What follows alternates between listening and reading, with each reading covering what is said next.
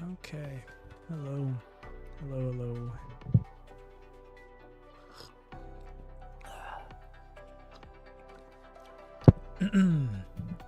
Hello, hello.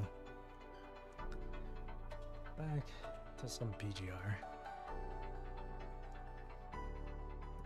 Now, last time I played PGR was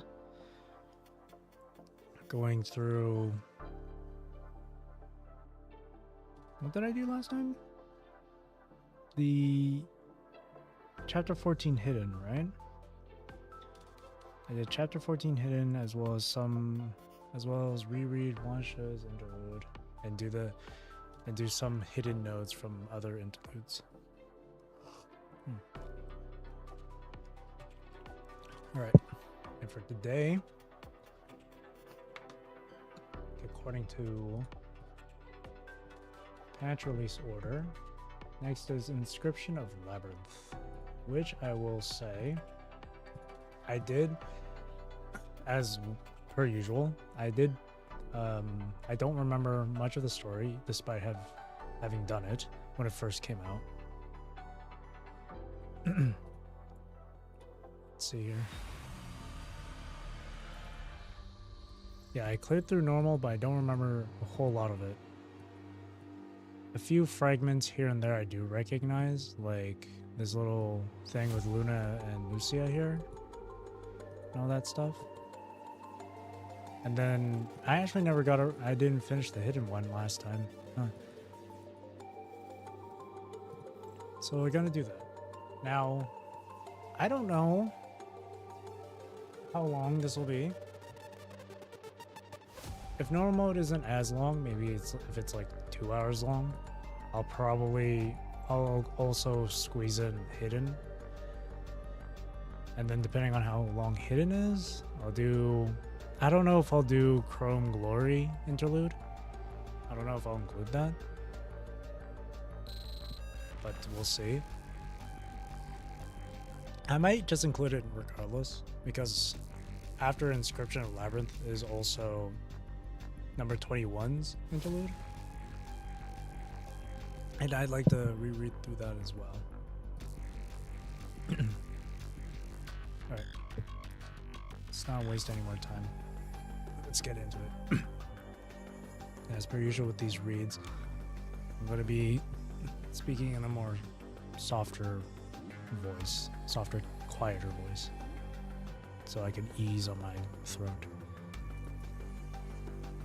Extra story number 5, Inscription of Labyrinth, the Forgotten Child. So this is going to be taking place after 14. On the surface outside of the development zone of City 75 during the emergency evacuation for Operation Red Tide. A wave of golden dust whirls in the air on the barren desert, followed immediately by deafening rock music and bursts of angry shouts. A folding truck, tilted, is trekking toward an S-shaped path with only 2 of its wheels speedily while maintaining physics-defying balance, a feat that would have Archimedes risen from his grave and clapped. Hey, who taught you how to drive like this? Nobody. Who the hell let the idiot take the wheel? Vera? Vera, help! Enough, the 2 of you. Captain, please don't unsheath your sword in the car. It's dangerous. What's more dangerous than what you're doing? Step on the brake now. That's what I've been doing. That's the gas pedal, not the brakes. Do something, Vera. Wait, why are you opening the door? All of you out. The door on the side in the air is slammed open as a red-haired female construct jumps out, her arms bracing her head, and she whirls and lands deftly onto the ground. Immediately afterward, one of the car windows is cranked down, and out hops the round cobot, followed by a white figure who lands softly next to it. Roger. What are you guys? Before he can finish, the ear-piercing sound of grinding overwhelms his voice as the car finally stops, crashing into a rock. An unpleasant whine can be heard underneath the hood, and black smoke rises with a poof. few moments later, a barely intact door opens up, and a figure appears amidst the black smoke. A masculine male construct walks out and coughs, his hand waving, trying to clear the smoke away. Boom. Ugh. The construct looks down at the door handle in his hand and the broken car door still attached to the other end. He shrugs and throws the door aside. Looking back up, he finds the blinding flashes of a blade before him, and he raises his hands in panic. Come on, Vera, I wasn't even the one driving. Let's talk about it, yeah? Put the sword away, man. You know how much trouble it is to fix up my frame? Noctis played his music too loud. It distracted me from driving. Do you think we're heading for Woodstock? We're on a mission here. Keep your stupid in check because you're testing my limits. Can an evacuation count as a mission? I'm the captain here. I decide what counts as one. Who do you think you are? But 21 is the reason we crashed. The one time we got inside a folding truck. Noctis is shifting blame. Did you forget that you were the idiot who forced 21 to drive? Vera teases him as she withdraws her blade. 21, report the crash and note that it was Noctis' fault. We're not far from our destination now, so collect yourselves and we'll start walking. Hey! Copy. Number 21 opens her terminal and walks toward the nasty crash site as she brings up the comms. The chunky red-headed construct sits on a rock, his hands pulling his hair. Why did we have to evacuate so suddenly? Aren't the strike birds in terrible danger? Are the higher-ups underestimating us? It's Strike Hawk, you fool. And we're retreating for no reason. Our mission directory got cleared, and all of our jobs got assigned to those copycats in Hellhound. But their captain must be so goddamn thrilled right now, breakdancing in the war room. I'm going to tear his throat out the next time I catch that guy. Don't care what you do in your spare time, but you do as I say when we're on out on a mission. Is that understood? Aren't you mad, Vera? Don't you hate getting your stuff taken right underneath your nose? What is there to be mad about? If it's a job that those idiots can do, then it isn't something that's worth my time to begin with. Vera narrows her eyes and stays silent for a moment after saying that. Bless, this might be the calm before the storm. Storm? Is it gonna rain? The sun's still out from what I can tell. Shush. Vera stops Noctis from babbling. There seems to be an incoming call as Vera has stood up, her finger tapping on her ear. Her flaming red hair flows in the wind, hiding her expression. Nicola? I see. Cerberus. The tired figure in the support unit uniform before them looks up before pointing to the transport craft to the side. That one. The crashed vehicle you reported will be recycled after the battle, just to get going for now. It seems that the support force members on the back are also exhausted by the intense battles on the front line. Seriously? Are they the only squad that's retreating? We're just following orders. Hurry up if possible. We're short on transportation and we still have to pick up a bunch of squads who are finishing their operations. Tsk. Enough, Noctis. Survival of the fittest, is that so? No one knows who Vera was talking to. If anything, she appears to be talking to herself. Number 21, however, seems to have noticed something and looks up. Hey, what's that? Are you saying I'm not fit? Vera gives number 21 a look as Noctis protests in the background. Without another word, she steps into the transport craft, heading back to Babylonia. Survival of the fittest. Number 21 recognizes the phrase. The winners live and the losers die. Her captain was once used to it, has once used it to describe a place, somewhere they have both stayed before. The scent that Vera has just given off. Number 21 can smell danger. Was that a hint? Or was that just a random thing her captain said? Kurono, a name that number 21 no longer associates with. After getting transferred away, she has no longer heard it spoken in Babylonia. All traces of Kurono have just vanished from her life entirely. Not entirely, perhaps. Number 21 follows Vera and enters the transport craft without a word. Inside Colin's office, a few days after the emergency evacuation from Operation Red Tide. And I'm doing it this time because, oh, she's cute. She's pretty. Seriously? Do you know how many favors I've had to trade in order to get the authority to employ that squad and their commandant? The Parliament doesn't want to make a fuss in front of the public. A chief commandant getting taken by an unknown force is a slap in their face, and it risks exposing us to the public. Frankly, I'm not interested in playing house with those Parliament folks, but now's not the best time for us to stand in the limelight. Therefore, you and your whole shtick, dearest Miss Popular, better you do it this time instead of Corona. The sweet-looking woman before Colin smiles and fixes her hair. I understand. My resume is clean on the surface at the very least. Clean my ass. A resume is no good apart from tricking those naive babies anyway. Whatever. Intentionally revealing a flaw of ours might get them wary instead. Anyhow, you're asking me to be the face of the operation. Is that so? On the surface, sure, but you know your actual job description is going to be so much longer. Ever since what happened, I've been studying what's happening with the Commandant. Memory replays from a corrupted mind beacon. The data suggests that this condition can't be actively controlled, which means it could happen again as long as the Commandant exists. I'm sure that little brain must be hiding even more secrets. I have a hunch, a strong hunch, that the Commandant is what I've been looking for. You're sure that you can find what you want in that Commandant's brain? No, of course not. My hypothesis is baseless, but if we only act with absolute certainty, humans would still be nose-picking monkeys and long extinct.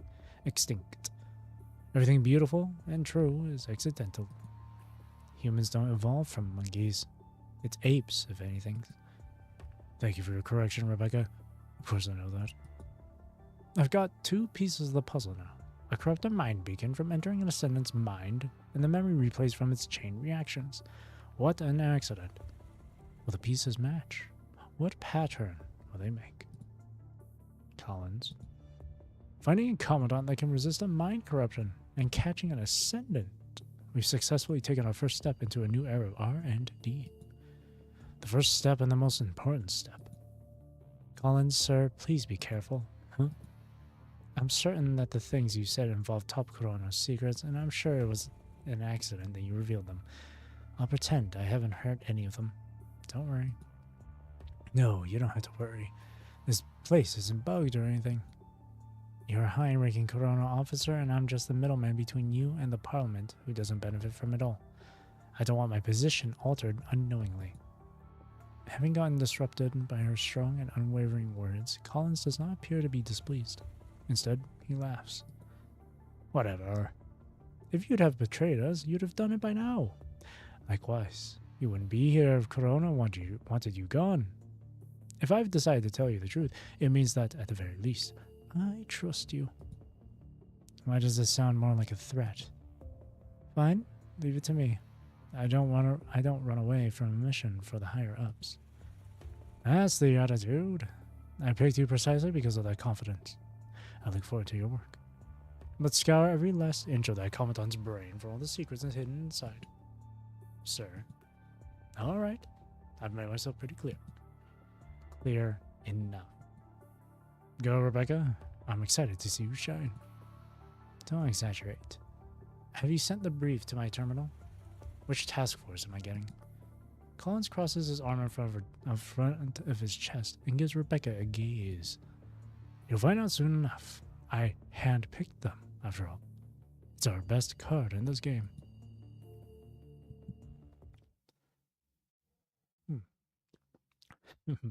You're most definitely going to love them.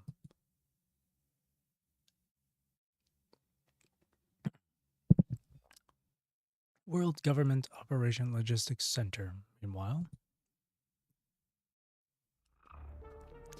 There was no noise except for quiet whispers and keyboards clicking. Advisors and sergeants walk between terminals, holomaps, and battle simulations. Infinite intel, analysis, and estimations go through this place every day, processed by the brains here before turning into orders and reports on the different task forces and those in charge of the conservation areas. The same thing is happening today. Operation Command. Clearance XX001A assigned to Cerberus. Cerberus? We have a team called Cerberus? Missions for Cerberus are usually issued by the Chief Commander through direct channels. This, I have honestly no idea what's going on. I see. Well, their recent mission logs have all been cleared, and all their operation statuses are marked transferred. It can't be. Don't ask about things we shouldn't know. Even I only know that they're related to the experimental remote connections. I've never seen their commandant. If they're getting assigned through us instead... Anyway, if the operation is assigned through us, then it's our job. Give me the status of Cerberus. One sec. The advisor taps on the keyboard in front of his terminal, his fingers jumping between keys as rows of search results are listed on the hollow screen. Cerberus, status, standing by at the base.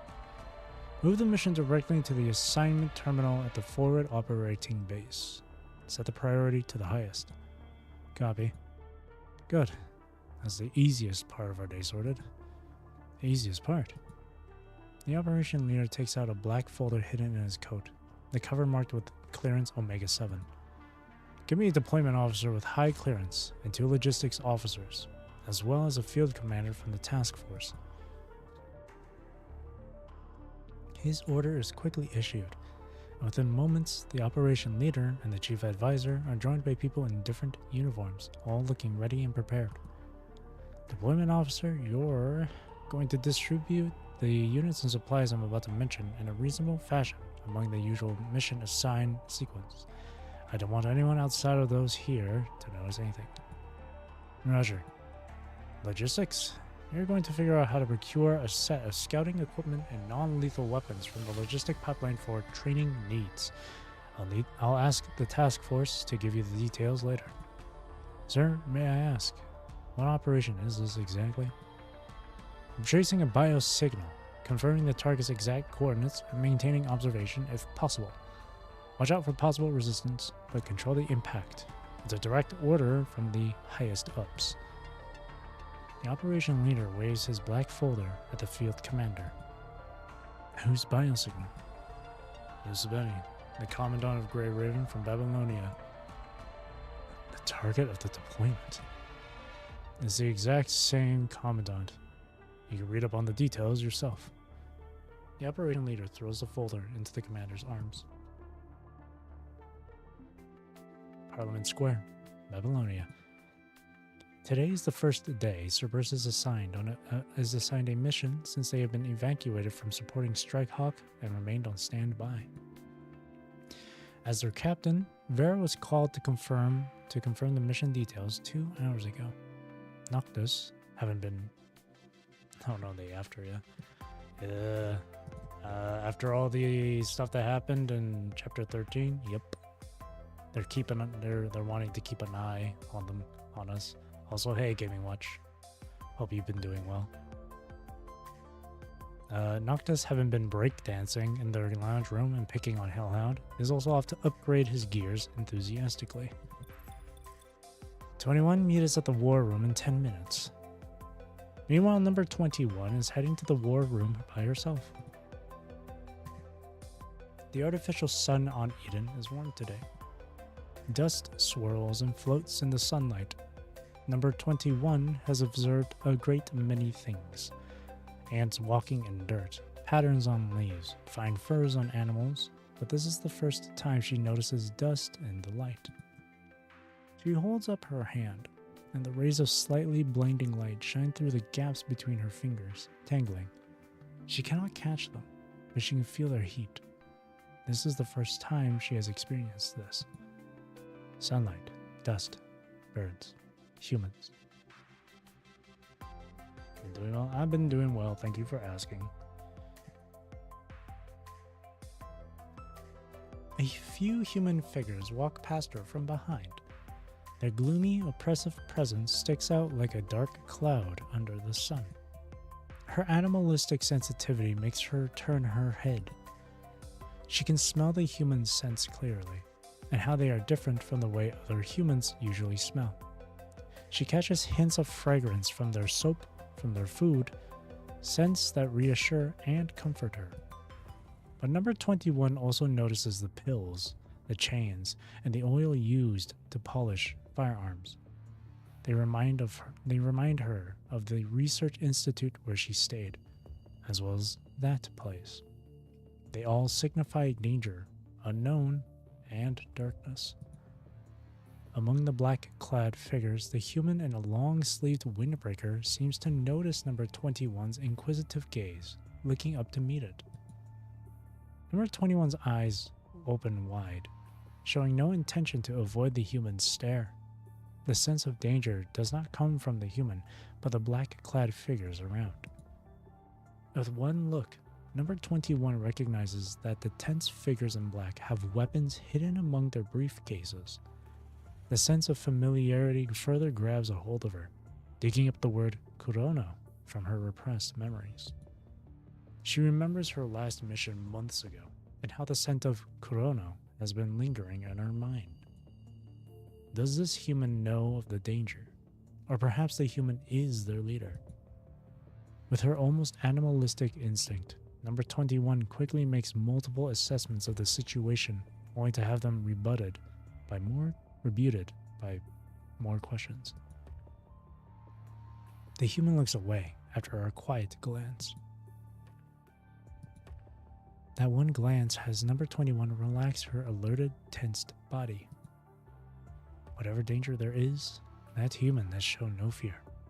She can tell from those eyes that things are still in control. This is Babylonia, not the Research Institute or Corona. There are no unexpected menaces or experiments on her path that would put her on a leash. 21, you done spacing out? Number 21 retracts her gaze. The sense of security is back. Yes, Captain. She replies in the comms. Her body is alerted by the uncertainty, but she is no longer afraid, nor lost the way she was. Whatever lies ahead, number 21 does not run away. She confronts them. Number 21 is ready, awaiting orders.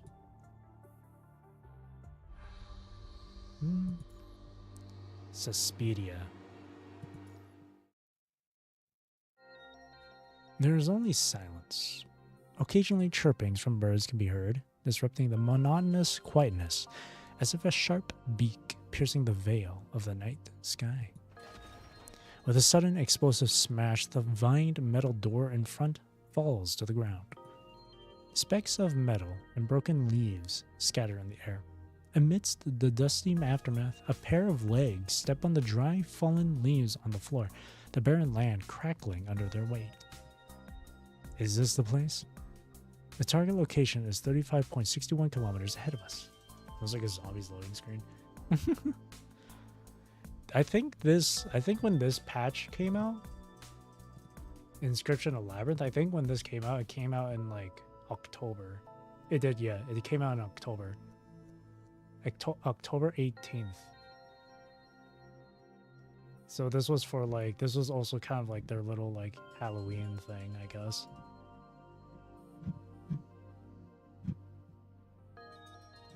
Yeah. October 18th. So it does have a little bit of a like creepy horror zombie-ish vibe to it. Another set of legs enters, startling a moth resting on a traffic sign. The sky is still dark. The waning moon tries its best to illuminate the area with its sliver of light. The path ahead is completely shrouded. With the presence of the unexpected guests, the only living thing in sight flaps its wings and flies above the rusty metal fence heading for the sky. Almost all lives have departed the place.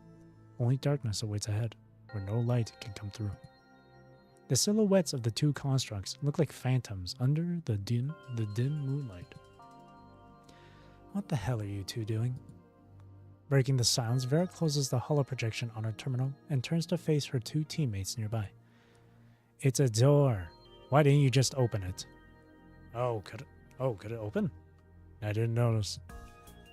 Set up the gear and prepare to work. Roger.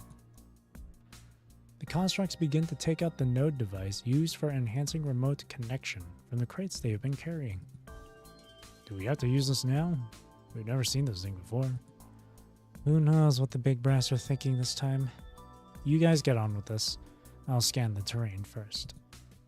I confirmed the details on this location earlier. This place was a small town abandoned during the late Golden Age, seemingly a regular residential area. There isn't much else in the database. They're pretty common during the tail end of the Golden Age. The punishing virus concentration here is also normal. What is our objective this time, 21? Captain, we're supposed to investigate the abnormal mind fluctuation detected in the area. So even you didn't know what we're here for? Of course I do. Of course I do. After what happened, calling us back from the red tide-infested sewer all of a sudden, then having us benched in the base for so long, someone has been planning something. You mean passing all our tasks to Hellhound was meant to prepare us for what comes next? Guess you can put it that way. But this is a scouting mission. I hate scouting. Use that thing in your head you call a brain. We're probably going after that Ascendant here. That Ascendant? Which Ascendant? Luna. Based on what has been revealed from the frontline reports, that female Ascendant leader has been missing since she was heavily wounded, hasn't she? She's probably the Ascendant the top brass wants the most. But why us? Okay, I see. They want us to catch a lone Ascendant. Unfortunately, I don't think you see shit. Vera ignores Noctis's protest and instead keeps her sight ahead of her, on the small town bathed in the soft glow of the moon. This is why we love Vera. That's why we love Vera. Whatever. I'm sure something fun is waiting in there, and I'll blow them up one by one. Captain, the nodes are running. So are mine. Alright, let's report in first. They'll give us the exact coordinates later. So, do we just sit here and wait? Of course not. On Noctis, we don't weed the area within a 1 kilometer radius. For what? Because you're loud, on top of being dumb as hell. We're obviously waiting for our commandant to connect with us. What else do you think we've been setting up the nodes for? Ice cream? That trash ore of yours isn't doing anything right now. Fight me. Buddy refuses. Don't refuse while hopping onto my head. I won't hold back. Vera represses her desire to leave without her team. An inexplicable uneasiness has been slowly brewing inside her ever since she arrived. Late, huh? Not quite your style, Murray. Oh, Murrays are... what? Black. Oppressive blackness. Before you is a piece of blast-resistant glass. Your image clearly reflected on it. Your reflections, in fact, are all around you.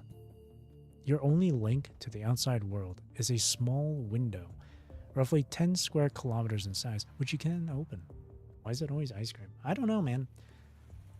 I don't know. Everyone loves ice cream, though. Maybe that's why. Because everyone likes ice cream. It's like pizza. That makes me want to have some ice cream, too. On the other side of the glass are agents in black suits, their hairstyles and faces indistinguishable to you. They look like clones if you do not pay attention. Men in black. None of them bother to look at you. Excuse me? Out of a corner beyond the glass slides forward another one of those black-clad men in his chair, on his chair. He spins it around with a kick to face you before giving you a glance. I'm so excited when we get tech like this one day. Someday. I remember back in the past, people would always say, in the year 2020, we're going to have flying cars. 2024. We don't even have flying cars. The closest we got is electric cars. My apologies, it's not the time for questions yet. If you could just wait. After that, he looks down and continues reading his incredibly stacked reports again. Dismissed, you close your eyes once more. Perhaps the exhaustion and stress have begun to numb your senses. If others peek at you now, all they can see is an expression of emptiness and nothing else. You do not know if those reports are related to you or if they are all about you. At the top of your head, you do not reckon that you have done enough as a commandant to fill a file that thick. I hope the Great Raven expense reports aren't in there. It's like they're well prepared. As your consciousness drifts in and out, random thoughts keep popping up until your mind flashes back to a few hours ago. Are you Zabeni, the Grey Raven Commandant? I am. 2 humans in black suits stand before you, the name tags in front of their chests saying John Doe. The twins-looking visitors speak coldly and distantly, with sunglasses on their faces even though being indoors. We're from the Special Forces. We need your assistance investigating an emergency. Please come with us. Special Agent John Doe. We're hoping that you can help us on some recent complications. Here's the application and approval letter for the temporary transfer. Everything is done through through proper channels. Questions? We can build flying cars, but then everyone would have to know how to fly. I don't quite trust people on the roads, much less the sky. Fair enough. Honestly, fair enough. With the amount of different like accidents that would happen on the road, I would agree. Unless it's like a flying Tesla vehicle, then it could just autopilot us. There's no inspection report or arrest warrant. The men before you have only handed you a digital transfer note. As you skim through the cramped lines, you notice the signature at the end. Hassan's signature. You have been resting in the infirmary for a while after being heavily wounded during the operation clearing the red tide-infested sewer. Lucia and the rest have come and visited, but you were sleeping most of the time. By the time you recovered enough to move, you have not seen any of them since. The truth is plain as day. They have not stopped monitoring you, and you are still under control. Those bastards. Our time is short. You and I have to spend some effort to talk to you in like this in private. Let's cut to the chase. Do you know who has been watching you from the dark? Corona. That's right. Of course you figured it out. But the Parliament isn't happy about that. I mentioned that if Corona got their hands on you and had things their way, we'd no longer be in control. But if we are forced to let you carry out what they've planned, we'll just have to include that in our plans too, as well. We'll not allow Corona to treat a Babylonian commandant this way. We have to find a junction during the clashes with these sharks to get you back on the right track. This will be our first junction, as well as our first step to strike back. What exactly are we going to do? You'll find out soon enough. We're all in the current now. It's no longer up to us if we go with the flow. But, you have my words, Isabeni. You'll likely be involved in an operation soon. They say it's to look for the Ascendant Luna's whereabouts, but I accept. That quickly, huh? I thought you'd want some time to think. The time alone in the interrogation room is long enough for me to think it through. Haha. Grey Raven Commandant, I still believe in you unwaveringly. Even though my words can hardly account for anything given your situation. But I hope you'll do the same. Believe in us. The door stands out. We'll do our best to guarantee your safety. The team assigned to you this time is the one you can trust the most. Even if it took us some effort to get their commandant to go along, that guy is sharp. I see. Isabeni, if I may. Aren't you afraid? A little bit. You don't act like it. Because in the face of fear, choosing to keep going is what makes me who I am. I refuse to let it hurt those I want to protect. Oh, that's nice.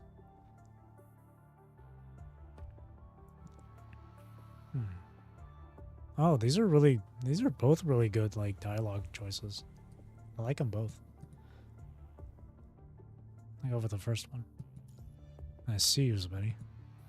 I've got 5 minutes left. Maybe I can get you to meet your team one more time. What do you think? Lucia, Liv, and Lee's faces flash by in your head. How they will look, and what they will say when they find out you have to carry out a mission they cannot know about with a team other than them. You can picture it vividly, having been their commandant for so long. That's not necessary. What they need to hear from you is news that will stop them from worrying once and for all. Not another notification that starts on this new cycle of agony. None of those are me. Are you sure? I'll save that for when I can go home for real. And you will try your damnedest to bring them that good news.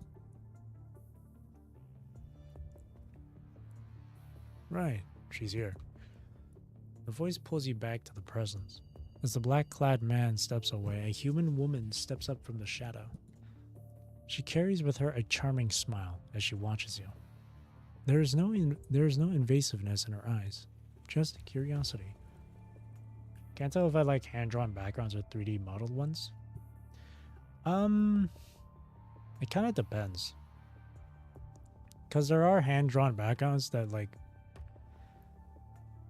have quite a lot of detail to them, but on that same, like, degree, 3D model ones can also just have just as much detail to them. But both are really good. It's kind of hard to choose one over the other. And you meet her gaze without fear. Looks kind of blunt, if anything. Poor thing must have been numbed by all the interrogations and monitoring. She sits down elegantly as she looks on. Her posture is relaxed, as if she is sitting by the bar, holding a cocktail glass instead of a folder. She is a jazz band breaking into a jail cell. Interesting description. She carries with her a sense of danger. Even though your instinct tells you she is not trustworthy, you cannot help but want to hear what she has to say. Usabeni, is it? Her fingers tap the folder with a rhythm as she rests her head on her hand and looks at you. Nice to meet your acquaintance. Please call me Rebecca. I heard about you a long, long time ago, but this is the first time I see you in the flesh. Do you know why you are here? I'm not sure. I'm not sure. Then let me remind you about that that agent.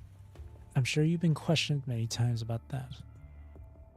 I'm not here to find out how she and you are related. She speaks in refreshing frankness with no regard for who she is, not beating about the bush like those staff trying to interrogate you in the past. She holds more power, her agenda more clear. That is good. You are sick of the pleasantries repeated time and time again. We both have something we want.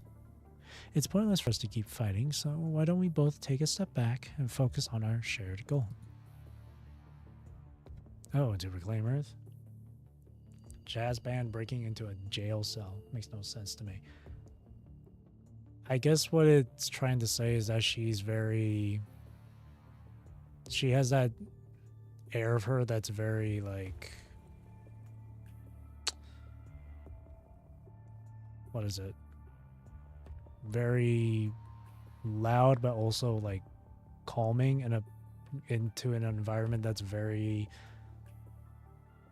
that feels very closed space or something. I don't know. I guess that's what they were trying to say with that. Because earlier the text did say that she has a sense of danger around her, but she isn't like what was it again? She has a sense of danger to her. But she has this sort of, like, frankness to her. Like, let me reread it. Let me reread the log. Oh, to reclaim Earth. Huh, of course we care about that as well. Here, let me see those. Let's see.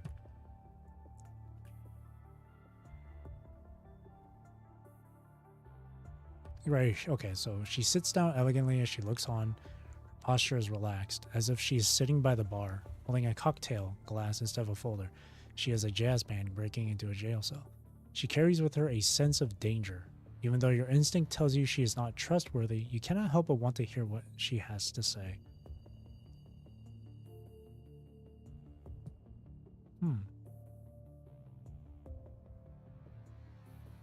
Okay, like the room you're currently in feels like a jail cell because you're being watched and all that stuff. You're by yourself, you're being monitored. And then she comes in and she has a different air about her that kind of changes the atmosphere around you, despite being in that predicament, I guess.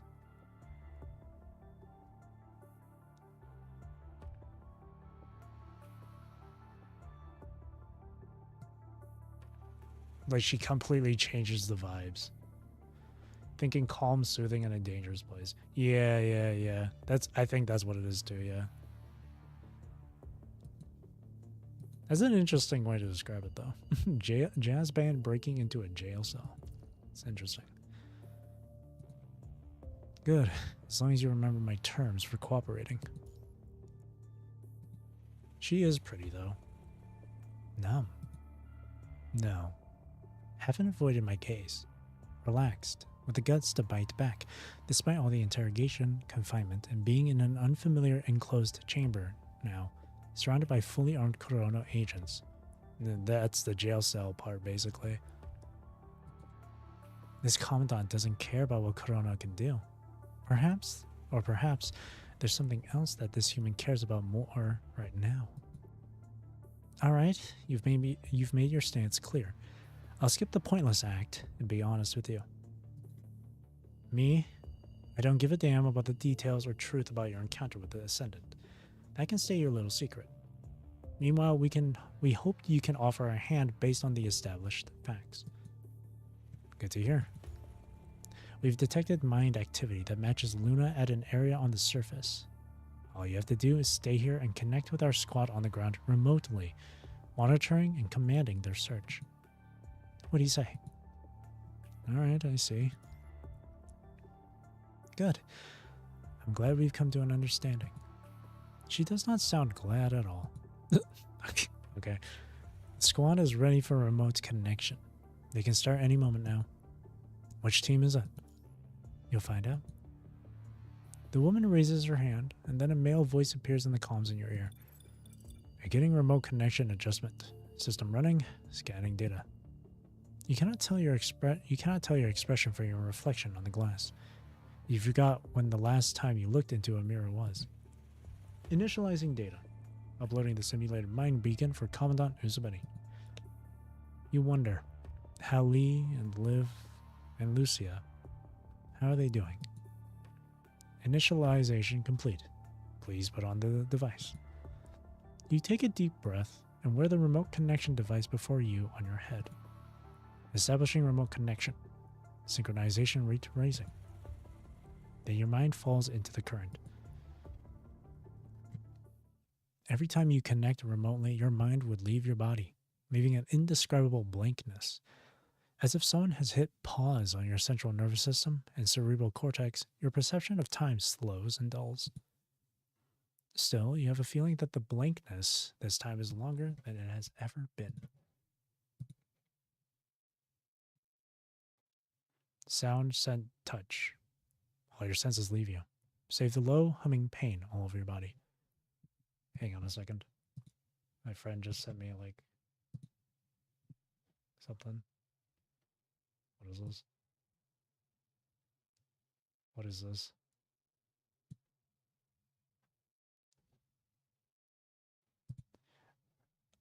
My friend just sent me, like, a Twitter video. I muted it so you don't hear it, but what is this?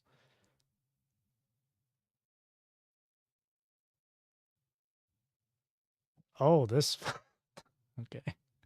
That's goofy. They just sent me like a...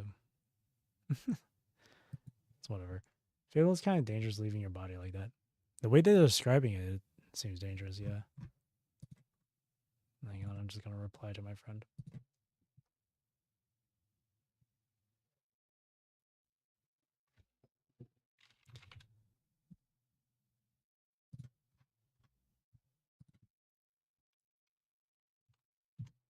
Okay.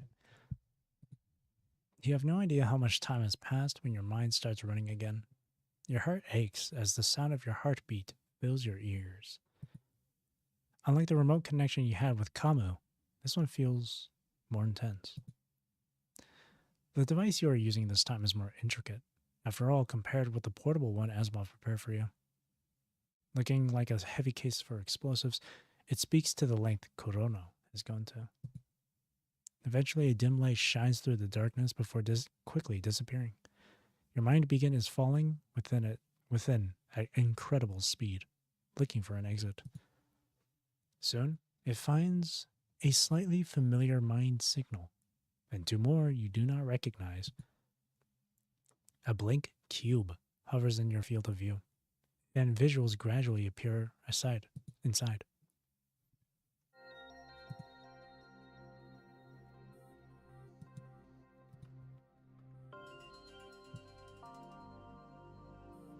My friends, I mean.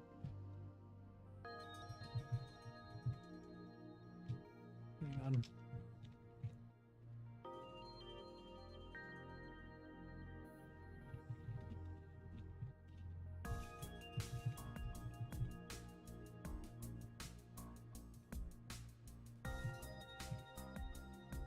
An overgrown path lies before you as the hazy vision shakes and sways, and you find two constructs you do not know standing on the other side.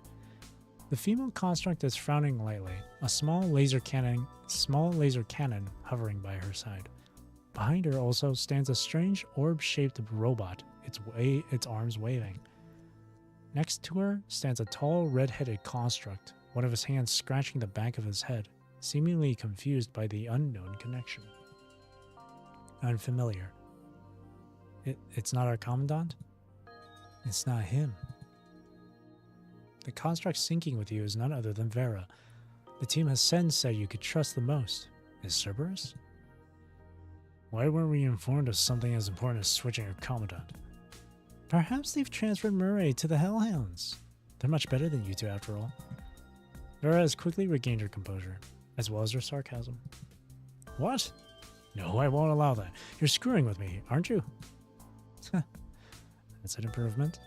At least you understand irony now. All right, let's stop complaining. We have the Grey Raven Commandant with us.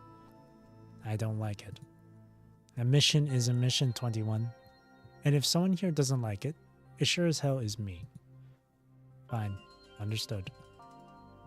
Hi? I'm the Grey Raven Commandant.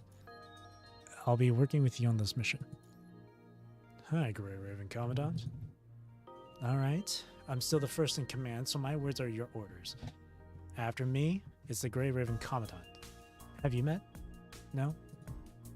We've been in 2 operations that the Grey Raven Commandant was involved, but neither 21 nor I were on the field. So this is the first time we connect with this Commandant. Number 21 does not speak. The little robot, on the other hand, starts rotating around her. The big dumb one is Noctis. He climbs. And that's it. He's big, dumb, and he climbs. And that's it. The small one is 21. She blows up the tree Noctis is climbing. Now we're all introduced. Let's confirm our assignment again. I hope you aren't coming empty-handed, Commandant. What kind of introduction is this? Right, let me restate the mission brief. The higher-ups have detected mind activity that matches Luna in this area. Your mission is to investigate the signal and search for her possible whereabouts. Repeat mission brief. I knew it's got something to do with that Ascendant when you're involved. You're actually an Ascendant radar, aren't you? Just humor the Commandant's orders when I'm not talking. I'm kidding. Can't have you two going off the rails. Of course. I'm very friendly. Number 21 still has not spoken.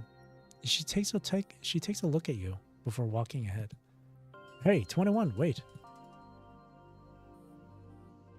Noctis chases behind her and finds a traffic sign covered in dust, lying horizontally before them, blocking their way.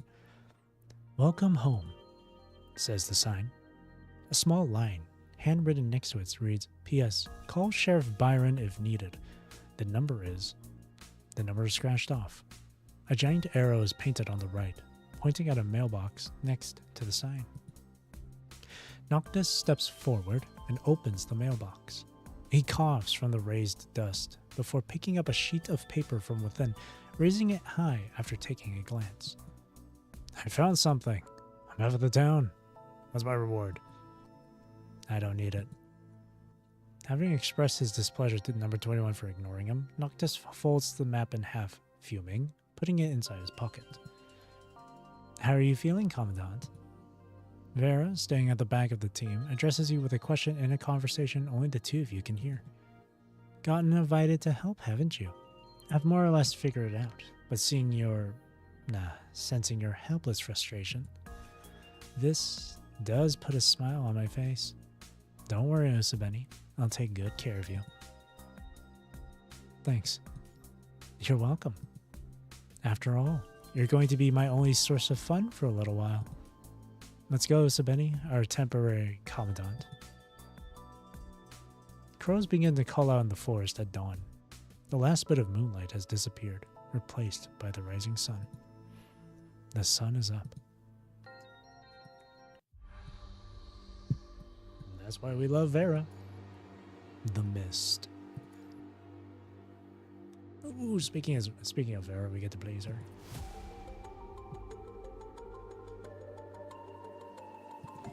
She's a killer. The dawn is gray and dark. Heavy clouds linger in the sky, an unbearable depression interweaving with the fog, affecting everyone stepping into these woods. Progress report, 21. Roger. Based on the target coordinates, we're 30 minutes from our destination at our current speed. Gosh, am I feeling cold? When will this fog dissipate? Moist vapor scatters in the air, forming water droplets on the artificial skins of the constructs. Their footsteps draw a line amidst the fog, and they shiver as the vapor draws on their exposed skin like a cold finger. It's just your regular fog. Visibility is low, sure, but the punishing virus concentration is still normal, so calm down and keep moving. Arg. Number 21, who has been staying at the back of the team, suddenly screams like an animal. Her cry is immediately followed by a beam from her hovering laser cannon. What? What the hell? As the fire and smoke dissipate, the rest of you find out what number 21 was shooting. It is a tall tree, withered and dry, and, with a laser strike, it now has a big burnt hole in the center, its edges sizzling. What's wrong? I sensed eyes. Don't scare me. I can't do surprises. Zip it, Noctis. Did you see someone? Number 21 thinks for a moment before shaking her head. I sensed eyes. Do you mean someone's gaze? Gaze? It means someone's watching you. Yes, someone's watching me. Quickly inspecting the back of the tree, Vera shakes her head, not discovering anything out of the ordinary. No alarms, and I'm not seeing any tracks. Everyone stay alert, but level-headed. Let's keep moving. You're mistaken, I say. You're too nervous, 21. Just a little foggy and you're startled. Number 21 does not argue. Still standing before the tree, she holds her hand up and gently touches the dark, burnt parts. Withdrawing her hand, she finds her sleeve covered in blood-like marks. She puts her sleeve to her nose and sniffs, noticing the smell of rust. It is not blood, but the scent of rusty metal in a humid environment. Looking down, she finds a rotting doll lying in the bushes next to the tree. Shaped like a stuffed animal, it is too dirty to tell its original color, save for the bright red of its cracked lips. The two stiff, sad eyeballs, poorly sewn, are staring straight at number 1 like melted glass orbs. Hey, come on! Noctis calls to her from afar. Shaking her head, number 21 forgets about that gaze hiding in the fog. After a while of moving forward, the team is finally through the mist as the view of the empty town reveals itself before you. Solemn and gloomy, the European-styled buildings, as well as the sparse scenery, the deserted walls, and the dying trees covered in white all display sickly tiredness. This fog is finally leaving. Huh? There's 21. That's when you realize number 21 is not by your side. You all turn around and find her crouching at the cross-section you just passed, staring at a shop window by the road. Inside are a few dolls, their ball joints long shattered from time passing, their broken limbs nowhere to be found. You can still vaguely identify their finely sculpted faces, silent evidence of their past glory. But now, their dark, empty eye sockets draw your attention like a black hole. Number 21's expression reminds you of a time when 2 young girls also stopped for a doll mid-mission. Do you want it? She looks at you, expressionless, before reaching out her hand. Her arm goes through the glass window, shattering it, and she retrieves the doll. Number 21 takes off the doll's head with a snap, and the broken wires spark at its neck.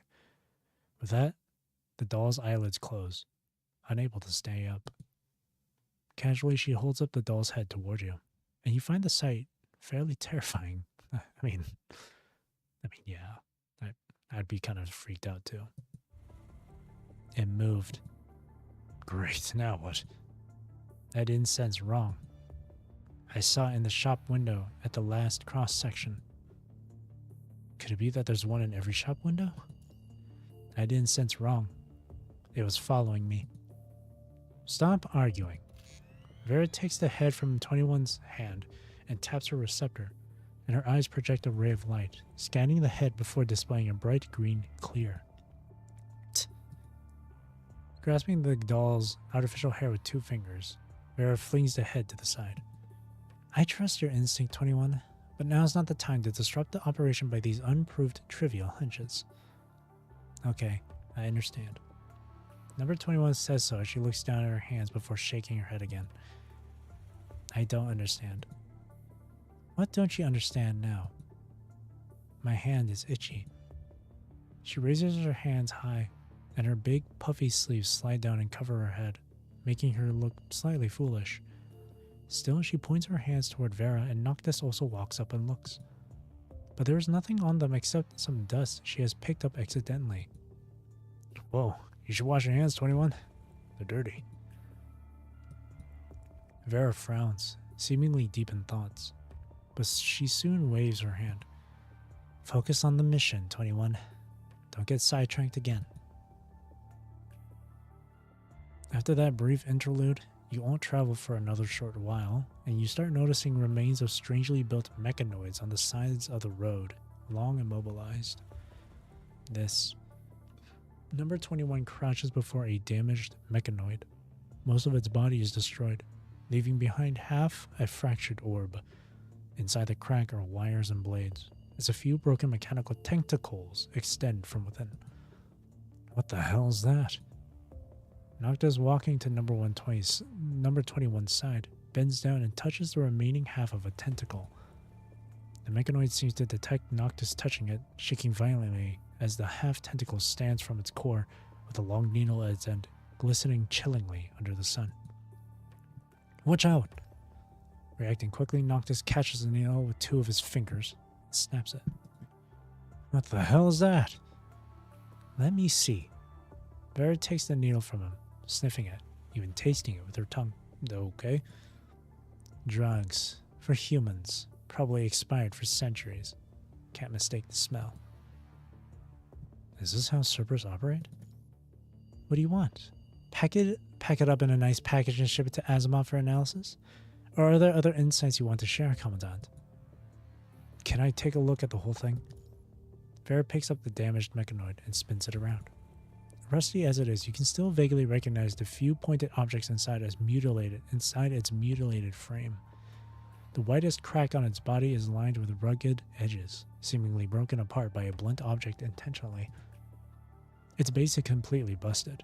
You surmise that it would have been connected with legs that support the orb's body based on the configuration of its couplings. This kind of analysis is usually done by Lee, you think. But after so many missions together, you have picked up a thing or two about the construction of machines. It kind of looks like 21's orb, no? Cobot. It's Buddy. It's got a name, huh? They don't look alike except for both being round. Point out the missing parts at the base and its back. Now that you point it out, I do see the resemblance. Those pointed objects are mostly pincers and scalpels, as well as hemostats and parts of the injection device Vera discovered. This mechanoid was a medic bot responsible for emergency human surgeries. It's a mechanoid used for medical purposes. I recall something like that during the late Golden Age. Portable medic bots that were quite popular back then, but more or less obsolete now. You won't find them on Babylonia anymore. 21? What's wrong? Her unusual quietness has caught your attention. Still, she only frowns and shakes her head, not answering you. We know that now? Great. Then what? These mechanoids seem to be destroyed deliberately. As you observe the members of Cerberus, you find number 21 to be especially sensitive to anomalies. She's been acting strange since entering the town. You cannot tell if it is her affecting your subconscious, or if it is your experience in battles warning you. You know that this town is more than meets the eye. Those people would not have sent you if this is just a normal small town. Noctis, check the map. Sure. Hold on. Where are we now? Here? 21. Cross-reference the coordinates of the objective with that map. Copy. Number 21 opens the holomap on her terminal, displaying the location of Cerberus, not far away from the blinking red light that denotes their destination, which is Vera's finger glides right along their route on the brittle paper map until she stops on a single word. Hospital. Captain, nothing to report. Her legs hanging on a branch of the tree, number 21's head pops out from the leaves upside down, with a few leaves sticking on her face. I can easily picture that in my head. That's cute. Climbing up there is entirely unnecessary. What have you been teaching her, Noctis? Hey, don't pigeonhole me. Say that again when you climb back down. The beefy red head crouches on another branch, sniffing excitedly, his eyes glittering like a deadly predator noticing its prey. We're here. Your vision travels through the small area before you to a white building hidden in the fog, not too far away. Noctis jumps down deftly from the tree, and number 21 follows suit, landing by his side on all four limbs.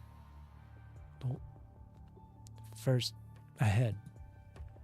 Suddenly, their voices become muddled and fuzzy before your sight goes blank as your vision twists and blurs. Your hearing is completely taken over by a constant ringing, and all your other senses are gone. The building in sight rises, hovering over the ground, transforming and reconstituting. The plants around are blooming anew as if fresh seeds suddenly blossom, bursting out of the soil into a massive tree. A bewildering familiarity with this place enthralls you. Within the canopy, a burst of strange and distant laughter zips from branch to branch, giggling nonstop like a signal transmitting in a nervous system. Wait for me. Amidst the ringing, an unfamiliar phrase elapses before disappearing. But the apparition lasts but a moment, and soon your vision and hearing return to normal as the hospital building becomes its old, crumbly self again. What was that? What's wrong with you? Did you see that? Did I see what? Normally speaking, connected constructs and commandants would have their senses affecting each other, but Vera does not seem to be affected by whatever you just saw. Although you have been getting memories replayed from your corrupted mind beacon after your last battle with Luna, this kind of twisted vision is unprecedented, and that sense of familiarity. What is going on? Besides, what you just experienced kind of felt like a memory replay, but not entirely. For a moment, you are flooded by the feeling of nostalgia, as if you had been here before, having seen this place at its prime. Has the corruption worsened? Or was the illusion a result of your mental stress? What is it, Usbeni? This place feels familiar. Familiar. Like deja vu? Deja vu, already seen, is a condition describing the sense of recollection over an event or a place not experienced before. I'm not sure. Vera, I think the town is cursed. First it was 21 being all paranoid, and now the commandant's acting weird. I feel so freaking excited. Come on, town. Show me creepy stuff as well.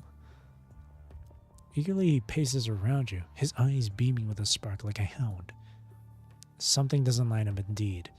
Even though the punishing virus concentration is within the norm here, it doesn't make sense that we haven't run into any corrupted at all. Things are going too smoothly. Vera, hush. There's a voice. Sniff, sniff. Captain, corrupted approaching. Screw the super system. I'm not corrupt. I'm not detecting corrupted signals. It's our gifts we've carried since we were humans. Animal instincts. Noctis lies on the floor dramatically and puts his ear to the ground. Dormant animals are like machines, incapable of detecting slumbering storms, but instincts can foresee when machines are blind. That sounds very Cerberus. This is why we're so effective. If you want to keep up Grey Raven Commandant, you'll have to work harder, because we aren't slowing down for anyone left behind. They're here. Number 21 extends her arms while her legs move back, acting like a wild wolf ready to prance. At the same time, the screen on the terminal is abruptly awakened as a swarm of tiny dots lights up like a horde of locusts migrating. The corrupted, unseen since you arrived in this small town, are finally here.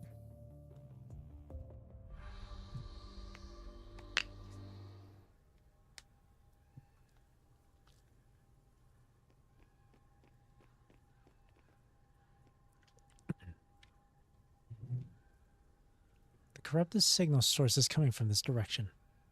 It's gone. Follow it.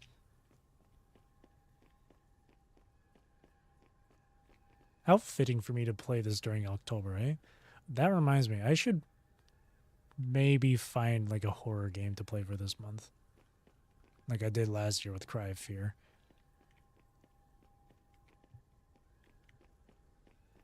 It's so deathly quiet. Road blocked. Blast away. No, Noctis, not too much troubles. Find another road. Listen, someone is there. I'll go check.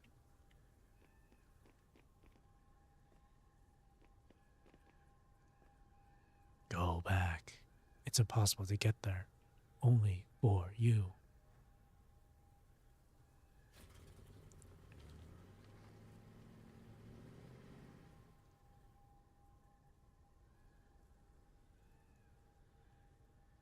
That car is moving, but no one's in it. Tut. Someone's up to something. Tut. Is that where Yinlin got it from during her showcase video? Yinlin saying tut tut. Did you get that? Did you get that from Vera? Captain, we are near the mission location.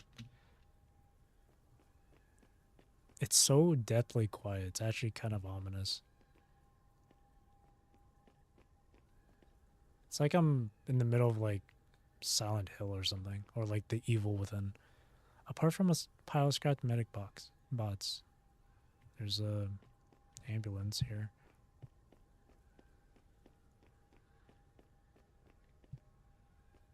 There's like body bags. lined up and everything. This really does give horror vibes, though. Ugh. There's a barrel that can be exploded right there. The hospital gate is locked. It's been abandoned for a long time. Who's there?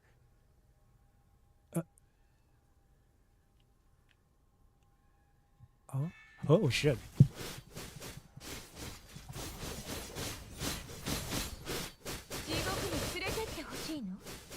They're alive.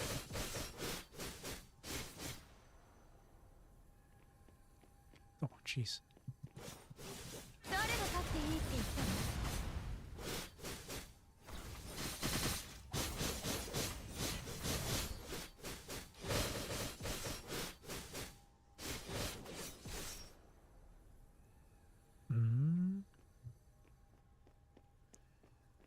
Face me.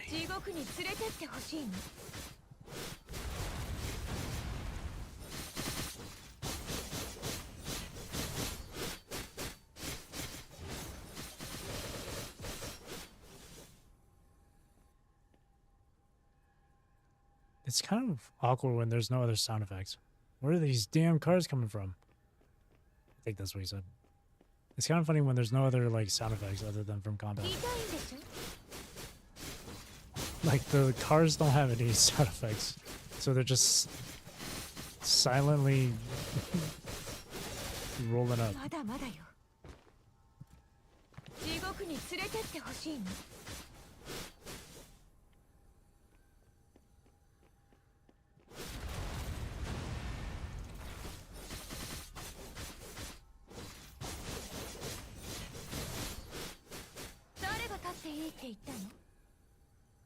All clear.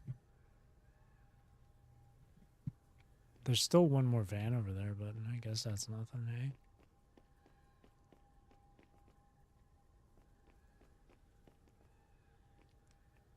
eh? Hey, Roland. Roland's over here.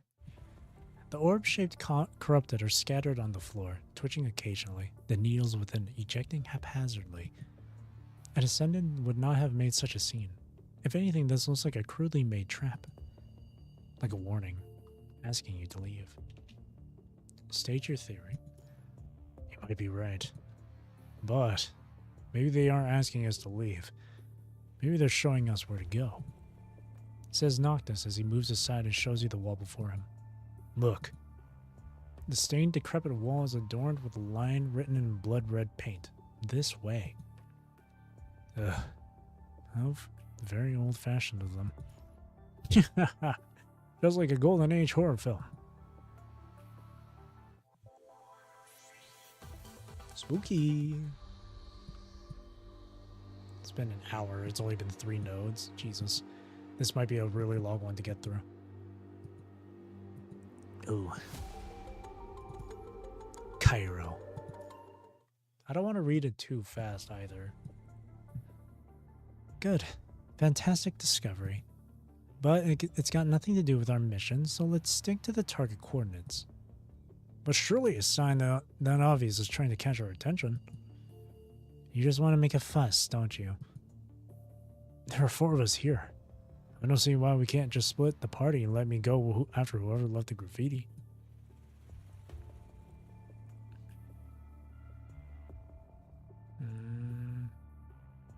I feel like we should deal with that later. Let's focus on the mission for now. Noctis reaches out and touches the words, and the paint stains his finger red. This is still fresh. Maybe it's from the Ascendant we've been looking for. That's not her style. You know Ascendants pretty well, don't you? Vera says impassively, and you're not sure if she's simply stating a fact or teasing you. Fine. That means we've got a third party involved. What do you think we should do next? We can't call off the mission. But we shouldn't let go of such a glaring trail either. So, send one person to investigate the coordinates with me. The other 2 will look for our mystery guest. Well, we can't leave Noctis and 21 by themselves. Neither of them is good at tracking per se. It's obvious then. Let's split up. We should take one of them and track our targets while staying in contact. Say we meet again in an hour? Agreed. Alright. Who's with me? Me. That won't do. Someone has to babysit the Commandant. Don't keep me from hunting ghosts. 21 is great. Grey Raven Commandant. You should totally team up with her. What do you say, Commandant? I'll take 21. After all, this chapter is based on hers. Revolves around her, so. Consider your opinion ignored. I didn't say I care about what you think, did I? Well, that's enough teasing you for now. I don't think either of them will follow your orders, but it's not like we have options right now. So, 21, you'll stay here with the Commandant and investigate the coordinates. Vera's smile makes you think that something is afoot here. Understood. Right, let's get going. I'll snoop that area first, yeah? Noctis bounces off as if he has springs under his feet, and he dashes away. Let's take the opportunity to switch the remote connection target. Number 21 has not voiced her objection, but the cobot beside her starts twirling, agitated, its reluctance plain as day. Number 21, I'm going to connect with you now. Captain already said it. It might be a little turbulent. Let me know when you're ready. She falls silent again. Don't question. Captain arranged it. I accepted it. I don't question. Alright. Number 21 is acting very uneasily, seemingly uncomfortable with the fact that someone is asking about her feelings, but this will have to do now. Request to switch connection targets. Hold on. Oh, Rebecca's voice appears in your comms. It's not necessary, Grey Raven Commandant. It is. We've encountered a third party in the town. A third party. Fine, but I must stress that connecting with number 21 might trigger unexpected risks. It's our best option for now. We haven't found any trace of this third party, and we're going to investigate at the same time. Meanwhile, we'll do as you say. I'll try to stay out of your way unless absolutely necessary. But I'd like to remind you of your objective here. I'll disconnect you with number 21 if any accident occurs. I understand. Good luck, Commandant. Remote connection target switching approved. Loading mind model. Synchronization rate. Initializing. As you expected, the connection with number 21 is far from smooth sailing. You have to make some effort to calm her mind from rejecting your consciousness. When you open your eyes again, you are looking from number 21's perspective and find Vera smiling and waving at you. Okay then, I'll leave you to 21. She's a good kid. Take care of her. Surprise! Look what I found. A speeding police car stops before you and Noctis pokes his head out from the rolled down window wearing a pair of sunglasses he has found, whistling loudly. There's a precinct nearby with a bunch of these babies parked outside. Nope. Come on, I checked. It might look scrappy, but the frame is still intact and the engine still works. Unless I get to drive, I'll never sit inside a vehicle with you behind the wheel. Do you understand me? Fine. I'm not as petty as you. I trust your driving skill. It can't be as terrible as 21's, can it? Vera opens the door and hops on the driver's seat before slamming the door shut. With an arm resting on the rolled-down window, she waves at you. Commandant, enjoy the thrill as a Cerberus.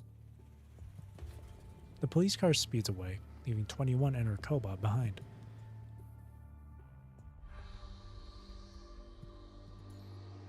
Let the right one in. After a short walk toward your destination, number 21 walks past the precinct Noctis mentioned. But unlike how he described, the vehicles are hardly parked outside. They are stacked together haphazardly, like a child leaving toys behind. You wonder how Noctis managed to pull a functional car from this pile. Cars. Intrigued, number 21 inspects the cars closely. She observes the closest one to her. The paint on the vehicle scratched, her image reflected in the car window. Bang. As she watches closely, a frail and skinny palm slams on the other side of the window, accompanied by a child's laughter. Startled, number 21 jumps back. The next second, the handprint on the dusty window vanishes without a trace, leaving no mark behind. Before you can stop her, number 21 fires her laser cannon toward the window, tearing a wide hole in the car, revealing the empty seats inside with the shattered glass. There's nothing there apart from a crumpled up paper cup, half a slice of rotten bread, and a piece of yellowed newspaper. There was someone here. I saw it as well, but it's gone now. Before you can calm down, a figure dashes away in your peripheral vision, vanishing at the entrance of the precinct. That way. Quickly reacting, number 21 chases after the figure. The precinct is filled with things, unorganized and packed, and you can smell the moldy cardboard boxes in the air. Everything is reminding you that people used to work here. Number 21 knocks over a stack of folders when she enters, and they all fall over the floor. A monitor terminal on the desk seems to be awakened by the commotion as it turns on and shows a video of a football game. We're still running in the town at minimum capacity? The top right corner of the display writes, "Wreck," as if the owner of the terminal left the seat in the station for some reason, leaving behind the game recorded the night before and played during work. Number 21 frowns and stares at the terminal. As the camera pans to the close-ups of the players' faces, she raises her hand. Wait. Right after, the terminal is blasted into pieces by her laser cannon, leaving behind a wisp of black smoke among the shattered parts. There were people inside. They were recordings. They weren't real. Why record them? People sometimes record things, so that they could share it with the people who couldn't be there. But why? Because... Explain later, yeah? Fine. She looks around the dim and closed space. You can feel an unknown sense of familiarity capturing her through your connection. There should be a photo on this desk, you think. A photo. Whose photo? Why would you think that? Were you here at some point? At the same time, an intense sentiment is prickling you, reminding you of how intimate and trusting you are of the safety this place has provided. The nostalgia is so intense that you can feel your heart aching. Officer Byron, you're here. Who's that? Number 21's body tenses up, her head turning left and right, and she changes into an attack stance. The loud noises surround the whole precinct, untraceable. Meanwhile, the blurry figure appears again by the window. Number 21 steps over the junk on the ground and hurries to the window. Thanks, mister. You hear a child's laughter on the other side. Number 21 puts her hand on the window, and the feverish image clears up. A young girl in twin tails, no more than 5 years old, has her back facing you outside, looking up. Dad isn't in the car.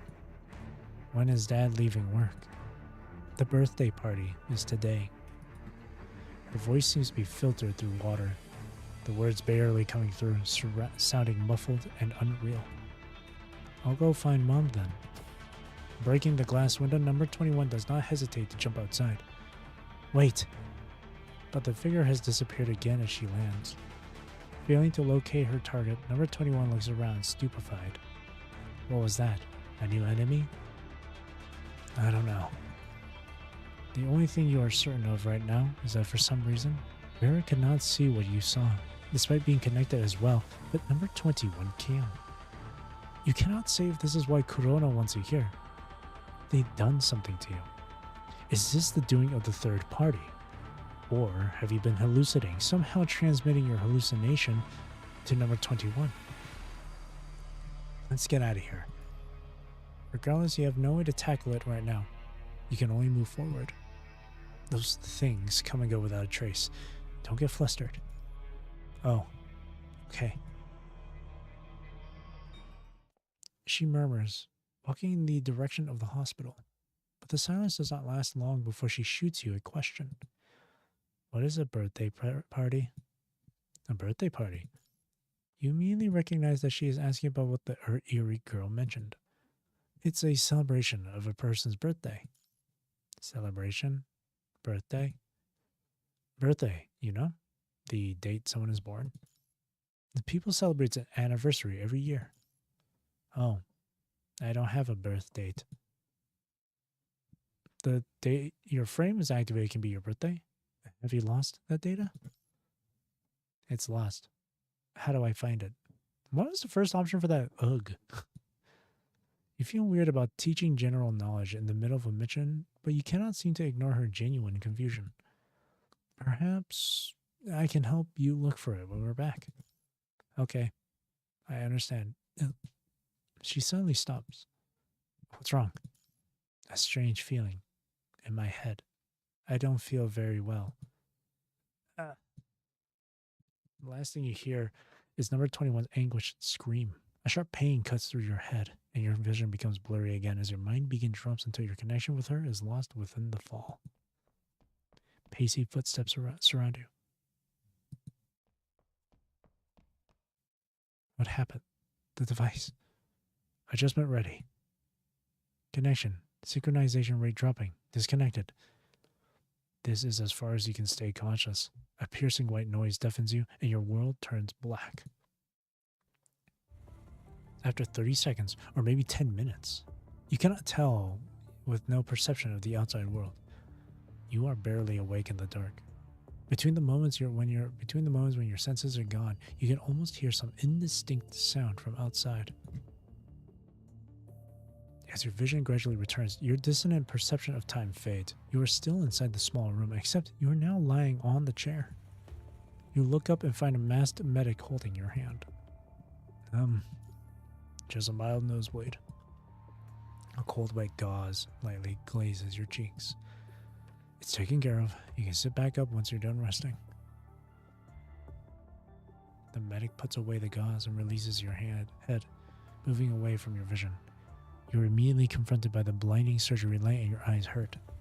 A few masked and armed constructs and bulletproof vests are here as well, making the small room even more claustrophobic. In your hazy vision, you can see they have their weapons pointed at your face. After making sure that you're not going to go berserk and attack them, the constructs calmly step back and leave the room. You slowly sit up on your chair, your back feeling like it's been run over by Aslam. As your bone aches and cracks, your ribs are still hurting from the injury you received in the sewer. The chains on your ankles clang along your movement. You peek around you to find the same depressing room with your reflection on the same piece of glass. The small room to the outside is now closed, and Rebecca is gone, leaving only a room full of construct soldiers.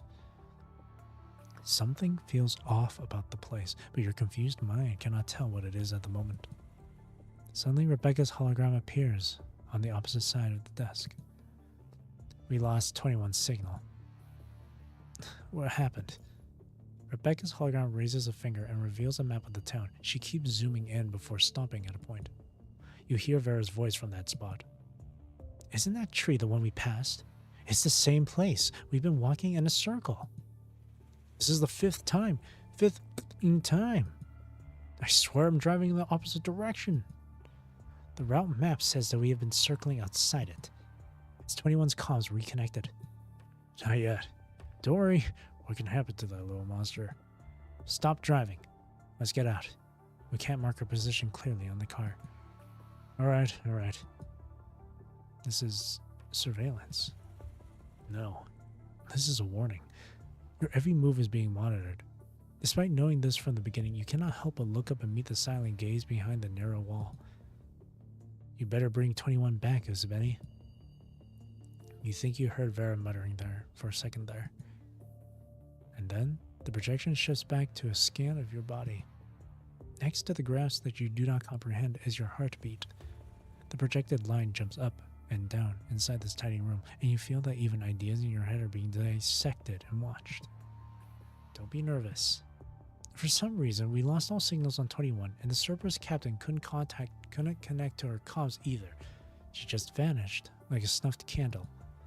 Since you were connected, you were also forced to disconnect, bypassing the system and stressing your mind. Others would have been out for hours, but your condition means we've only lost 13 minutes and 26 seconds. We're progressing nicely. Progressing nicely. You seem to have found some interesting leads, didn't you? I noticed that you had stayed for quite some time at an unrelated location. She's trying to fish information out of you. I would have reported in if I found interesting leads. Fine. Given the situation, the plans changed. Vera seems to be in trouble, so you'll be connecting with her. After you deal with that, you'll return to where the leads were and continue your investigation. What about 21? Our guys are investigating why she was disconnected. Just prioritize your mission. Kurono's intention is clear. They just want you to work like a mule as fast as you possibly can. Is there a plan B? Excuse me? Rebecca is slightly stunned by your question, but she quickly grins again, with the same sweet, gentle smile. The only term for you leaving this place is obeying our order. Do you not understand that? I have a better offer. Vera is skilled. She could not have simply gotten lost, but the fact remains that even she did not have time to search for number 21 in Kurono's recording. More importantly, you need number 21. You are not sure why yet, but she's the only one who can feel, hear, and see those eerie illusions. Let me connect with 21. The Parliament's condition is to keep the Commandant safe, and members of the task force are not included.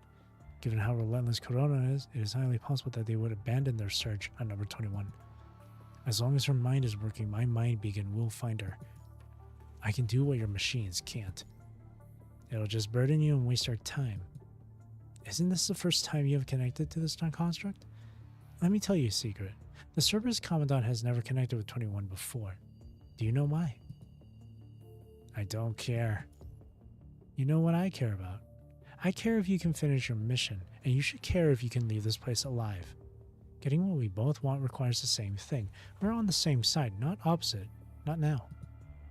You don't know this construct as well as we do. Our data shows that her mind has never been stable. Connecting with her was risky in the first place. If we are forced to let you carry on what they've planned... Rebecca is pressuring you. But if this is part of what they have planned... Explain your weird visions. Why didn't you report it? The smile fades from Rebecca's projection as she shifts her posture and leans forward. I wasn't sure why I could see them. Your mouth goes dry at the absurdity of reporting a haunting to your superiors. 21 could see them too. I don't know why. Maybe she's special. Rebecca pauses for a second before smiling again. The image of the woman who has been threatening you has completely vanished. Very well. I see. Operator, follow what the Commandant said and act accordingly. But the device was overloaded in the accident. Considering the maximum threshold of the Commandant's mind beacon, it's best to only connect to one construct. You heard him, Commandant. I understand. Okay then. Ready to connect. Please put on the remote connection device. Your mind beacon traverses through muddy consciousnesses like a fish swimming deep in the ocean. You soon find a dot of light in front. Unlike your connection with Vera, it is weak. A frail, cold glow. Too frail. Your head hurts. Managing your breaths, you concentrate, your will steadfast. The mind beacon opens up from a thread to a net, interweaving and expanding gently. The weak glow skips around, trembling, seemingly trying to escape. Weak and obscured it may be, it is still whole. You struggle to catch it to reveal its entirety, but your efforts have been in vain. The stress on your mind over time has almost depleted your mental prowess. No, you cannot give up just yet. Just try a little harder. You reach out. Your attempt is futile as trying to touch the unreachable sky, but you do not give up. In the infinite ocean of the mind, you keep walking on the endless path, and you grab that waning light. Connection established.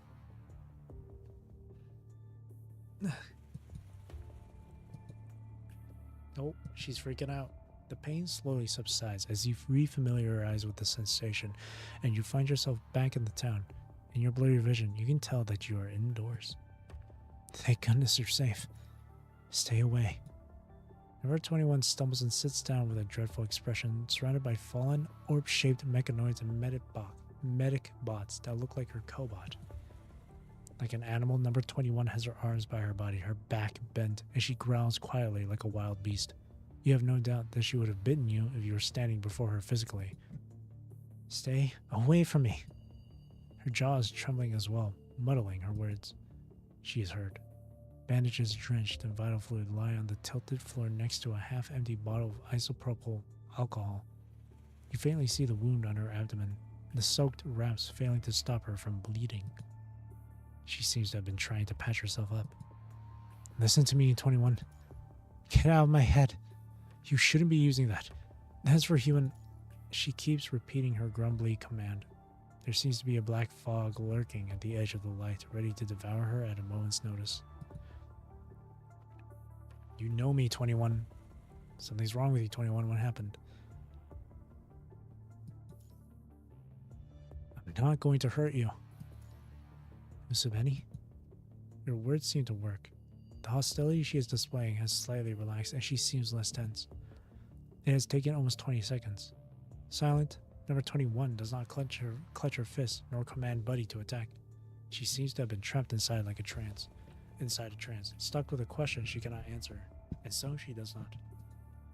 The black fog dissipates, not disappearing completely, retreating to somewhere not far behind you, but it is far enough from her for now. She is safe from being immediately devoured. Musubeni, is that you? Inside my head? It is. What have you done to me? I haven't done anything. She looks left and right and left again, until she is shaking her head violently as if trying to get rid of the voice in her head. I don't want you. All you can do is maintain your focus amidst all the pain and tiredness, controlling your mind beacon and reducing the sense of invasion as much as you can. Captain. We have to look for Vera ourselves. Have to find Captain. Number 21 mumbles to herself and briefly quiets down. Despite feeling her rejection, you can feel the connection stabilizing. She does not trust you. Even though you have connected before, her attitude has not softened. In fact, it has gotten even odder. The hallucinations seem to have affected her quite a bit. I hate strangers inside here. She points at her head. I won't probe your mind, I swear. This is the best you can promise anyway. Okay.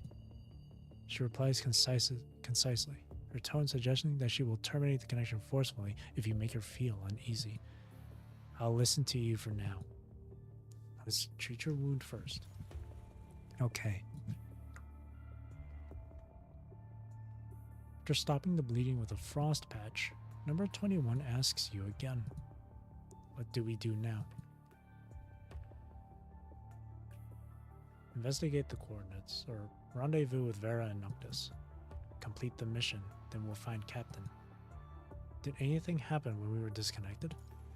I followed my orders and arrived here, fighting traces of battle. Traces of battle? Yes, and then a headache. I don't know what happened. Just be safe. Let's look around this place once more. Okay. She answers quietly. Your mission officially begins, and number 21 is no longer alone.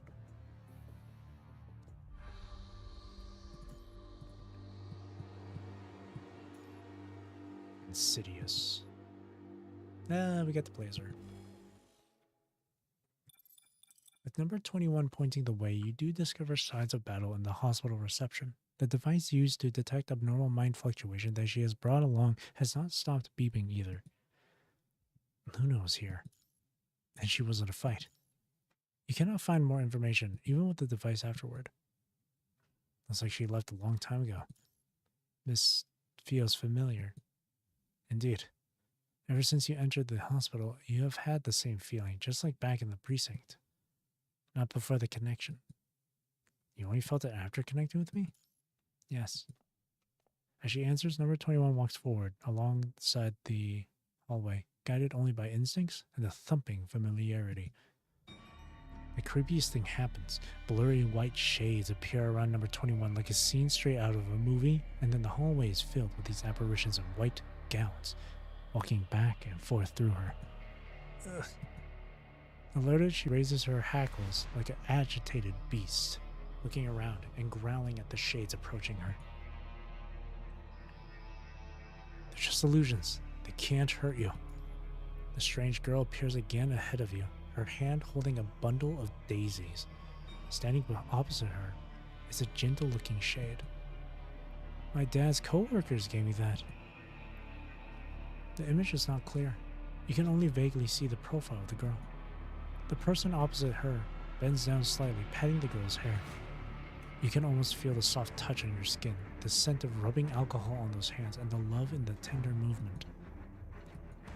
Stunned by the peculiar warmth on her chest, number 21's defensive raised arms lowered to her sides. I just want to go back with you, Mom. Mom? Number 21 approaches the shade instinctively for a closer look, but the moment she steps forward, all images disappear, leaving behind the medic box and equipment in the dilapidated quarters as if nothing has happened. Were there... She pauses for a second before deciding to ask it out loud. Were there experiments here? Experiments? Machines, pill bottles, people in white gowns, medic bots, scientists. Is this a place where they perform experiments? She's alarmed because she's mistaken doctors as scientists. It isn't, despite it looks similar to a laboratory. This is a hospital. It's a place where they treat other people. Treat. They take away the pain and hurt people are feeling. She shakes her head slightly. Experiments cause pain, not take it away. This place treats people, not experiments on them. It's different from a research institute. I understand it now. Looks like we aren't going to find anything else here. Let's go meet up with Vera. Number 21 takes one last look at the end of the hallway, recalling the warm sensation she had never felt before, and a sense of disappointment lingers in her mind. I understand. After confirming Vera's current location with the Corona agents, number 21 begins her trek. She slows down when she passes the precinct again. It's different. The car with the broken window is gone. You take a careful look around. The police car with the broken window has indeed disappeared. As you search, the sound of an engine starts appearing behind you.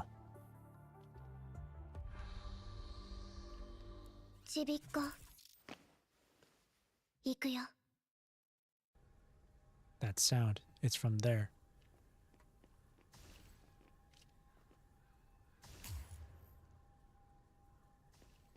It's there.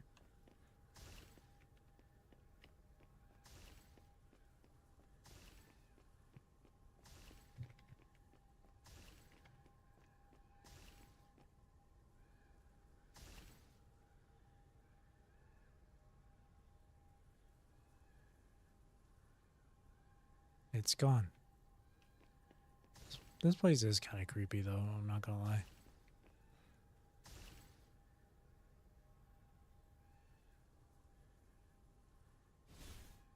Oh.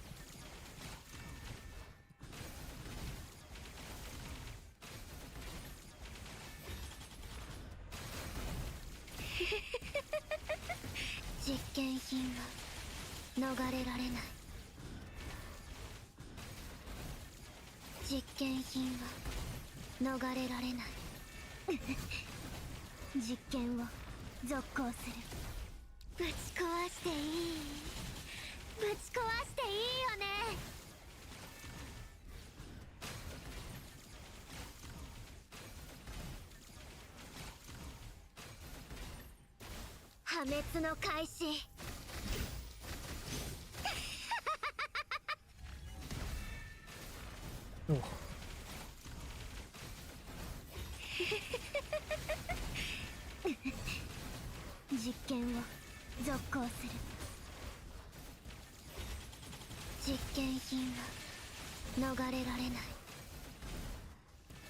Gotta move out of that corner.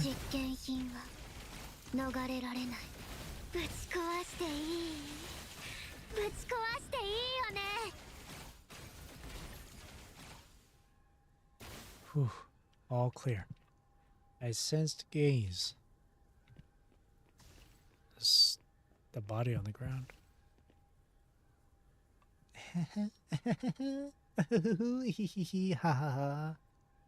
Creepy doll laughing.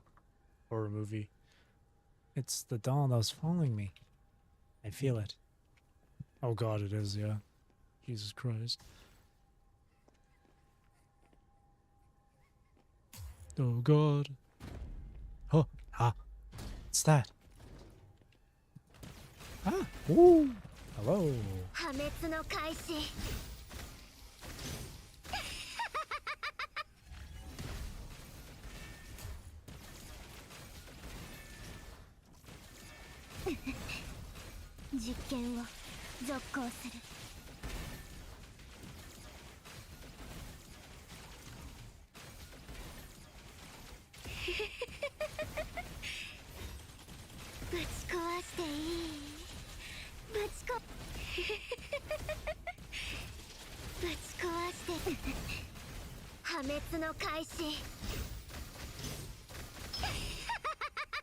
There we go, S.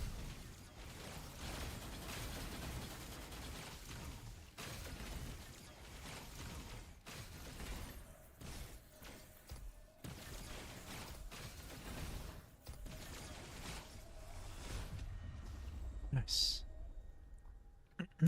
21号生存敵殲滅完了 Under number 21's continuous attacks, the sound of immobilized corrupted, breaking apart, barely manages to come through. 21. She does not stop, however. Her laser cannon fires shot after shot. 21 is enough. She finally stops, panting, her eyes open wide. She is afraid. You have to pull her out of this state. What did you see? When the shield-wielding corrupted leaped out, number 21 received another hallucination. No, not a hallucination. It was the emotion that came after that, more impactful and intense.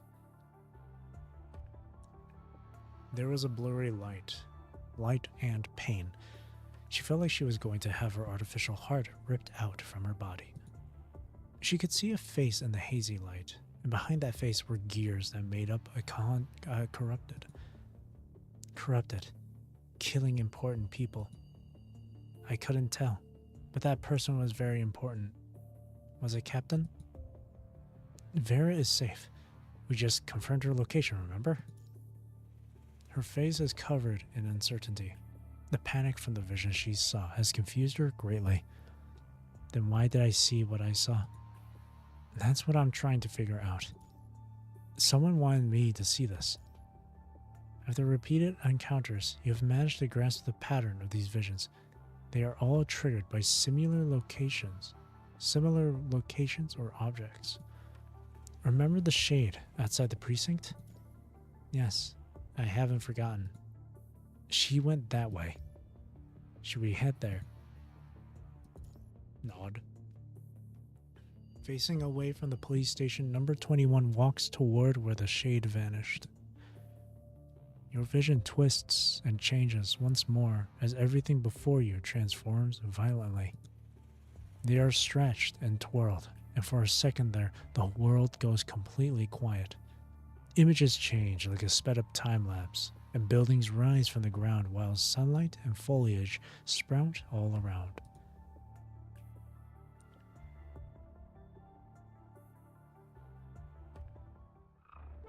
Wait for me. A distant, broken voice comes from afar, as if coming out of a dream. Wait for me. What follows is a voice that seems to be deep inside your head, and the voice of the girl, facing away, appears once more before you. Follow her. Roger.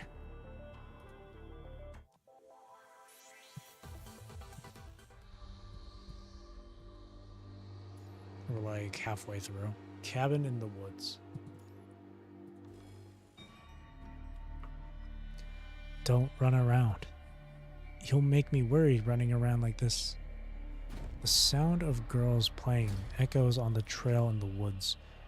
The non-existent sunlight shines through the withered branches, almost warming up your face while leaving the lower half of your body cold and chilly. Come on. Two blurry shades chase each other, one of them turning around and waving. Take my hand. Number 21 follows after, and the shade disappears once again at the end of the path, leaving nothing but her lingering voice. Number 21 is fast. Despite the shade appearing intermittently, she can still follow her brief appearances precisely, staying on the right track. One vision after another. You feel like you are in a dream, trembling as the scenery shifts in and out of the bright, sunny day. Abrupt emotions take hold of you. You sweat underneath the connection device. You can hardly tell whether you are in Babylonia, inside Corono's interrogation room, or if you are physically standing on the rotten land. In this torturous back and forth, you are almost lost in the current, except the white construct, constantly moving, is there to remind you that this is real. The light grows dimmer amidst the clouds. Air and dust form a thick, moving storm, and the wind bellows like gray waves crashing to the shore. After the shade of the girl disappears for one last time, number 21 looks around to find herself standing before a rusty iron door. The night wind howls, and an unearthly light shines overhead, casting number 21 in the shadow of the giant house behind the iron gate. You look toward the source of the light to find a full moon setting in the west. Moonlight shines through the crooked gap extended from the roof to the wall, and covering the debris lying outside the house.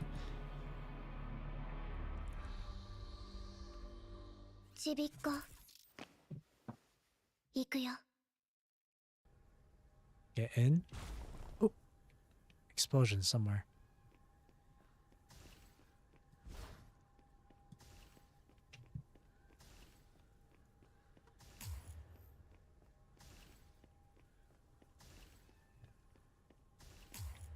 It really does feel like I'm playing a horror game now. This place, I feel like I've been here before. I should look around first.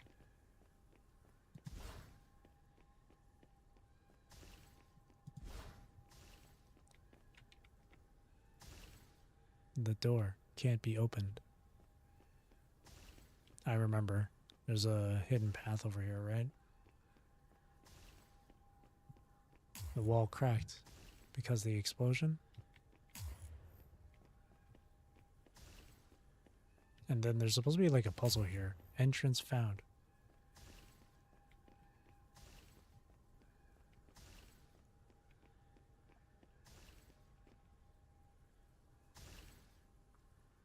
Yeah, it's a puzzle. What's this? I don't understand. I see some special colors in the yard.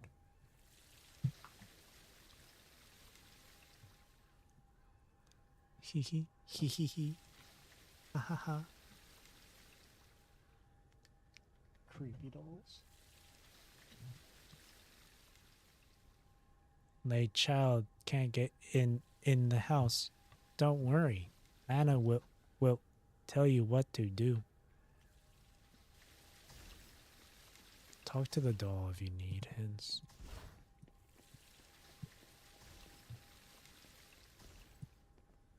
There are 4 lights near this board.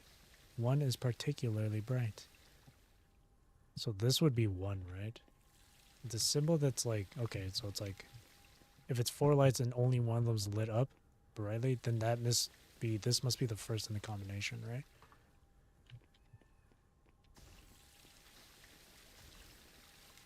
Why does this fountain have a pattern?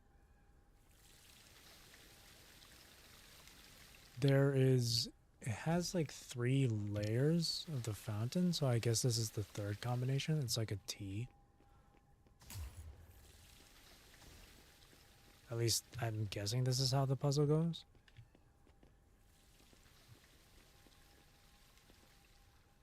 This looks like an F, and then that looks like a number 4. So this might be just the 4th combination.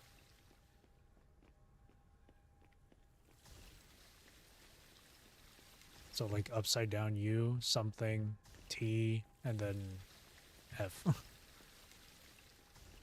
Like slanted F. Is there another? Where's the other code? I don't remember. It's a little dark to see.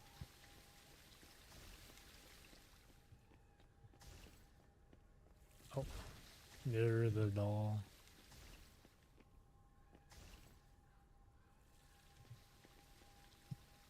The pattern has changed. Is that one? Oh, never mind. That's one.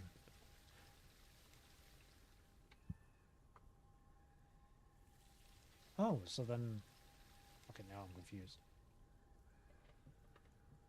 Let me talk to Anna, the doll. The snowy night of the old gods flows into the sea like stream. The red moon rises beside the rebellious fate. Hell, oppressors have sunk to hell. The Labaters are reciting a new chapter. Good baby, what can I do for you? The answer to the riddle has nothing to do with the order of choices. Please do not skip the relevant dialogue.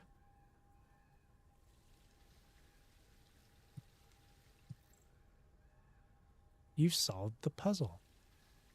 Have I?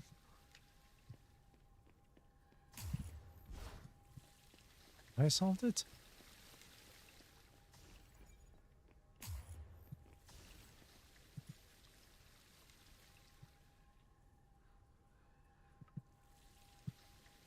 Have I solved it? I don't know if I solved it.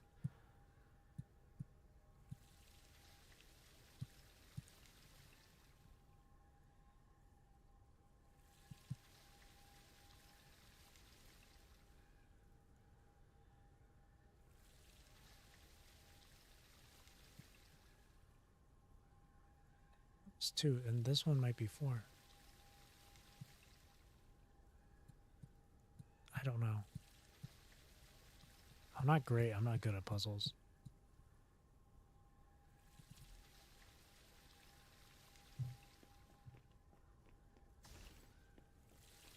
So this has 4 lights.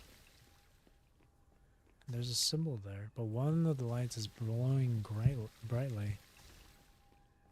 This one has like a T and it's got like 3 layers to it. This one has the F on it, but has a number like 4 scrawled right next to it. This one says number 1 on it, but it's sideways.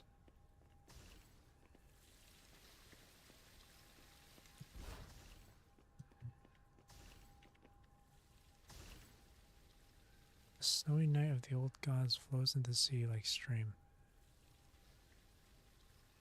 Fate, oppressor, abater.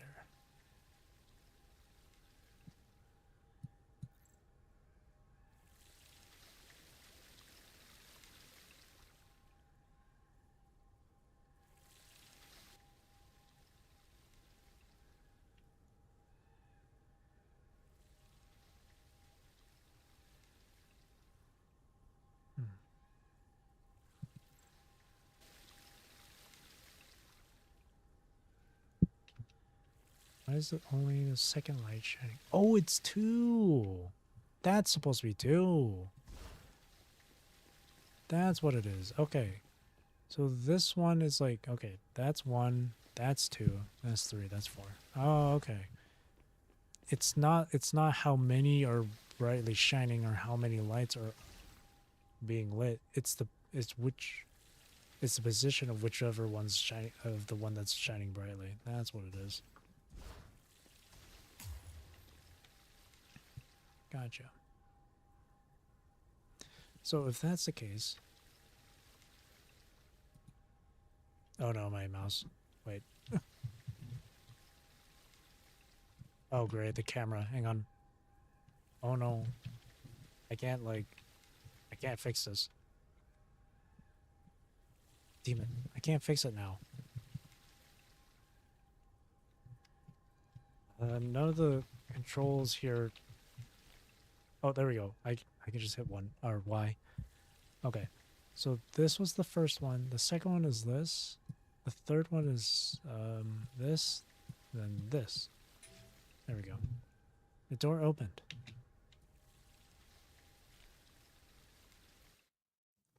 There we go. With a crisp ping from the spring in the lock, the door opens. Your vision twirls and a dreamlike scene unfolds before you. The entrance is clean and tiny with sunlight shining through the window from outside. You can almost smell the freshly baked bread in the air. The tiny speckles of dust spin and float in the light. You can hear the girls' laughter coming from deep inside their room. Everything is calm and pleasant. The bizarre vision takes you aback, but the sense that this has happened to you, that this is a real memory, is unmistakable. This sensation is also transmitted to number 21, who is fully synchronized with you. She almost stops breathing, and you can feel the angst and confusion in her boiling mind. As if unconsciously, she walks into the living room. The moment she steps through the door, everything dissipates. The sunlight, the warm, tidy room, and the laughter are all gone. All that remains is the ruin before you. Number 21 steps inside, looking around, bewildered. What was that? It smelled good. The fragrances, and the warmth. As she inspects the room, a picture frame on the desk nearest to her catches your attention.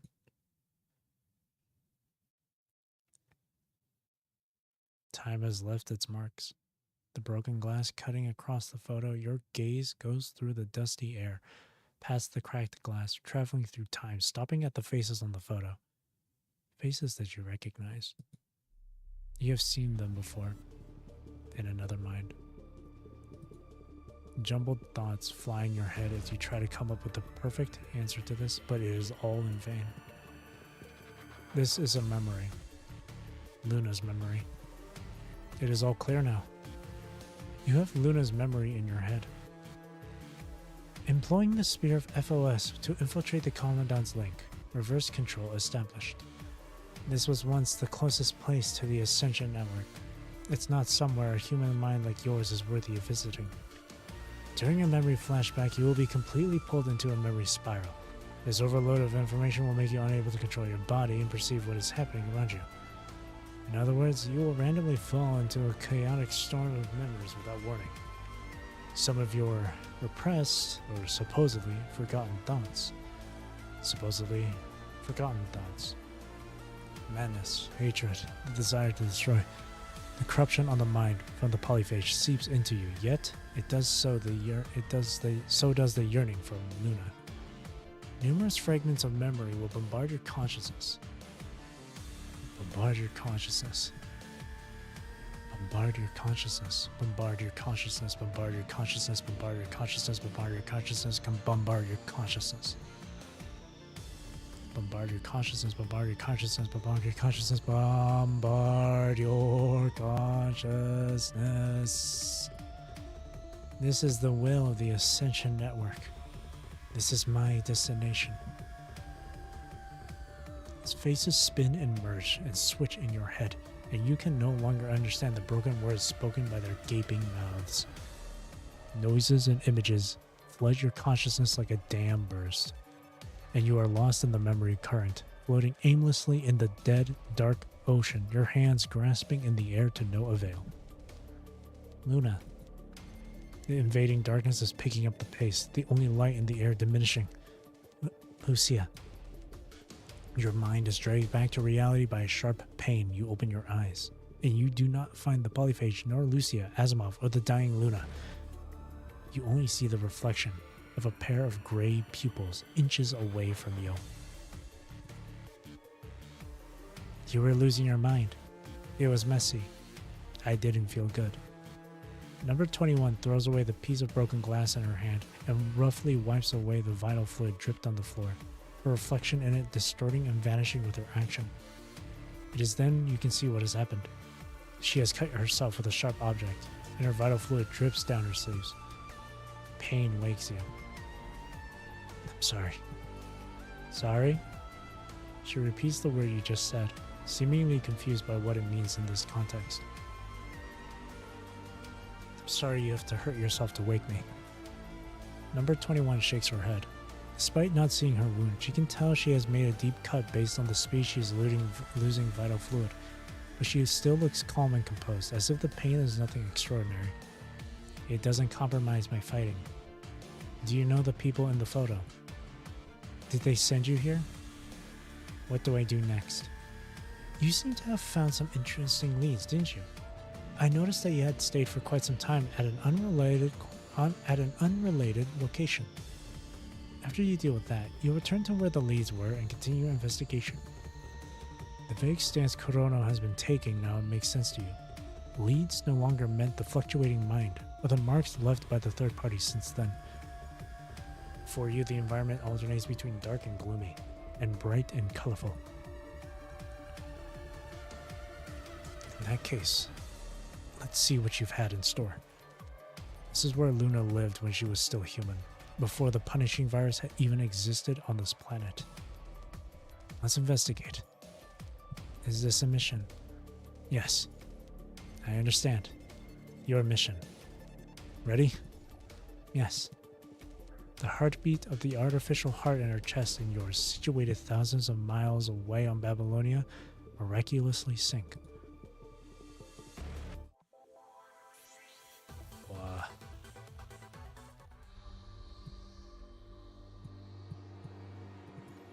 The skeleton key. Number 21 steps inside. The floor is tiled with dark, dirty, moldy wood, squeaking every time she steps on it as if it is going to break at any moment. Confetti can be found among the dirt in the corner of the living room and on the spider webs on the roof, ironically celebrating the gloomy idleness. A black moth flaps its wings. It looks exactly like the one number 21 first saw when you entered the town. It flies past the broken chair, the bodies of dead corrupted, and the darkened blood stain on the wall, stopping at a piece of colorful paper hanging from the roof. By the time it spreads its wings again, it has transformed into a beautiful, vivid butterfly. Wherever it goes, the crimson stains and cobwebs gradually fade and vanish into the wall. The patterns on the wall start to brighten and clear up. The butterfly passes the long dining table, and the candles light up one by one, their tiny flames quivering, warmly illuminating the room. Pleasant and happy sounds come out of the television. The stuffed animals scattered on the floor revert back to their clean, fluffy selves. The dead flowers in the vases bloom once more into beautiful daisies. The butterfly keeps going, flying up the stairs and vanishing inside the shadow where it turns. Luna, have you started tidying? The girl walking out of the shadow has short, shoulder-length red and black hair and a youthful face. A party hat made with paper sits slanted on her head, and confetti covers her shoulders. Despite her age, there is still a sense of resolve in her expression. Lucia?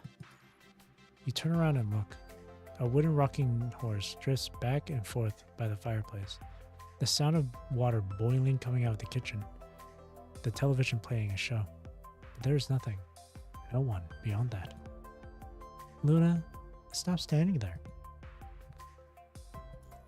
Come on, I know you can hear me. Me? Those words came out of number 21's mouth. Your confusion has been brewing inside her mind. There's no one else here. Before you can react, an unexpected combination of gripe and joy overtakes you, compelling you to act. But it's so difficult to back them up. You shiver at the words you just spurted out. But you are no longer in control, as line after line comes out of your mouth like capsules coming out of a gacha machine after it's been fed coins. I don't know how to put them back in. A small hill of empty gift boxes piled on the sofa seems to have hurt you, and they fall all over the floor, unable to bear their own weight. It's because you were impatient and opened all the boxes yourself. They were for us anyway. Forget the boxes then. I'll move them into the bedroom. Okay, Lucia is the best. Despite its insignificance, getting your way when you are being capricious has filled your body with the happiness and satisfaction of the mundane. But we still have to clean up the floor and set the table for before Dad and Mom are back. I know. You stick your tongue out and turn around, eagerly heading toward the storage room where the cleaning products are stored. You reach out for the door, but your fingers go right through. The illusions around you immediately melt away, and the colors dull. The storage before you turns into a few empty shelves on the wall. A scrawled, childlike picture painted with red crayon sits above, with "Go to hell and meet Vu" written next to it. It looks ridiculous, but scary. They drag you back to reality. The emotions that have taken over you are also gone without a trace. The smile on 21's face immediately turns back to an emotionless indifference. What was that? Try and think. The thing in your head was affecting me. I'm not used to saying strange words, nor smiling. I don't like smiling, but I couldn't control it. Smiling is a good look for you. But that wasn't me. Could you not control it either? Yeah. When we're in those visions, I'm also drawn in. And I couldn't control myself. But I don't understand what they were doing. I've never seen a room like this or tried things like that. But something about them made me feel comfortable.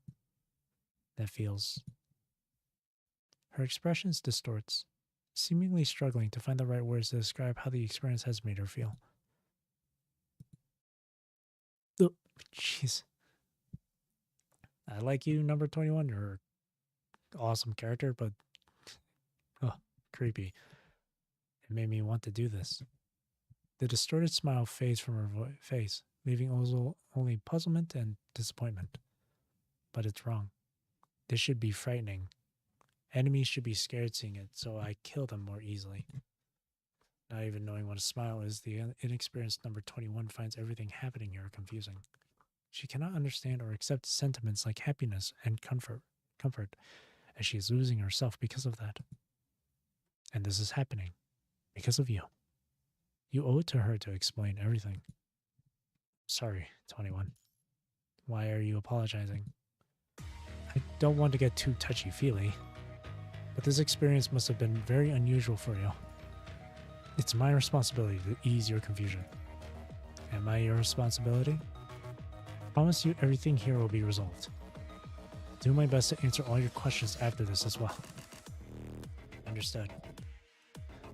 But not now. Maybe when the dust is settled. The Grey Ravens are still waiting for you. There is a more important mystery for you to solve right now.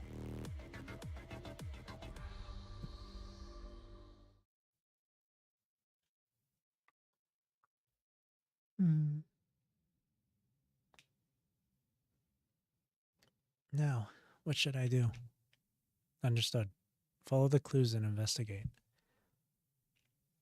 It's really dark in here. Is there a way for me to, increase brightness or... No? No? No, I guess not. I guess not.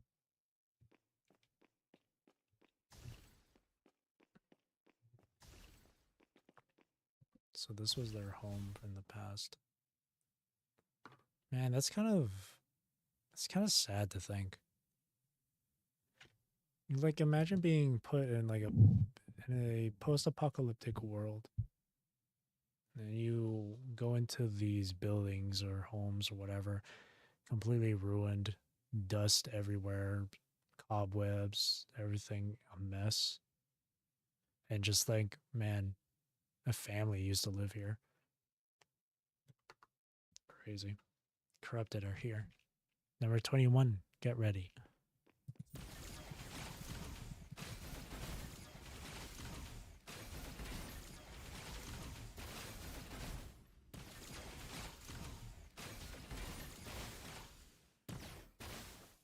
All clear.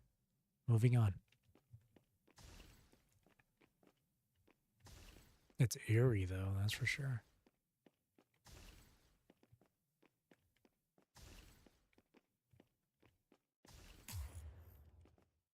Same handprint as the one on the car window. Is she the one who left it?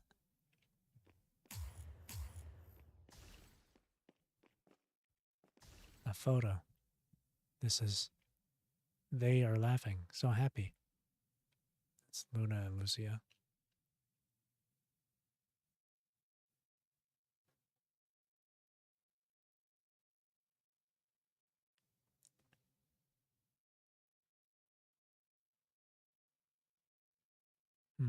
Looks like we're back to where we started.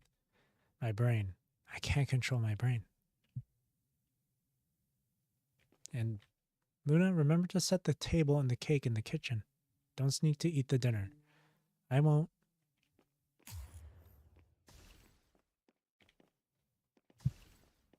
The fact that this used to be their home too, they were kids, makes it even sadder.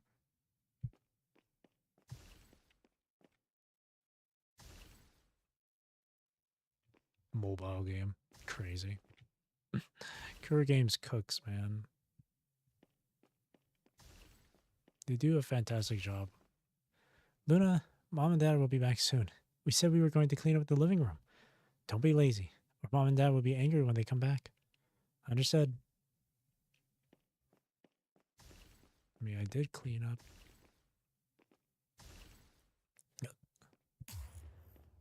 I'm back to reality. Chairs block the way to the dining room. Should I get rid of all the chairs?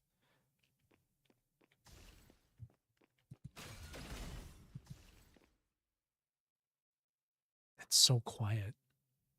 No music or ambiance. That human. Let me put the cake on the dining table. Is it cake? It smells bad. Yeah, it's rotten. Okay, little medic bot is going... Cobot's going kind of crazy.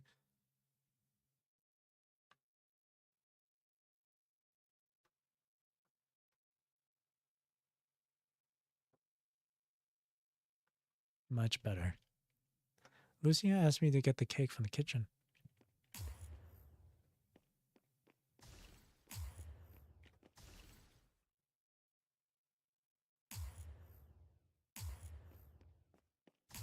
So I guess this happened like right before punishing came in. If the cake is all like, it was still on the table and rotten.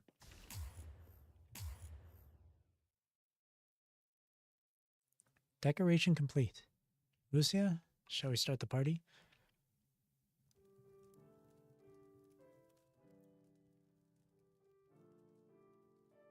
You can faintly hear happy birthday in the background.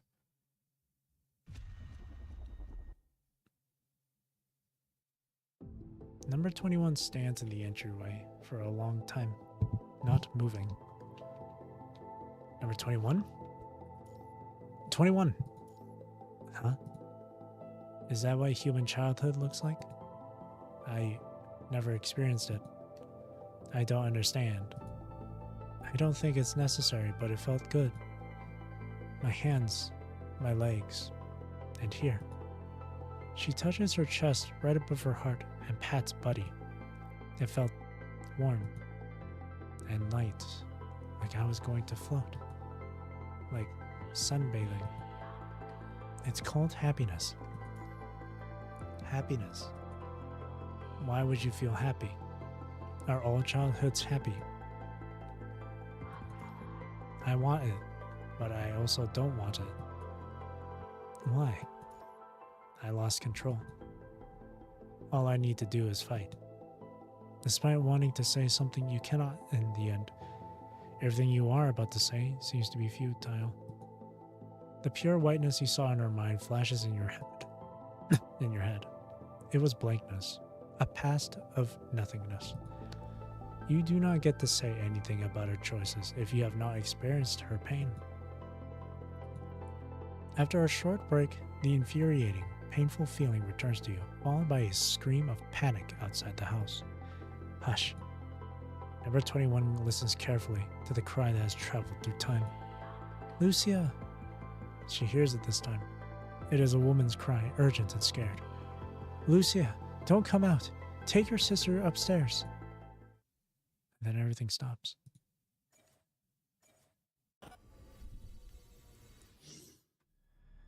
Lucia, follow me. You begin to hear countless screams. Footsteps appear beside you, and you feel a force pushing you. Light but resolute. That is Lucia. You cannot help but start moving. The wind howls next to your face as fear and confusion are about to drown you.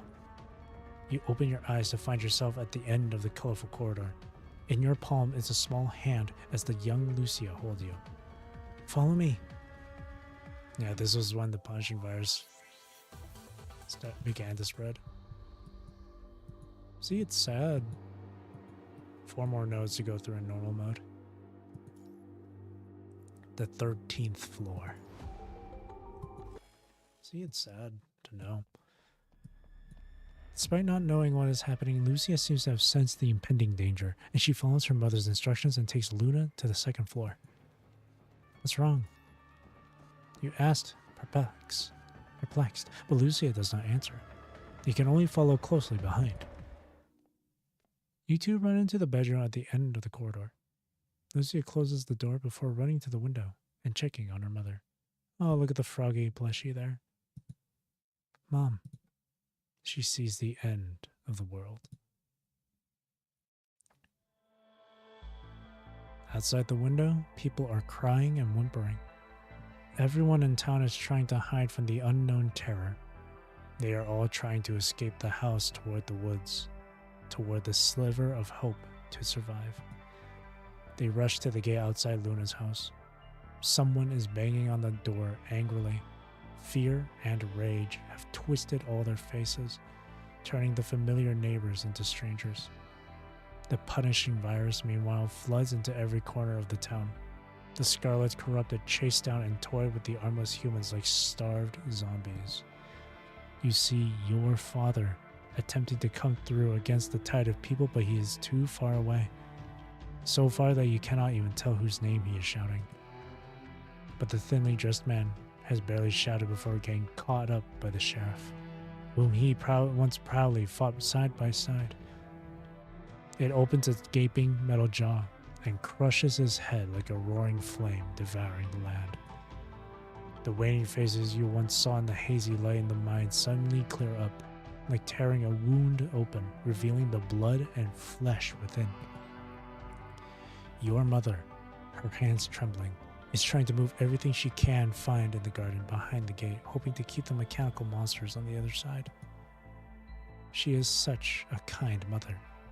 She always brings daisies from the market and gives them to the young girl in the wheelchair on the street, who is busking because she could not afford a mechanical prosthetic.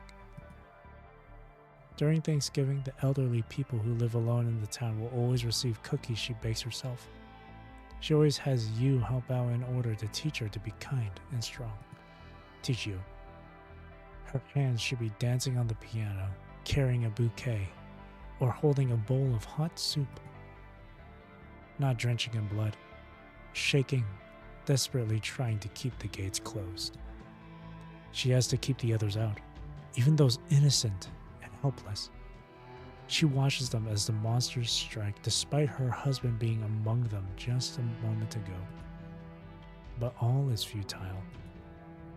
The corrupted and blood-soaked hands of bleeding humans reach for her from the spaces between the bars, and with the most harrowing screams, they try to drag the poor woman into the abyss. The last thing between the monsters and her daughters is her. She turns her back to the gate, pushing back, shaking from their unrelenting force. She looks toward the window on the 2nd floor where you are standing. Tears cover her face. She leaves her last words as she weeps. Lucia, protect your sister. Run. A terrifying mechanical arm pierces her chest. The blood pouring out of her scorches, warmer than every embrace she has given. You cannot tell if those who tear her apart are monsters or broken humans after that. Run, Luna, run. The young girl's voice trembles. Her voice, delicate hand, her small, delicate hand tries to grab a hold of yours only to find nothing there. That is when she turns toward you. You see tears rolling down her cheeks, but she is not crying. She shows no expression, and you wonder if she registers what is happening at all. This time she grabs your hand tightly, the feeling of her warm and soaked grip uncomfortably realistic. Then she drags you and runs. Run. Where to? What are those things? She knows her parents are gone, and no guardian angels are here to save them. Do they not deserve it? Have they done something wrong? Mom never told her. Where should she go? Your eyes are soaked. Lucy has grabbed one of your hands, so you use your free arm to wipe your eyes. Nothing has ever poured out of you like this, save for vital fluid in previous battles. Approaching the bedroom door, you trip on a doll and fall. Your visuals drop. Time seems to dilate at that moment, and you notice that the doll that tripped you is an ugly stuffed frog, with its glass eyes and bright red lips sewn on its woolly fabric. I've seen it before. It looks fluffy and soft, unlike the first time I saw it. Those thoughts occupy your mind as you are about to fall to the ground, but someone catches you. You land instead in a tender, somehow briny embrace. What happened? You know what happened, but the owner of these memories is so frightened and lost. Her confusion takes over you, and you cannot help but ask. Dad and Mom were bleeding so much. Everyone was. Lucia holds you in her arms, trying to warm her sister with her own body's warmth. She takes a deep breath next to your ear. Your face is buried in her arms, so you cannot tell her expression.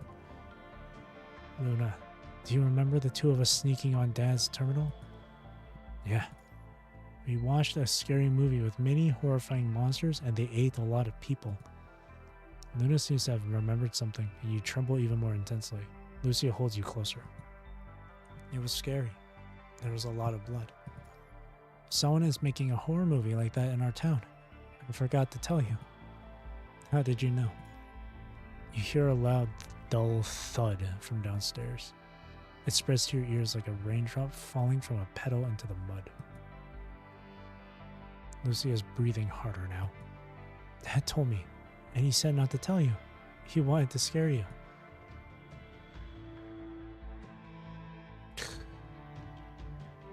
Protect the innocence of the child. Really? It's true. Luna, I'd never lie to you. If I do, I'm a rat.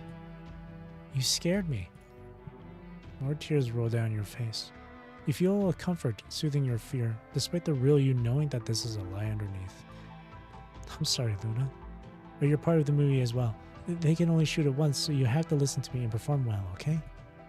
But I don't want to. I just want to find Mom and Dad. The sound downstairs is getting closer. The clear and hollow metallic but dull echoes.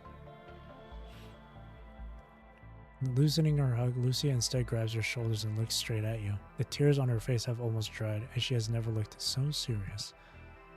You're a grown-up now, Luna. You have to be strong. Even when Mom and Dad are not here with you, you have to be strong. Will you be here with me the whole time? I will. Now you have to act brave. You're going to waste everybody's effort if you don't. Okay. Will it be scary? A little bit, but you don't need to be afraid. I'll come back for you. You're the best at hide and seek, aren't you? I am. Don't let the monsters catch you. Lucia stands and pulls you up. Hide in the basement now. Come with me. The monsters are inside already. If someone doesn't distract them, we'll both get caught. But I'll come back for you. I'll come back for you. Number 21 looks at the girl before her. Her promise so unwavering. Never in her life has she heard a promise like that, whether as a human in the research institute or a construct in Cerberus. Affected by this memory, an unknown strength spreads through her body. She genuinely believes everything the girl before her has said, and number 21 cannot tell if it comes from the memory or herself. The two girls look at each other and nod. That is the last communication between them. Jeez, that's so dark, man. And that's so sad. These poor girls, man.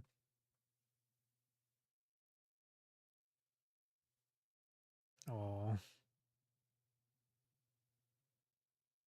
the little froggy.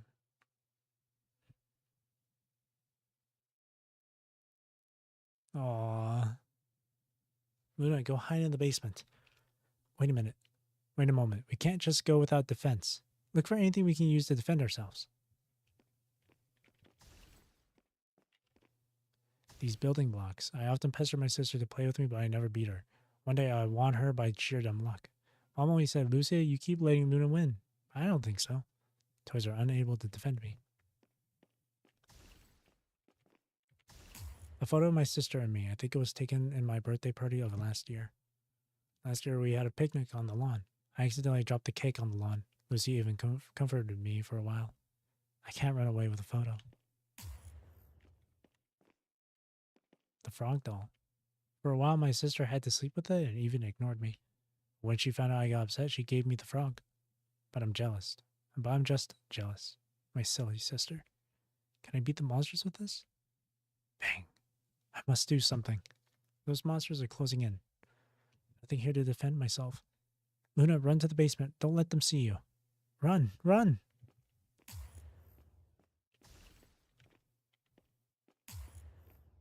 What's that noise? It's like a fork scratching a plate. Lucia?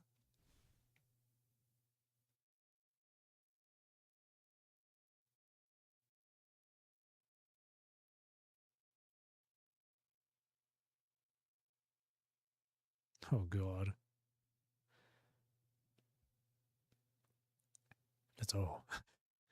It's October.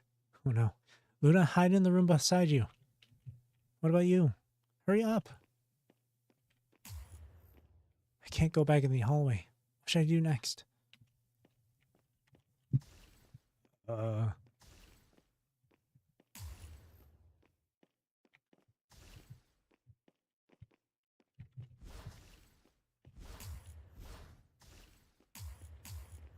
My sister and I used to hide hide and seek at home. I would hide in the small room behind the study every time. I think the switch to move the bookcase is around here.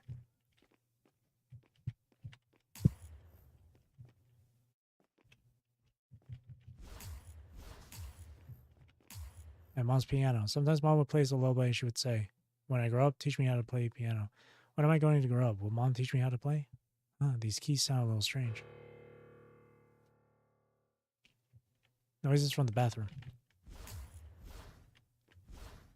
Ooh.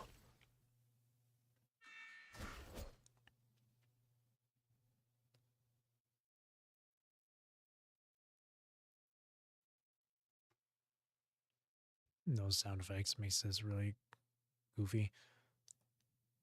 I'm surrounded. I need to find a place to hide.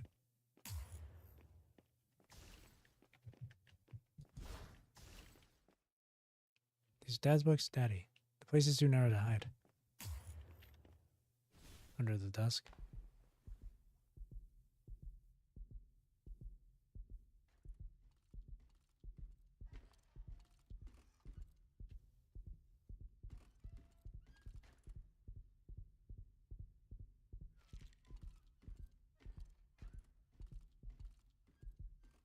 Spooky.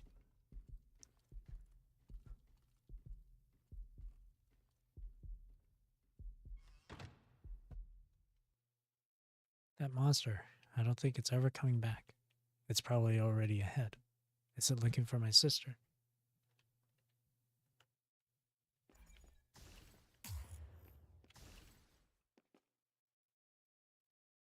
Oh. The road is cut off. I think the front is blocked. Changing the course of events.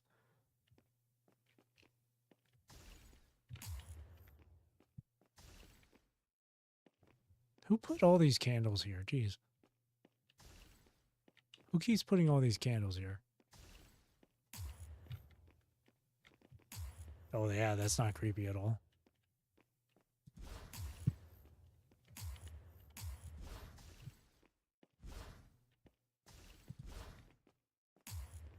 She should be inside. Go have a look. That is piano. Different keys can make different sound. I saw a human. She was sitting there with many flowers on her dress. Her fingers were long. She was playing the piano, giving a pleasant sound, like sunlight.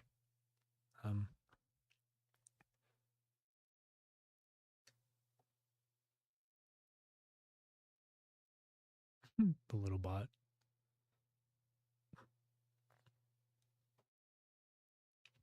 I have to go to the basement.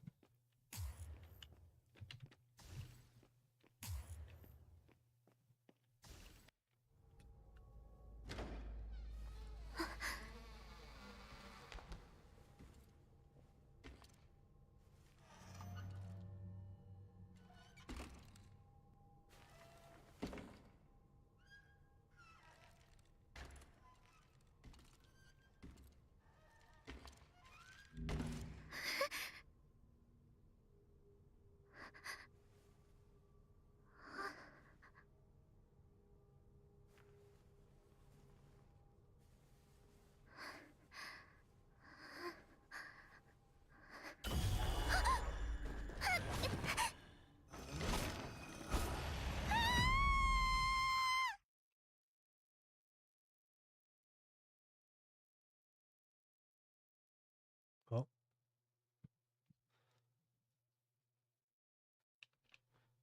the road is cut off again. Is that the doll in the window? Who put it here?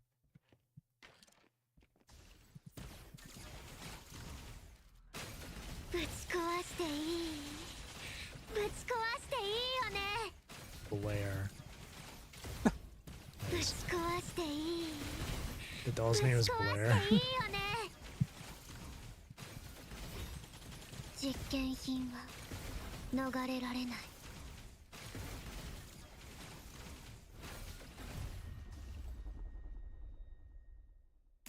21号生存敵殲滅完了。 Number 21 rushes toward the basement after the battle is over. Oops, there we go. Standing before the doors to the basement. No, it is not a door anymore. Bloody handprints and scratches left by metal claws envelop it, turning it into a silent gravestone. Number 21 gently opens the door and steps in. The hidden memories unveil once more. Okay, hang on. I want to double check on something real quick.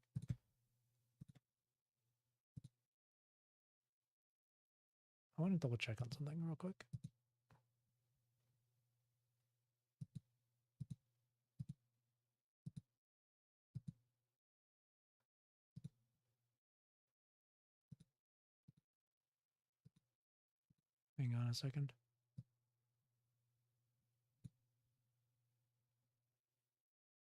Okay. I was just making sure that the volume wasn't like muted or anything. Okay. The hidden memories unveil once more. You cannot see anything at first. There is only the rotten, moldy smell of the basement and the touches of the heaps of junk as you run into them. Then a bright light tears down the darkness. You cannot help but open the door slightly and look out carefully through the gap, and all you can see is a corner of the staircase. The sound of metal dragging over the wooden floor gives you a shiver. Then you hear the heavy thud of a body hitting something, and nothing after that. An impulsion drives you to scream Lucia's name, but you must not. You bite down your lips as if the pain can keep your fear in check, but the pain is nothing in comparison. Dead silence.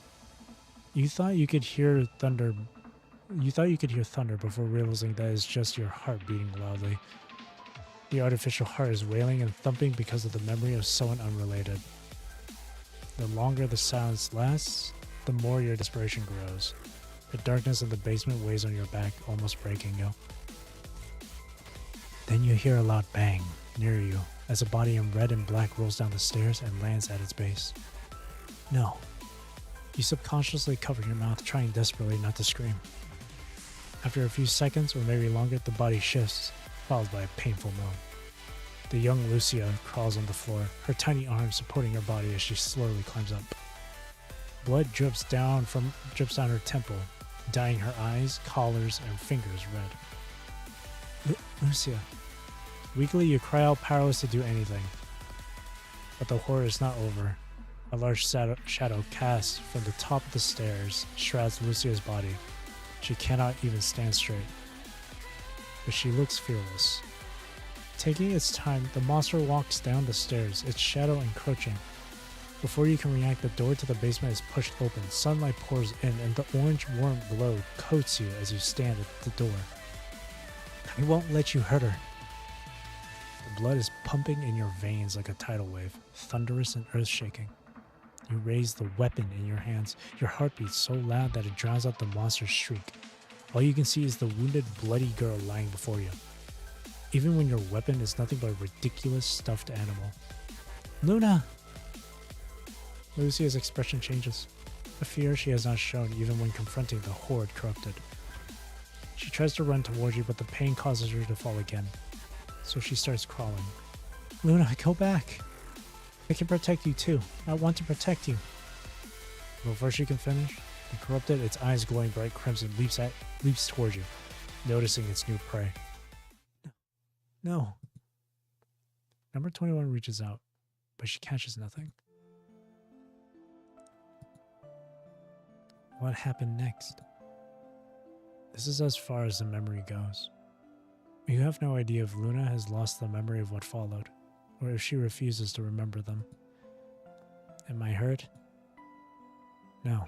21 touches her face. I think that's supposed to not be a comma. I think it's just supposed to be number 21 touches her face. Her cheeks are cold to the touch, but there is nothing there. Something important is lost. You're right. These feelings are alien to her. Having never experienced, seen, or felt anything like this, number 21 just stands there, perplexed. I don't like this feeling. She has done so many bad things. Why is she showing me this? She's not the one showing us this. It's difficult for you to explain it to her, so you give number 21 a simple explanation. Everyone has a past. Even when you think your past is a blank, it is still a past. Everyone becomes who they are because of what they have been through. Your past made you who you are. Maybe I'm not the ideal person to tell you this way, but do you like who you are now? Do you like what you have? If you do, then don't deny your past. The past isn't the point, nor is it the future. It's now, here and now. This is Luna's past. That's it. Tell her what you think. That was nice. That was kind of nice, actually.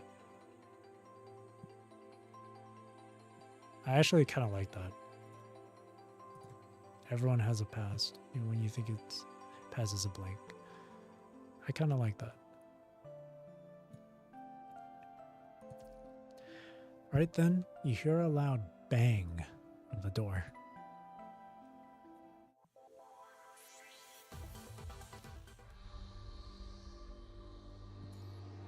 Hour of the Wolf. Number 21 rushes outside. Where the door was is now a crumpled ruin, and you hear coughs amid the smoke and broken walls. Couldn't you make sure the measure was correct? What's the matter as long as we can get inside? Isn't this perfect? Hearing the familiar voices, number 21's eyes widen, and she dashes into smoke. You donkey. We're trying to track someone. Why don't you go ahead and announce our... Huh? What the hell, an ambush? I knew it. How it tasted my bomb. Noctis. It's not an ambush. The debris and smoke fade away, revealing Vera with one hand on her hips and another gripping her weapon. Number 21 holds Vera's leg tightly, burying her face by her waist, not saying a word. Standing next to them, Noctis pulls number 21's cobot down, who is holding onto his hair. 21? Haha, you're alive. You've got to be joking. Vera flings her weaponless hand around, her expression resigned. 21, that's enough? Okay. Number 21 replies, dejected. She lets go of Vera and steps back, her cobot also leaping down from Noctis's hand, returning to her side. Don't tell me you got scared to tears following the Commandant. Scared to tears. I don't get scared. Commandant was scared. No, I wasn't. You then realize that you are not connected to Vera and Noctis. After adjusting your comms, you have finally reestablished contacts with the remaining Cerberus members. I have no idea what happened after we lost contact, but we're finally back together. Just a little bit later than planned. What's our progress? We haven't located our mystery guest yet. We got into a small accident on the way here, which led me to believe that someone's making a fool out of us right now. Someone's making a fool out of the legendary Vera? Anyway, Noctis and I followed these crap instructions all the way to here, but we're always one step behind. How did you guys get here? It's a long story. Keep it to yourself then. Regardless, our last clue has led us here, and this time I'm going to get that guy before he bolts. Vera steps inside the living room as she speaks. So, have you found anything? Like, catch me, written with red paint, or an arrow made with doll hands, or that ghost on the road, or the lock on the door of this house? Me, who the locks their door with something so complicated? Looks like you've been through some stuff as well. Noctis's words remind you of the... Sorry, that was my mic. Noctis's words remind you of the red graffiti you saw in the storage room in the beginning. Recalling the same thing, number 21 and you lead the two of them there. Here. Looks like it's not a child's painting. How about some originality, huh? Seeing the patterns in the storage room, Noctis shouts angrily. It's a map this time? A topographic map. Behind this house. Looks like this is our destination. The last inferno. I know this is the guy's whole shtick, but the cliche makes me want to laugh. Let's go, fellas. Vera's energy is so threatening that it almost makes you take a step back. Let me meet the clown who's been playing hide and seek with me the whole day. Oh, by the way, 21? Yes. Welcome back. Number 21 is ready, awaiting orders. Behind the estate is a sparse wood. You walk through the verge of the forest, stepping on a woodland trail. Walking on a dried riverbed, you can all feel the wind howling around you. The sound of trees shuddering in the night lingers by your ears like a whisper.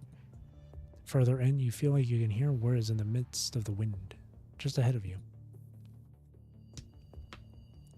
Ugh.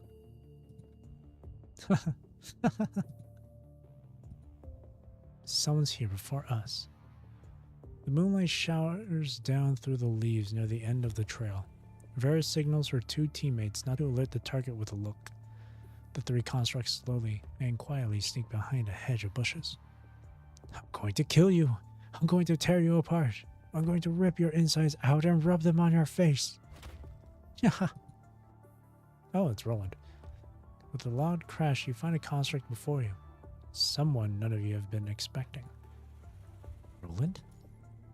That's Roland. Vera frowns, not recognizing Roland at first sight. He has disappeared from Babylonia's radio for a while, and now he is in a new frame.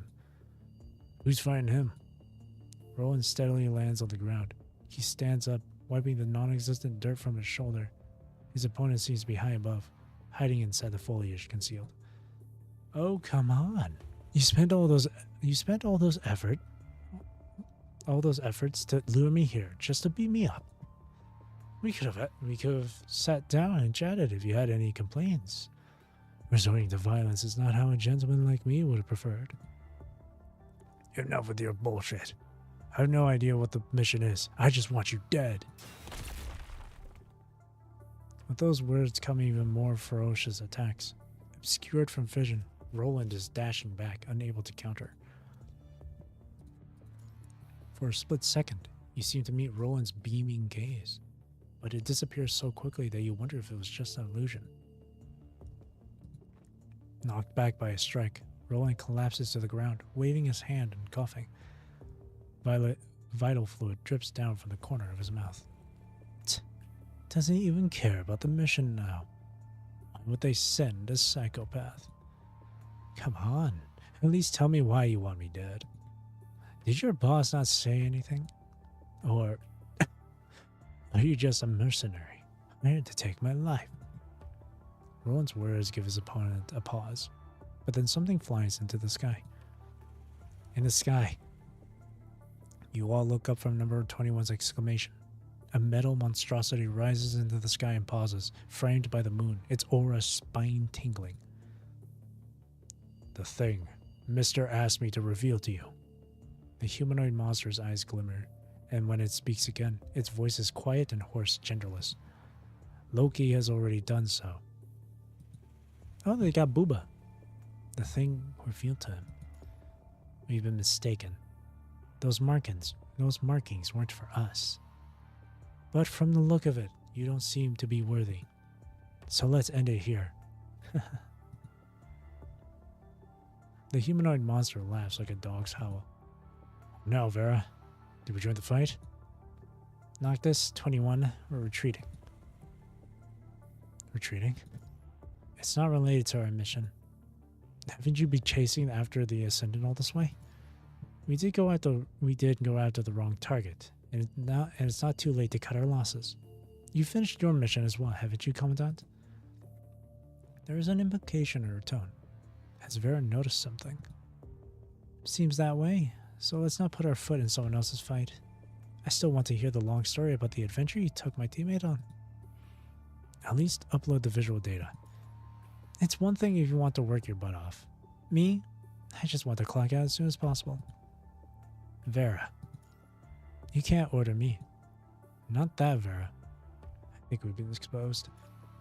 Number 21, who has been silent since you arrived here, is straining her body. The alertness to danger is racing through her mind. I'm spotted. Tch.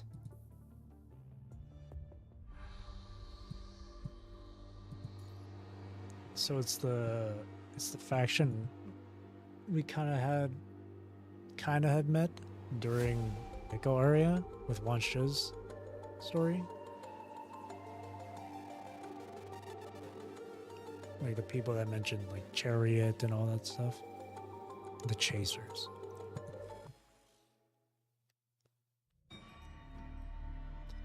Unless, at least I think it's a different faction. The storm howls. Small rocks fall from the cliff as the metal beast spreads its bladed wings, pulling up rocks and fallen leaves around him, adorned with the moon as a crown. I saw Booba on that body, so he bathes in the blood-red moonlight, his shadow stretching infinitely. He looks like a claw extended right out of the moon. The next moment, he suddenly bursts into a twisted growl. His body twitches, arching into an unnatural curve, and you are baffled by what is happening. See, you can see Booba. Chirp, chirp, chirp, chirp, chirp, chirp, chirp. A low rustling sound comes out of the monstrosity's throat, getting louder and louder. No, not rustling. Laughing. He is laughing from excitement. An excitement to kill. He chirps and laughs, his monotonic and extended voice sending a chill down your spine like the scream of babies abandoned in the sewer. Chirp, chirp. Ah, ah, ah, ah, ah. That's funny. What's the joke? I didn't hear it. I missed it. His voice suddenly turns into a continuous high-pitched shriek, filled with equal parts terror and delight. Only a tormented soul in hell could have made such an inhuman sound. This scent. What a scent! I'm here, I'm here! Mister must be so disappointed. He picked such a useless scrub. What? If Voodoo brings him his new toys alive, he'll be happy. Mister will be so happy. What's that thing rumbling about? New toys. Fall back. We are the targets. As Vera gives off the warning, Voodoo's bladed wings reach up, their edges reflecting the chilling moonlight. Noctis, standing in the front, cannot help but coil, thinking that the beast is going to strike him.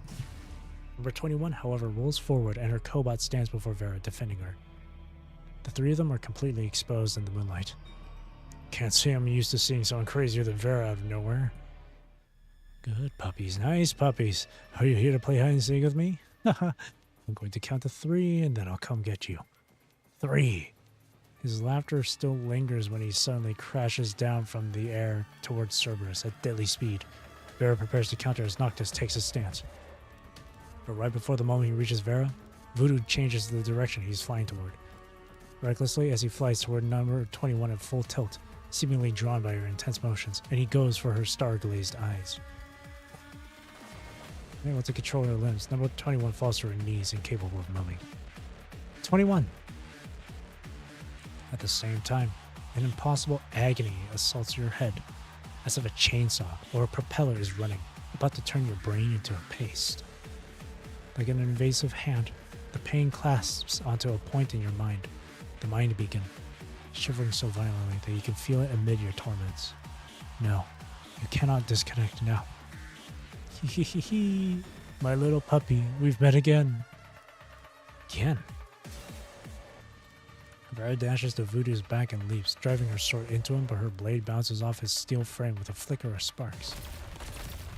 Noctis follows suit, hurling his explosives toward Voodoo unceasingly, temporarily holding him back. Complete the trial, report my results. Satisfy Mister. I'm going to play with these little bugs first. You try your best to clear your mind amidst the pain. He's talking to himself? 21, can you move? Without being attacked or even touched, number 21 just kneels there on the ground like a stringless puppet, staying still under the moonlight. But I had him pinned down.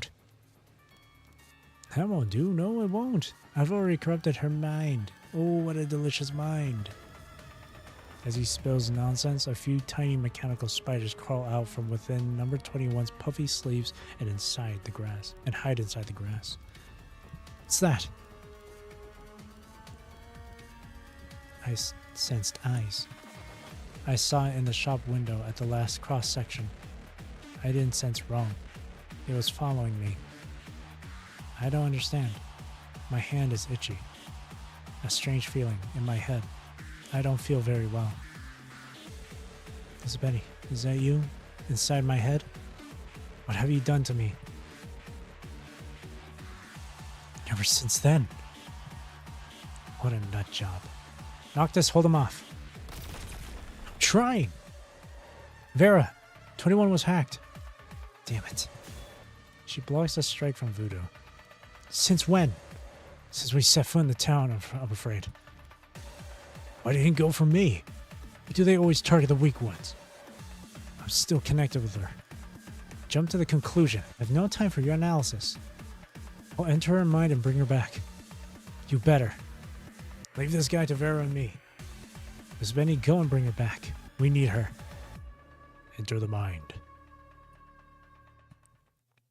It is a blank white space.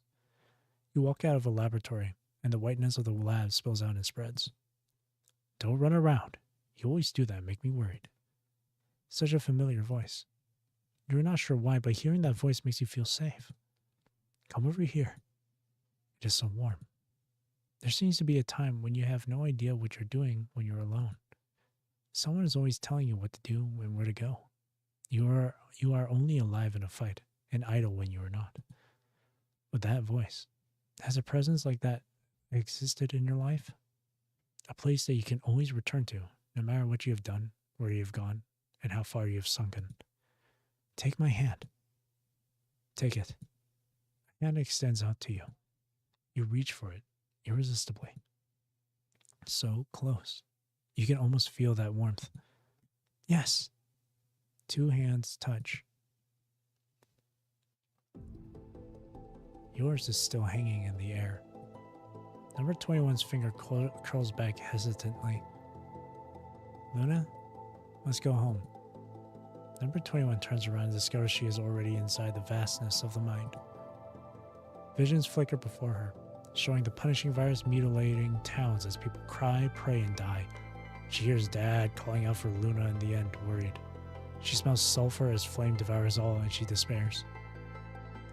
but she also sees Luna leaning on Lucia while their parents hold their hands.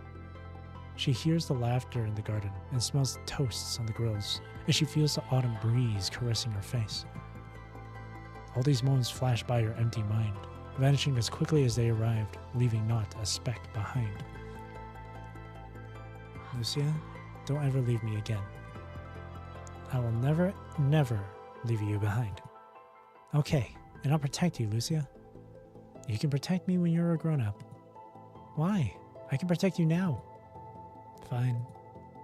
Don't you believe in me? I believe in you. Lucia holds Luna's hands tightly, the gentle sunlight showering over them. Their figures slowly fade away, carrying with them the last bit of color in sight. Space seems to distort around number 21 as she feels her body pulled back to the laboratory, the empty room, the battlefield, the horrifying white space opening its gaping maw, trying to swallow her whole. In the end, she belongs, and can only belong to this nothingness. It's lonely, isn't it? Lonely? All the things you never had, when everyone else takes them for granted. But you don't have to worry about that anymore. Do as I say. This will all end soon enough.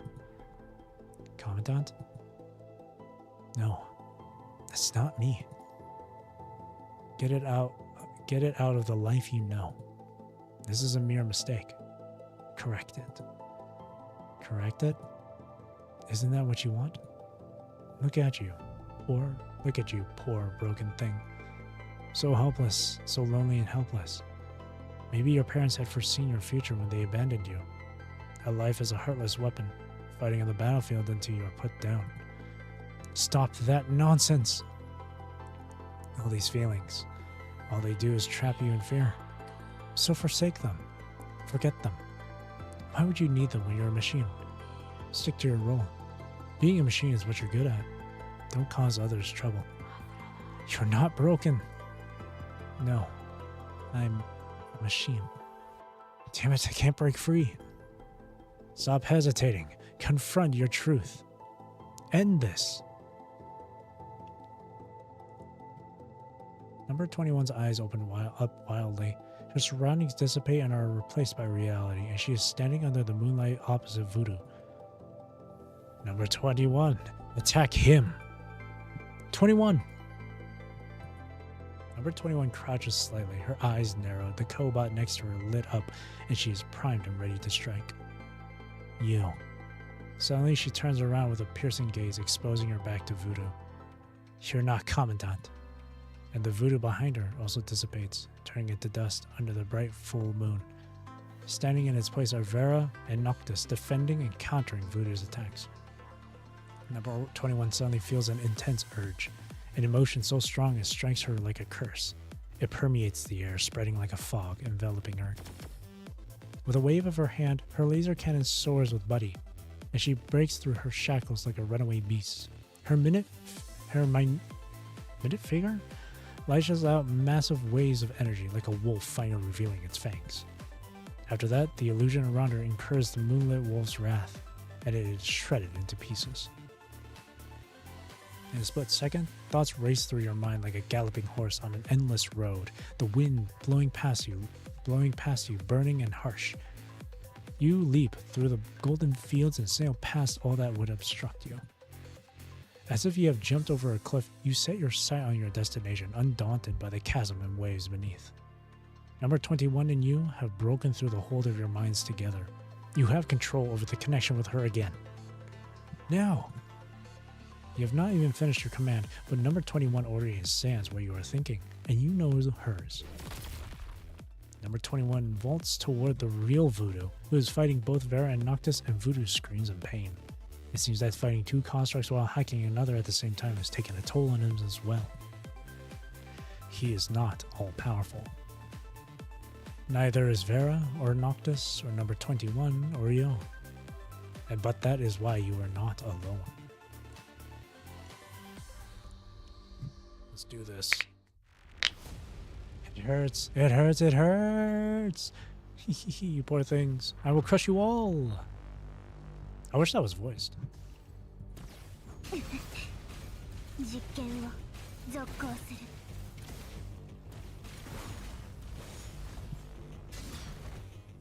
Why is my lock-on not working, bro?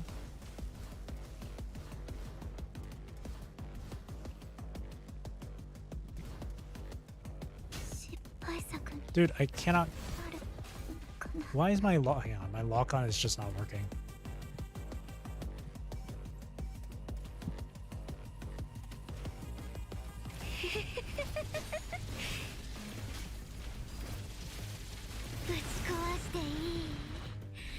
Going like dodge gauge, man.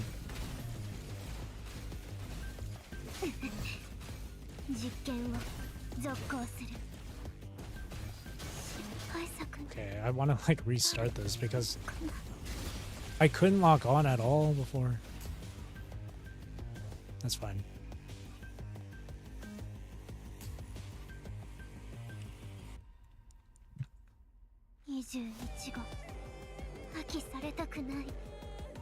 Why is there no sound effects here? Is that just me? No, I clearly have sound effects on. Don't you realize that? Those echoes in your head are not my spell. They are the whispers of your own heart. I am helping you to listen to yourself. No, you are talking nonsense.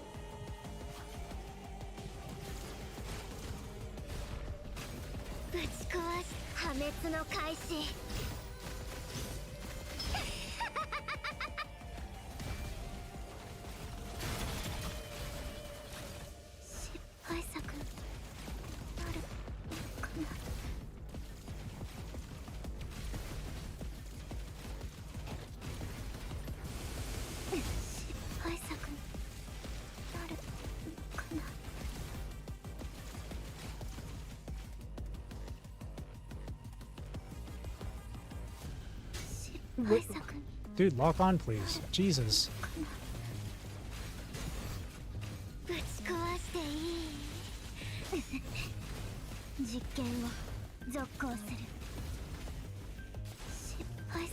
Oh my god, dude.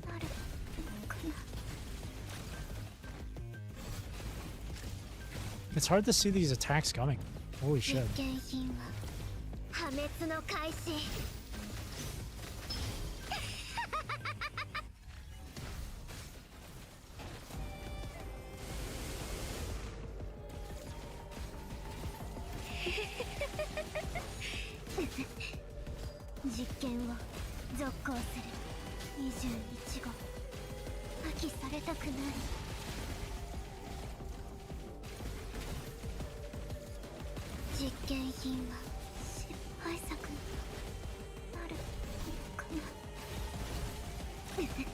Oh my gosh, these attacks I cannot see at all. There's so many effects going on at once. I am whole. I'm not alone either.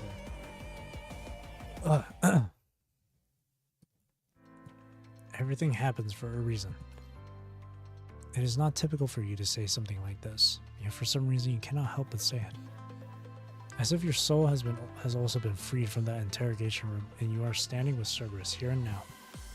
You can feel the exhilaration in your heart as it beats and your blood boils. This is the true measure of a chief. Vera pauses for 1 second before coming to a decision. Noctis, 21, finish him. Voodoo is no match for Cerberus. His defeat is inevitable. But life is full of surprises. The goose. Turn off your audio modules now. That's not going to work. Number 21 and Noctis are suddenly knocked back by intense force, one after another. Everyone loses their balance and drops their weapons, falling to the ground. Ugh, ouch. Even Vera is trapped by the whip. Roland. The man who fell to the side, defeated by Voodoo, stands up nonchalantly with a grin. This clown. Marvelous. How wonderful. Elegantly, Roland steps up and takes off an invisible hat, bowing under the moonlight like a magician, giving his curtain call. Ta-da! The show is over. What an opening act. You've saved me a lot of work, let me tell you that. As for the audience who tried to sneak in without a ticket, I think a little punishment is in order, no? Roland does not bother to restrain Voodoo, who is no match for him now that Cerberus has worn him down. So he strolls to Voodoo and stands there, towering over him, and Voodoo's large frame looks unraveled in his shadow. Now, can I have your ticket, please, ma'am? Ma'am? The nut job is a she? Voodoo raises her head. Well, down. Do you not see her breasts? This. You can clearly see the booba on them. You can see that they got a boba. How would they not be a female? Voodoo raises her head and reveals the face behind her mechanical mask. Mr. Vonnegut will be very satisfied with your performance. Vonnegut? Where is he? You'll find out soon enough. I don't like riddles. Roland takes out his gun and points it at Voodoo's shattered mask. They lower their voices. Hey, what are you about? Speak up. Noctis wrestles to raise his voice. Where the hell did this voodoo come from? What the hell is this? You Mary Poppin now, Roland? Enough with your magic tricks. Let me go and we'll do it one-on-one. Noctis, you're allowed. It's verbal assault, kid. I'm trying to get into his head with my words. Both of you shut up. As Noctis is still struggling, Voodoo glances at you. She licks her metal arm before spreading her wings, and the jet engine underneath it launches her into the air until she disappears at the top of the cliff. Interesting. Very interesting. Roland laughs. He holsters his gun and looks at you, seemingly knowing that you are connected to number 21 at the moment. He stares at her, and she tenses up, growling. 21, calm down. Interesting. Commandant, I'd love to see your face when you found out the truth. The truth? You hear the sound of helicopter rotors. The reinforcements are here. Already? Well, I've got to go too. See you, good puppies. Roland turns around and leaves the valley. He's gone. It was all for nothing again. Did you just chuckle? Vera cannot help herself but giggle. Even when her mobility is disabled, she still laughs like there is no tomorrow without a hint of having been just defeated. Don't tell me Vera has lost it. Has it been too much for her? This is... Oh my god. The true measure of a chief. I've been holding it in. How the hell did you say that stupid line with a straight face? The true measure of a chief. It is kind of embarrassing when you think about it, huh? I would be kind of silent. If it were me, I'd be silent.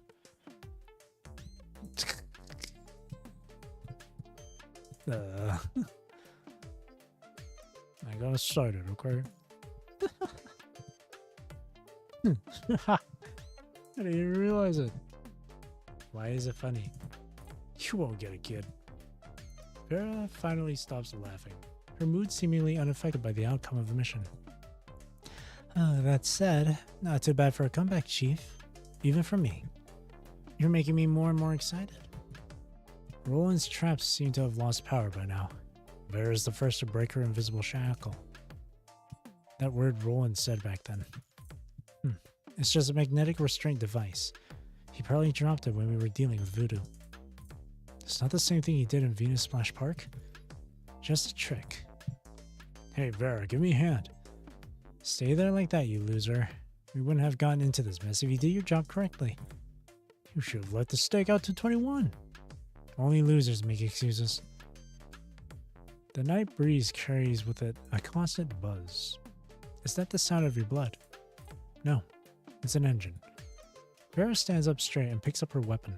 The wind stirs up her hair, and tiny raindrops linger on it. In the distance, a row of transport crafts slowly flies above the estate towards you.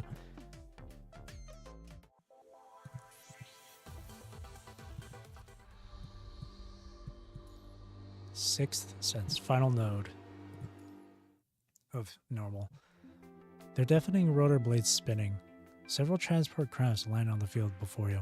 A troop of constructs in black walk out, armed with unrecognizable weapons, and flank Cerberus in a pincer movement. Alarmed, both number 21 and Noctis tense up. Vera, however, does not appear startled at all, looking at the leading Corona construct with disdain. Your operation has been terminated. Put down your weapons and follow our orders. We'll take over here. His voice is cold, his command leaving no room for bargain. Vera holds back the irritated Noctis and she looks at the construct arrogantly, her head raised high. Watch your tone. We aren't your guard dogs. The construct does not acknowledge her. He continues, his tone indifferent. The details of this operation are treated as highly classified henceforth. Any information will be treated as... Impatient with her typical Corona talk, Vera narrows her eyes and stares at the constructs behind him. She's about to say something, but her expression changes for a second, and the vicious mockery she has prepared turns into a disdainful sneer. All right, we understand. It is not like her to follow orders. Noticing that, number 21 does not question any further. Noctis, grumpy as he is, also detects it and remains silent. For once, the three are in sync in the face of the unknown. Constructs in black and more black-clad agents depart the landing transport crafts, setting up quarantine zones, disinfection chambers, laboratories, and temporary accommodations. They announce the end of your mission. Finding Luna seems to have disappeared into thin air from the mission logs, and the men in black are now surrounding the area trying to track down Vonnegut. Cerberus, in turn, is surrounded by the Corona agents, being questioned on the information of the new enemy. Number 21 takes a look back at the estate. What happened there? It will pass, but it will not be forgotten. As Vera conducts her mission report, number 21 finds a window to walk off by herself, standing near a tree. Are you leaving? You mean disconnecting? Yes. They're still checking the data, but it won't be long. Okay. Not far from her, more figures in black walk out of the transport crafts, removing the remote connection nodes. Vera and Noctis are standing by the side talking to a human in uniform. Further away, the estate Luna used to live in is no longer shrouded in a mystery. Under the gentle glow of the moon, it looks serene. Am I your responsibility? I promise you everything here will be resolved. I'll do my best to answer all your questions after this as well. Understood. About the questions you had. She responds so swiftly as if she has been waiting for you to speak. What happened to those two girls? Luna, go back. I can protect you too. I want to protect you. That feeling was strange. I don't understand. But when you were in my head back then, I felt something similar for the first time. The urge to protect.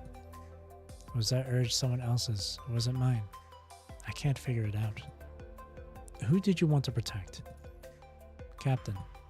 And Noctis. He can't die. Then those feelings belong to you. But I've never felt anything. I only pretended. I never felt. My frame is made broken.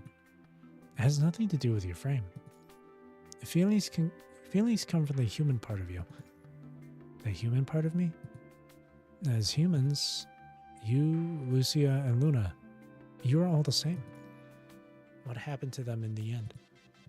Number 21 asks this question once more. They survived that ordeal. The worst had yet to come back then, and they had survived whatever came next. Despite being separated by fate, they have both survived until now. But is this the answer number 1 is looking for? They both found where they belong. Where they belong. Number 21 closes her eyes. In her mind, she imagines the two girls returning to their house, living a simple, happy life, unravaged by the punishing virus. There will be a fireplace with a small fire. There is a rocking chair, a rocking horse, flowers, and dolls the girls love. There will be a cat purring on the rug.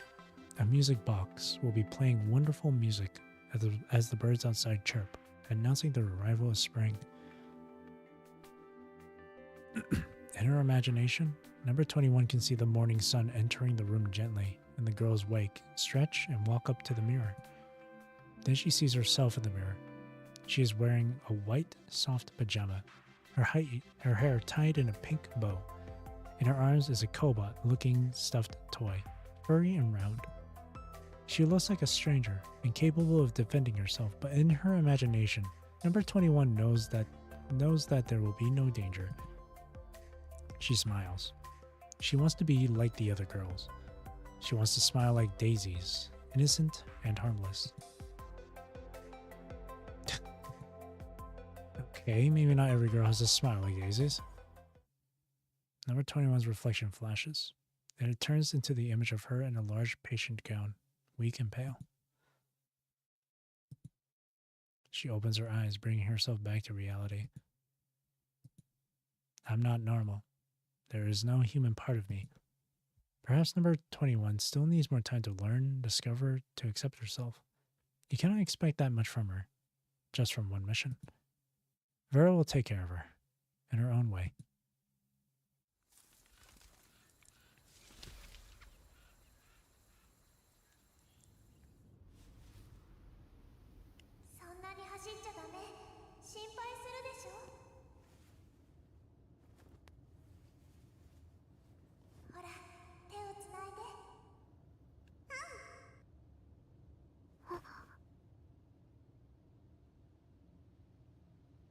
Aww.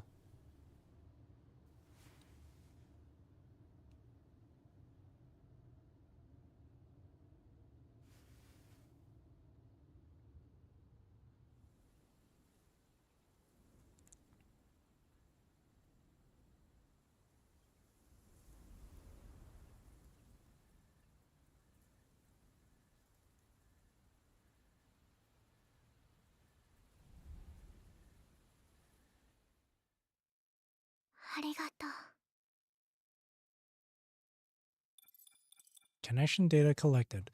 Prepare to disconnect. Are you leaving? I'm afraid so. Your vision blurs as your mind starts to drift away. Isabeni, the next time I see you. Next time?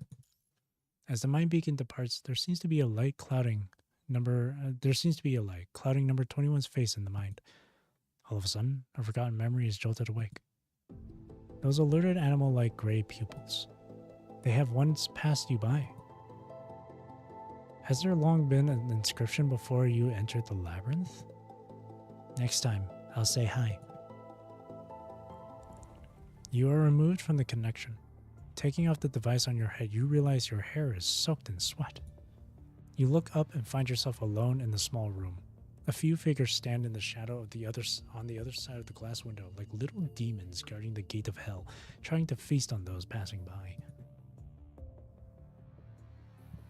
Smile confidently.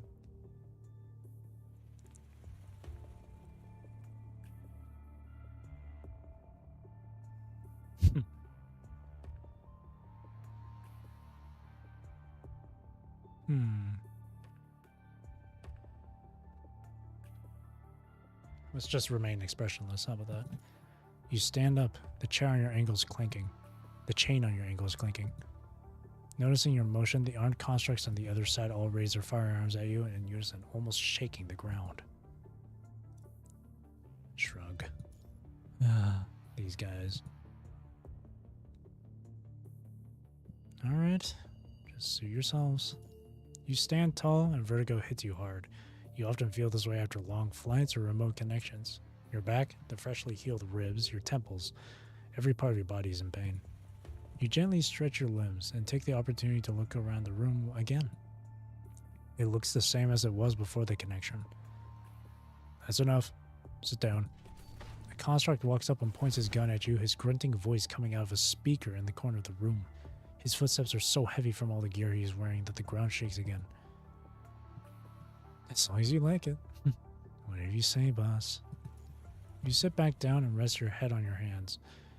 You want to ask about Corona's plan for you after this, but it is evidently futile, considering the faceless armed figure standing before you.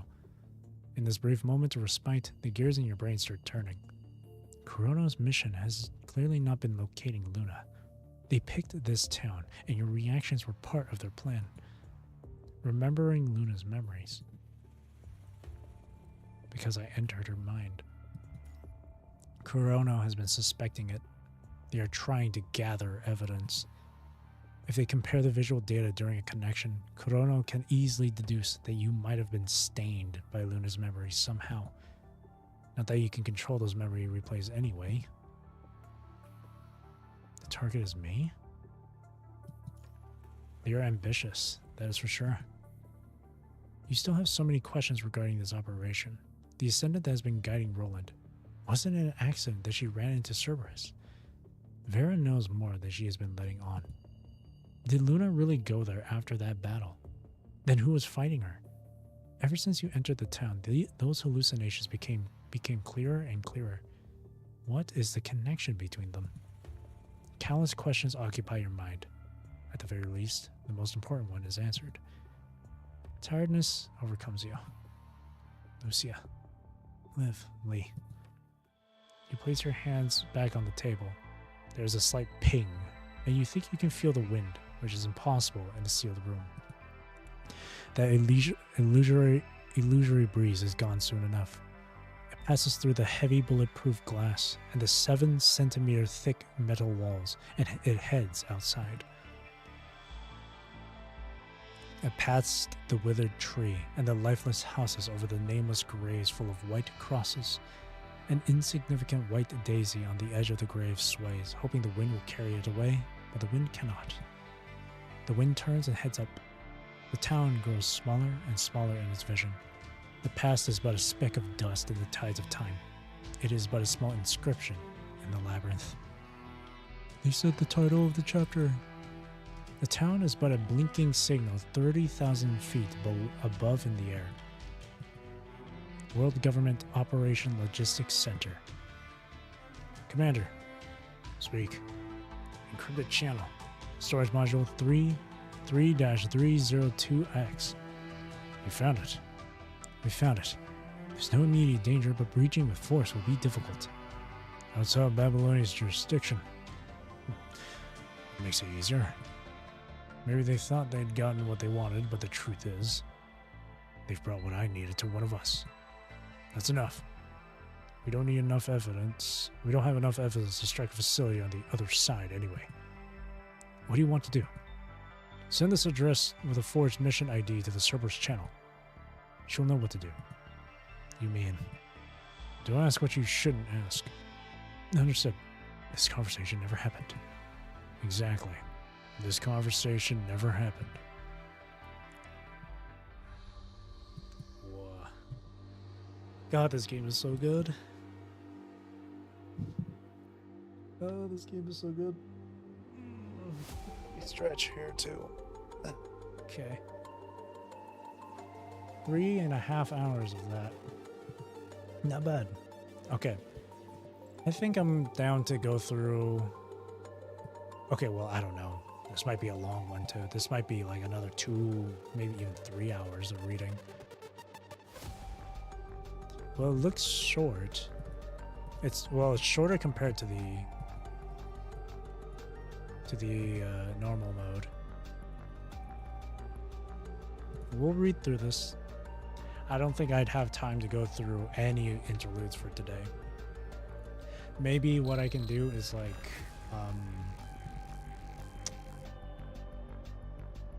have a bunch of interludes piled up together so I can do them all in one go, maybe?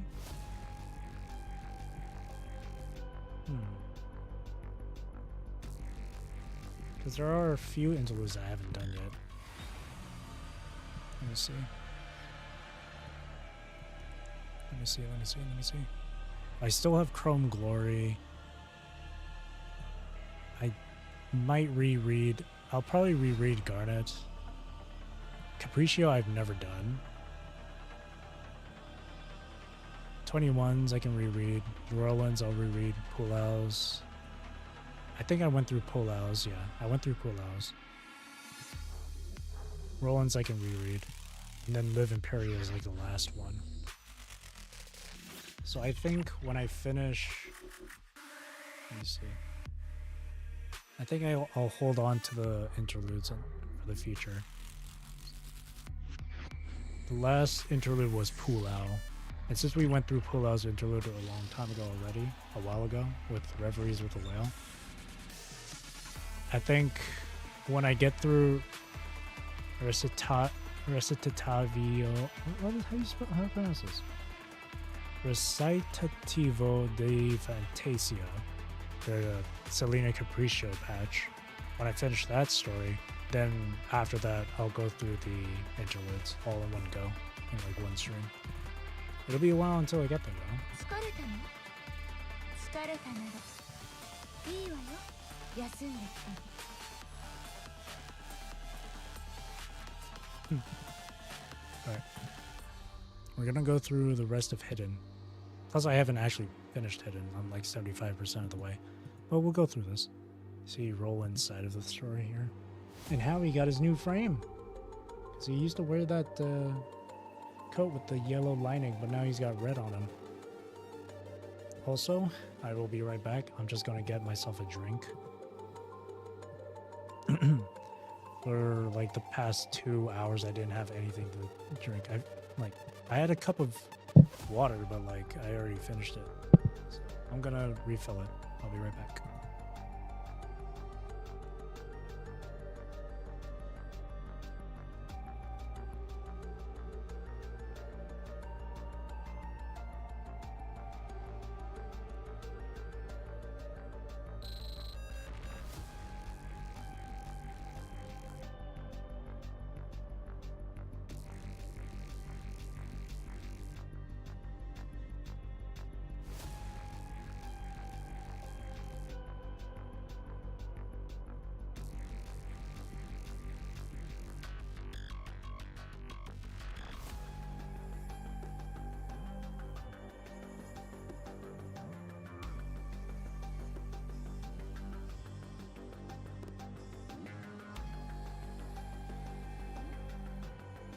Okay, I'm back. Get rid of that.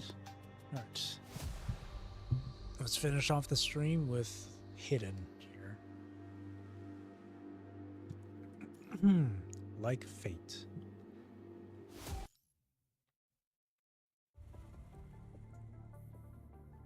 At least I think we find out how he gets his new frame here. Get down.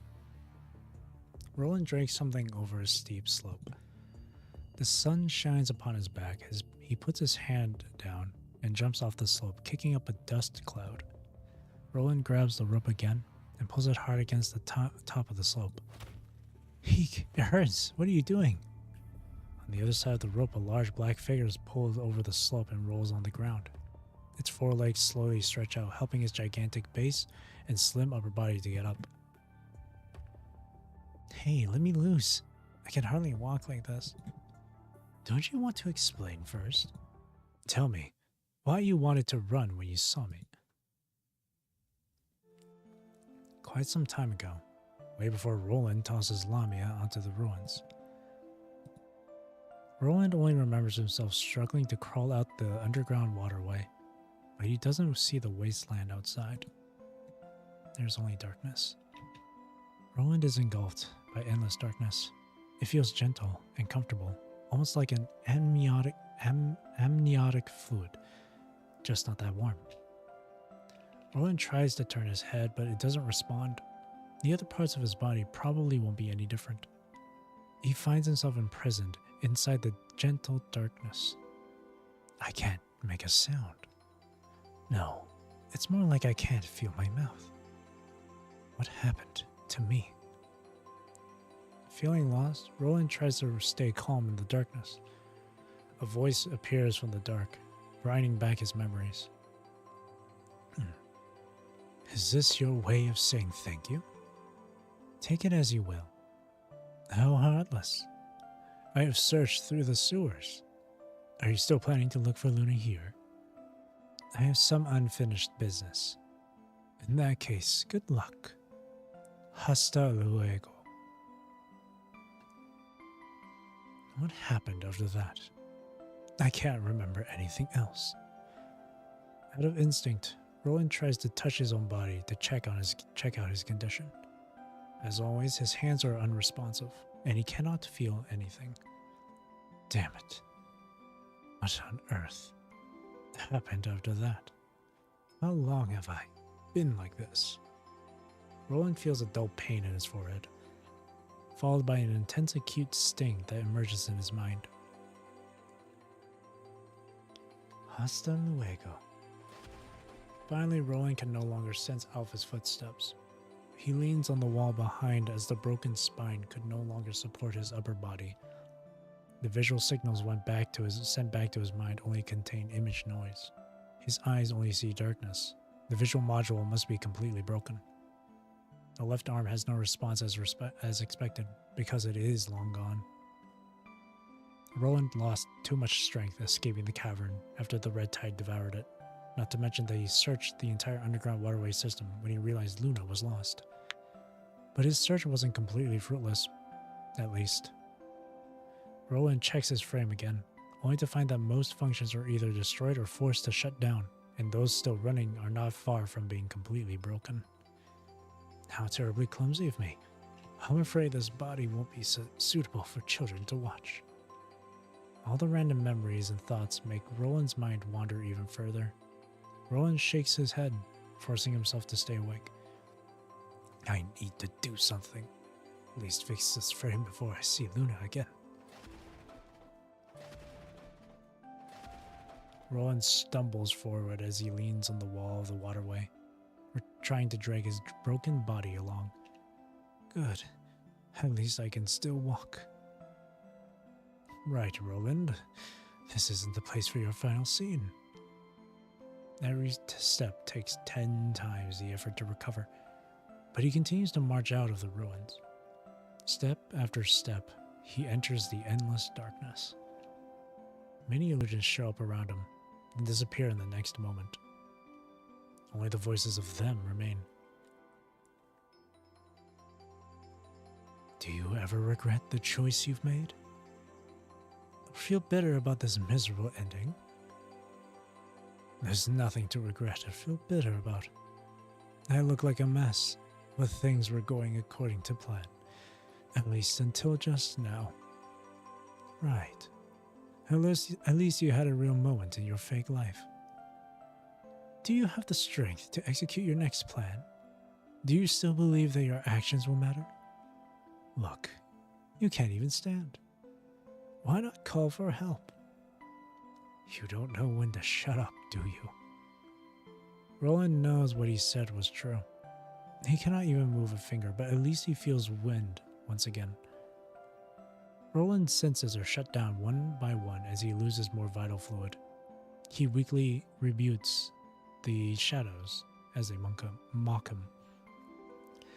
Will constructs go to a cyber heaven after they die? I probably should go to hell, though. It's no longer a place he doesn't mind going any time, though. As Roland's mind wanders away. Huh? What's that? Roland's mind is still dazed. He sees a vague light spot. The spot is gradually getting larger. It's moving toward Roland. Roland is befuddled for a brief second. Then he laughs. At least, he thinks he is laughing. I heard of this near-death mind damage experience before. But it's another thing when it really happens to me. Funny. Gabriel would love to see this. But I never dreamed that angels would come pick me up one day. The light spot is still moving closer. It's very slow, but unstoppable. Will there really be a heaven for me? If hell is where I belong, I don't mind this color. The light gently fills Roland's vision. He closes his eyes. Roland hears many sounds. Whooshing wind, rolling gravels, firewood crackling in flames, all of which finally enter his ears like dusty gears that start to run. He opens his eyes again.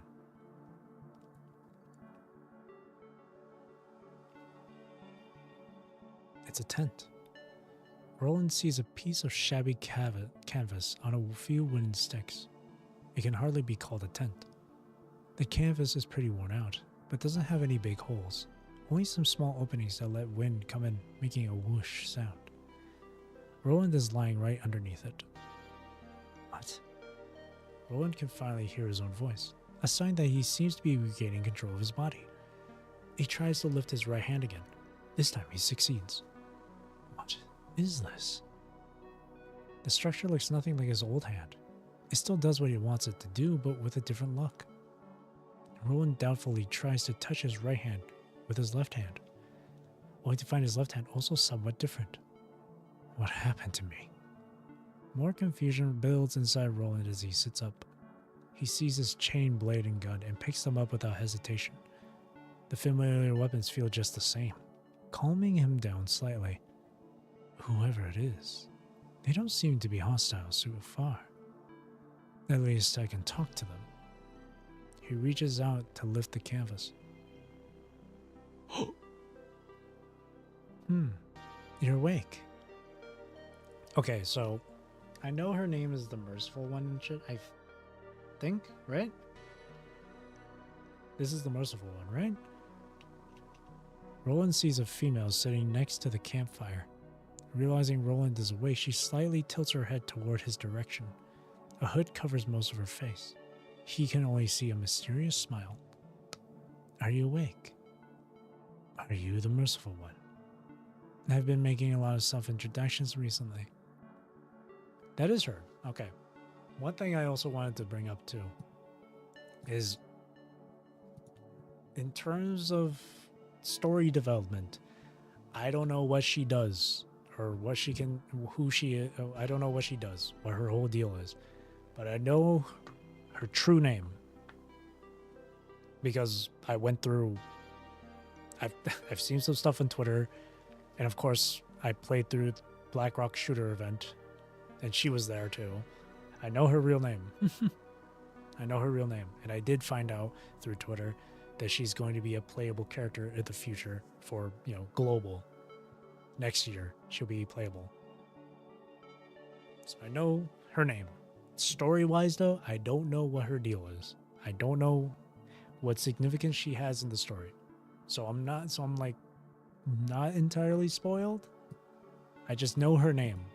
Her name is Ishmael, right?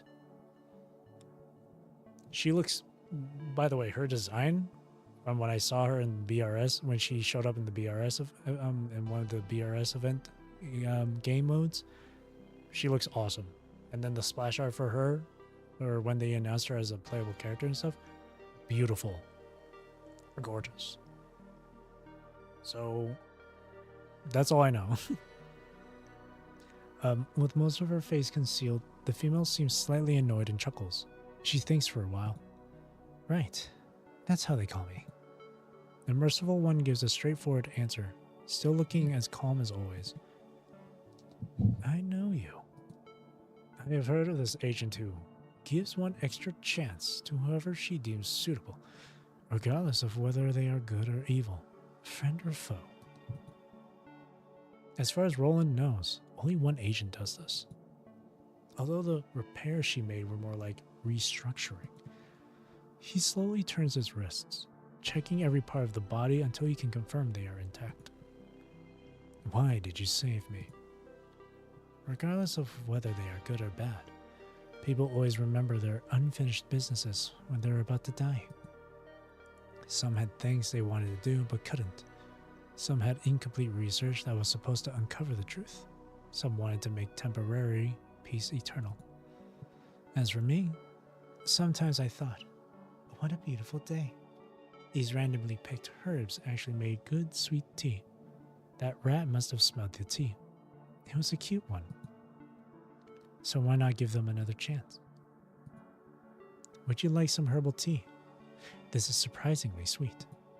The Merciful One poured a cup of tea from the container and passed it to Roland. It's not an order or invitation, but somehow she can get others to do what she says. Roland takes the cup and frowns at its strange scent. But of all the kids I saved, you have the most special reaction. Because I know you are around. The Merciful One. Giving a chance to her she deems suitable, regardless of whether they are good or evil, friend or foe. That search wasn't fruitless after all, for Roland saw that figure who walked through the darkness with ease. He heard the self-introduction she made to Alpha. Normal procedures couldn't heal his wounds.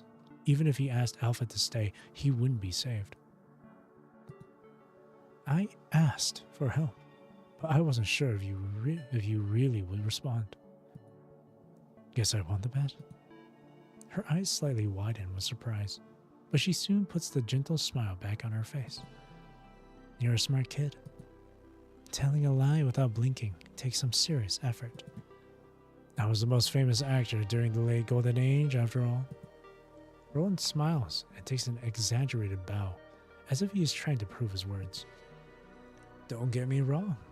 I'm very grateful that you saved me. If my life ends here, the world would be a lot less interesting. And that really concerns me, especially for what I'm about to do. Is it for that white kid? I remember her. Luna is her name. She's lost, but the power she gave you is still around.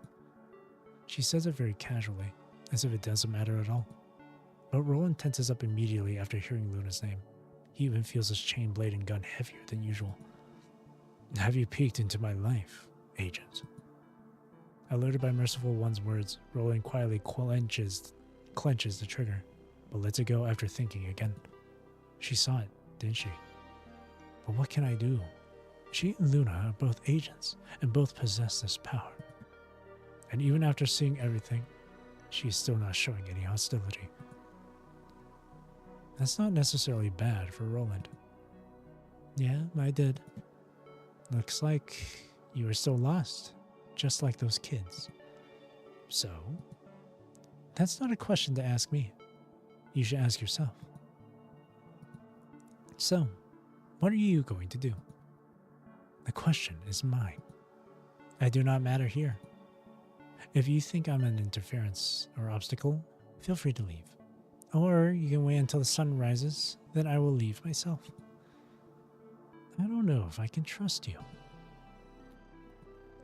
The Merciful One chuckles, as if she has heard something funny. So what? Roland realizes why she was chuckling. Yeah, so what? No matter what, she has given him a second chance. A third chance, actually. The Merciful One is the person who is most likely to help him at this moment. Even if he ends up getting nothing done, this is his only chance to ask. Roland feels like something in his heart has suddenly untangled, so he opens up. He talks about Luna, Alpha, and how the group of ascendants ended up falling apart. The Merciful One only listens, taking sips of herbal tea every now and then. She finally puts down the container after Roland finishes talking. It was empty long ago. I couldn't help it when the tea was so nice. Of course. Before Roland can realize, he has already unclenched his fists. The fierce, aggressive look disappears from his eyes. You know very well what you need to do next, don't you? Maybe you just purposely ignored your own feelings. I don't understand. And I can't help you to either. The Merciful One throws a few more wood chips in the fire. She looks around, but cannot find any more. Where did that kid go? I asked her to pick up more firewood. I didn't know you also took in companions. I don't, but I just happened to be staying at the same place with her. She seemed to be walking a lot faster, so I asked her for a little favor. Here she is. At least I don't have to start the fire again. After some rustling, Lamia shows up with a bundle of firewood behind her. Great, you're finally back. Can only find so much. Why are you... Roland and Lamia look at each other, startled.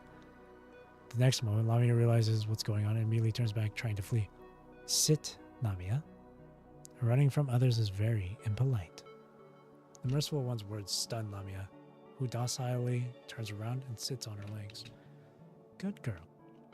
She then turns towards Roland. She was running away the moment she saw you. Do you know each other? I think so. Is she your enemy? More like a comrade. Very interesting.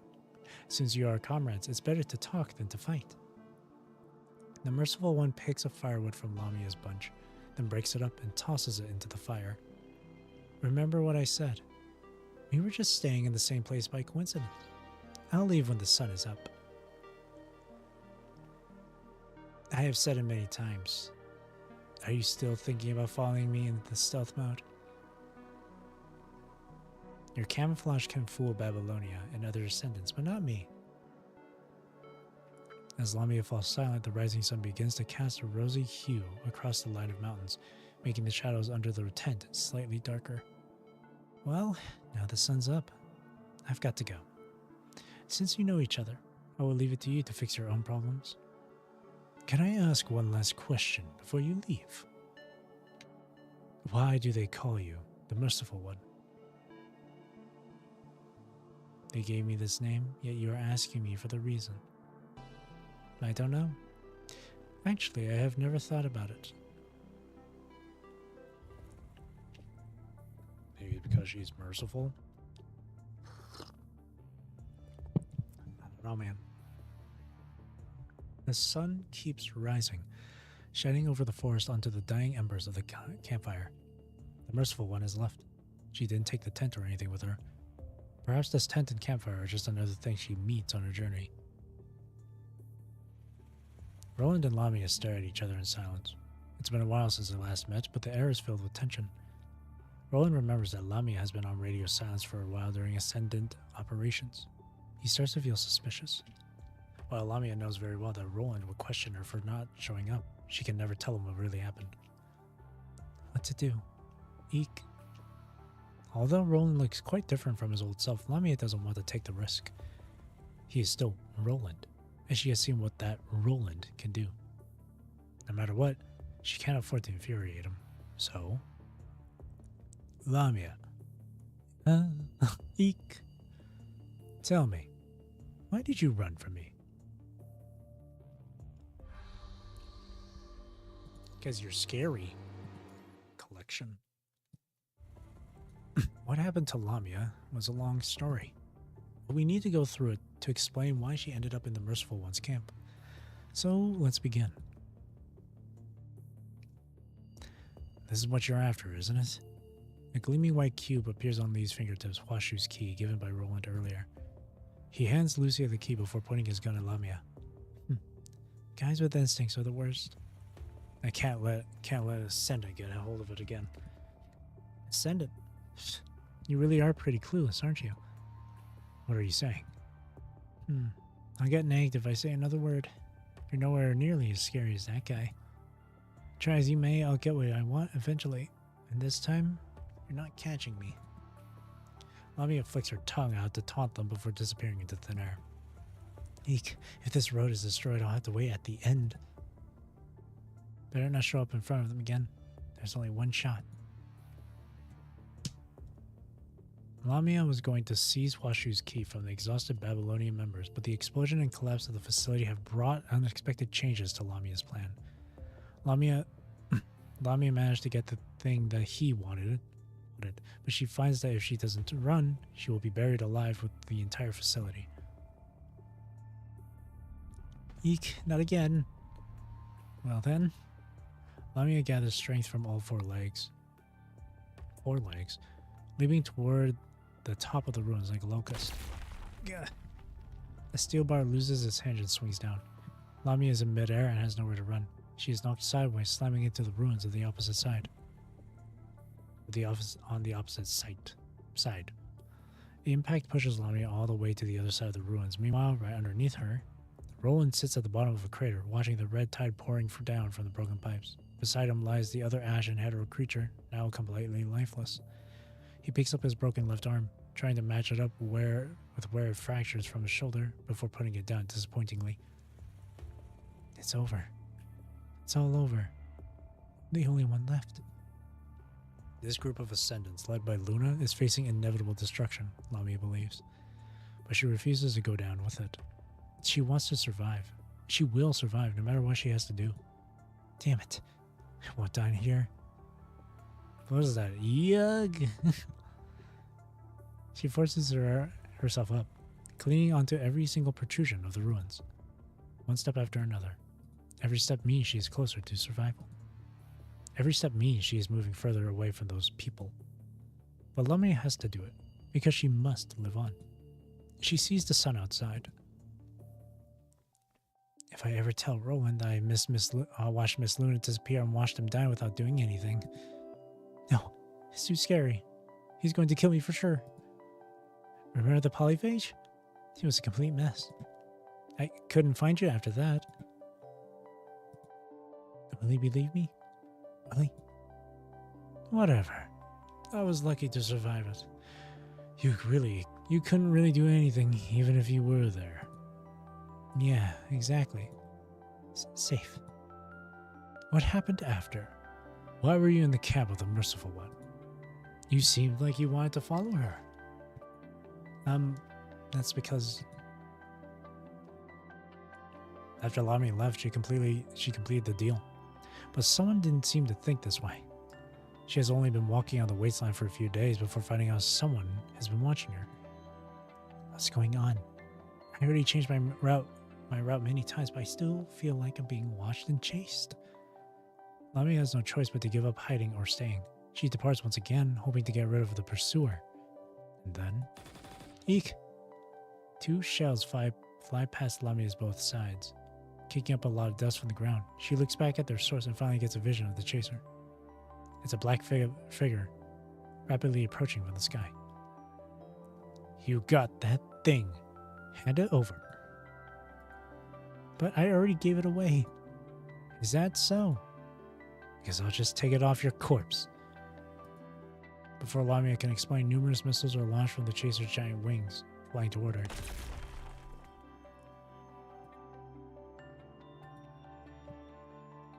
I've been chased ever since. Could not find anywhere to take a break. Until I got near the Merciful One's camp. The black guy who circled around and left. They might have some sort of agreement. After that, I just saw you come out of her tent. Speaking of which, Roland, you look a lot different now. What happened? If you ask me, she saved me. Probably. Saved you. I just brought myself a chance, taking advantage of her uninhibited and unpredictable nature. Even so, I took a great risk trying to set up an agent. Gotta be more careful in the future. Now there is a second chance. We must find Luna again. Huh. Where shall we go? That's a problem indeed. Even Roland doesn't have a clue. Such a rare sight. But if that's the case, why don't we split up? That way we will have a better chance. As long as I can leave Roland for a moment, I can get away. Actually, no. Eek? I am just as clueless as you are. We won't get anywhere if we split up. Both of us are equally worn out. Better not divide our strength even further.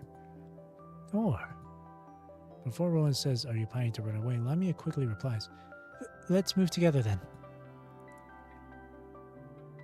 Lamia doesn't mind if Roland doubts her, as long as he doesn't become an enemy. If she is lucky, she may find enough chips for her next deal with Murray along the way. Guess we just have to move together for now. Instead of thinking where to go, Lamia would rather let those around her decide her direction. She can then focus on how to survive. This is what she has always been doing, so the decision isn't hard to make. Alright then. We might have lost the others, but I don't see any harm in two left behind sticking together. So Roland isn't eager to dig into Lamia's hesitating and capricious response. It's not the time to push her away yet. After all, she makes a great scapegoat and is an asset he can sacrifice anytime. Speaking of which, how much do you know about the Merciful One? Why were you with her? Eek? I don't know either. It's just that I sensed a power from her. Not quite like Miss Luna's, but very similar. So, you wanted to find a shelter, but she turned you down. Lamia nods. Even after what happened to Shomi, Roland has been investigating the Merciful One, but every piece of information about her was ambiguous, just like her mysterious smile and unpredictable action. She seems to be always alone, with no minions or friends. Roland cannot tell if she poses a threat to Luna as an agent. Not to mention that she did save his life. She gave him so much but asked for nothing. Even when she learned that he was only using her, she wasn't upset at all. Whoever did this must be either a saint or a fool. But Roland does not think she is a fool, but can hardly call her a saint. What is her purpose then? Either way, it's not something I should worry about right now. Perhaps she had a purpose, perhaps she didn't, but that's not important at this moment. After all, he would have died long ago without her. Let's take a rest and head out at daybreak. He didn't ask any more questions. Am I safe for now? I can only keep going. There's no safe place. Lamia? Eek? I'll leave it to you to set up the guard, Lassie. Eek? Lamia wants to complain, but Roland has already lain back against the wall and entered hibernate mode.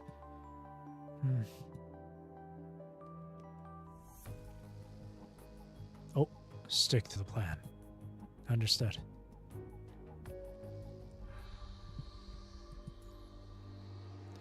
Nothing. Many years ago, at the film set of the Mandasti Real Park, in the studio, a fictional father was teaching his fictional son how to use a rifle. This is the bolt. This is the safety. Here's the magazine. The trigger is here. Push the bolt to load a shiny, slim bullet. Unlock the safety. Pull the trigger. This is how humans fire a brass bullet. It has 2,800 joules of kinetic energy, travels at 868 meters per second, and can take down most animals on the continent. The father told his son, "Life is great, but .300 Magnum is greater because it can take away any life with ease. It makes no difference whether that life is theirs or ours. We are just one of the many life forms." For some reason, Roland still remembers this scene that he once witnessed. But he only knew how to act back then. He didn't have any question. The script was there. He only had to follow it to earn money as well as a chance to live. He had always been living in lies and believed in the rules that were born in them. But lies could be easily proven wrong with some proper thinking. Does the power to take lies really make something great? It's nothing but an arrogant boast. To Roland, struggling for survival amidst a world that ignores the importance of life should be called great instead. That is the real world. He enjoys watching infected constructs beg for the mercy of the Ascension Network. Fragile flowers that shatter after breaking free from the greenhouse, but still struggling to maintain the last bit of consciousness. And the innocent white that was born from the scarlet virus. Those eyes had witnessed infinite despair. Still, she continued to venture toward her target. That white figure pulled him out of hell. The closer he approached her, the more he believed that she was the only truth he would ever seek. But he lost her. What if he never finds Luna again? What if everything gets loose and lost? Where can he go then? His values and purpose will all go down with the lighthouse. How will he be different from many years ago, when he stood in the real park with despair? Shaken aside, Roland hears a well-timed chuckle from the darkness. Hermano, you look confused. The young man in Roland's mind wears a clean and simple outfit. He is smiling, the smile of a normal young person. The smile looks taunting in contrast to Roland's gloomy face. You seem upset when I show up, but... Still, you picked me, not... Oops. Is he not here? Which means... I see. The illusion disappears, and shows up again in a look that Roland is more familiar with. What did you learn? You have an idea, a target. You have a mission, but you don't know how to complete it. Because nobody can give you a reply without being questioned by you. That's why I'm here. Eureka. Guess all you want. But what do you have to say? I know you don't want to see me, but rest assured, hermano. In this world, anyone can leave you. But I won't. and I can't. This is my fate and yours too, don't you think? Well, hermano, do you have any clue? Get it done. My body is yours for now. Your body? What sort of impression do you have of me, hermano? Some electronic ghost may be able to hack into the mind of constructs through special frequencies and replace the host's memory with theirs. But all I can do is stay with you and face you till the last moment. I don't come from outside, and I'm not another you either. I'm just that more honest side of yours. I cannot interfere with your future. I can only bring up those things that you didn't want to confront. Whether you like it or not, whatever you are going to do with them, they are here. So what's this thing I don't want to face? Relax, hermano. I can see you are arguing back now. For now, just do what you feel like doing. If you want to take action, and you want to take action, and that isn't a bad thing. Roland's vision is interrupted by the rustling and crunching of gravel. He turns his head around immediately. Lamia changed the pose to make her legs more comfortable, but she is still hibernating. I don't think you need to keep such a watchful eye on her. As far as I can recall, you used to get along a lot better. That doesn't mean I can let my guard down, especially in this situation. Just look at me, hermano. Roland raises his right hand. It still obeys his mind, but looks nothing like what he remembers. So what? You were never a coward. Has this new body changed you that much? What's wrong with that? I won't have another chance next time. I'm lucky to still be alive, so I must carefully think about how to properly spend this second life. You would throw away even your own life, yet here you are, suddenly getting nervous over something given by others. Maybe you are right. No. If you want to be a coward, you should have been that way from the beginning. You know very well to be cautious about things you don't understand, so why would you rely on this new body that you aren't familiar with? This life may be given by the merciful one, but it's still yours. It's your choice, your consequence, your soul. Everything about it belongs to you. If you want to fight, to die, or to do stupid things, you do it yourself. Look at you, so detached and paranoid. You made yourself this way. Looks like you were right. Rowan's expression relaxes slightly and gives a chuckle. With his nerves loosened, he gazes around the place. It is, or used to be, a low-ceiling hut.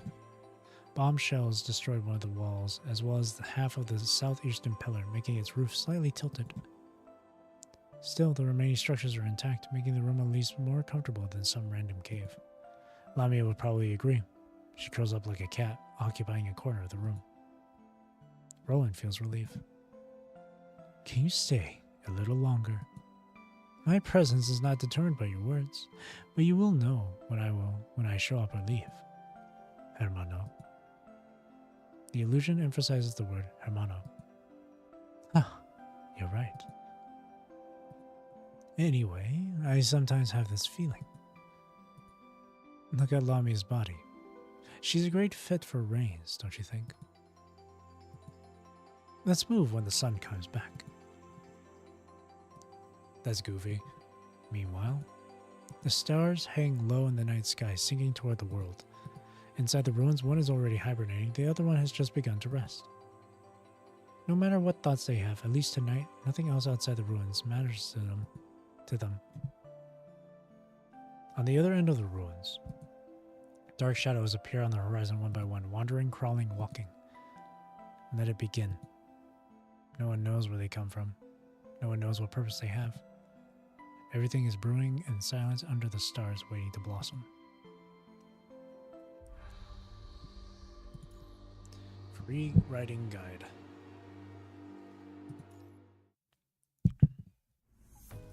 Eek. Not again. At our 7 o'clock. Let's take cover first.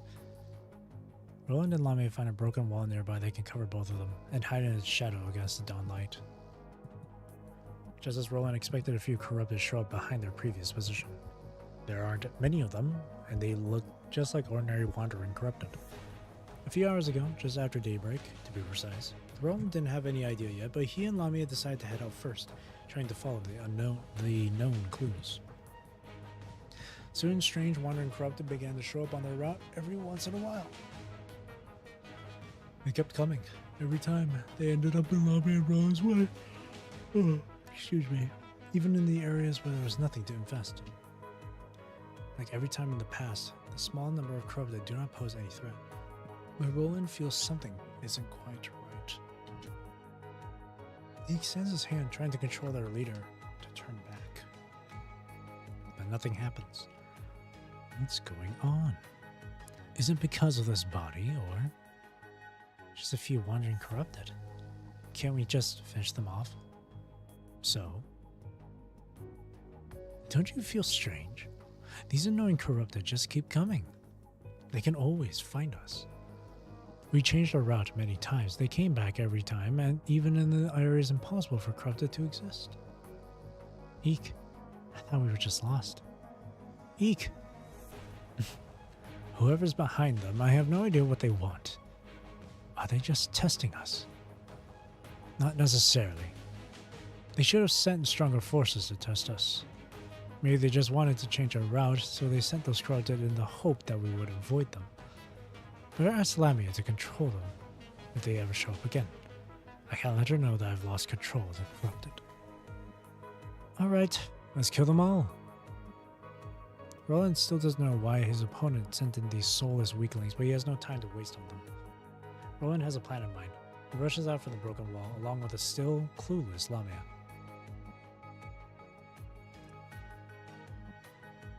They wipe off the wandering corrupted in no time. Looking at the remains, Roland doesn't feel victorious at all. This is happening too often and too easy. This isn't right. What is it? Why? What do they want from these meaningless attacks? Whether they want to get rid of us or make us leave, none of that is going to happen. Unlike humans, attrition warfare isn't going to work on ascendants, but if the opponents can control corrupted, they are probably no different. They are definitely aware that such trivial attacks are never going to pose any threat. If they send in all the corrupted together, they might at least have a chance. Which means they must be doing this on purpose for some reason. The question is, what do they want? Interesting.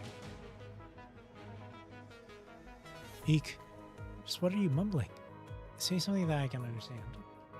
Perhaps Roland and Lamia are staying at the same place for too long. As Roland talks, more corrupted have appeared on the other side of the road, stumbling toward them.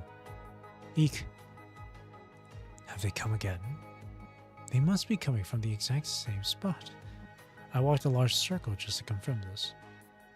Roland watches the corrupted as they march forward. He already knows what to do.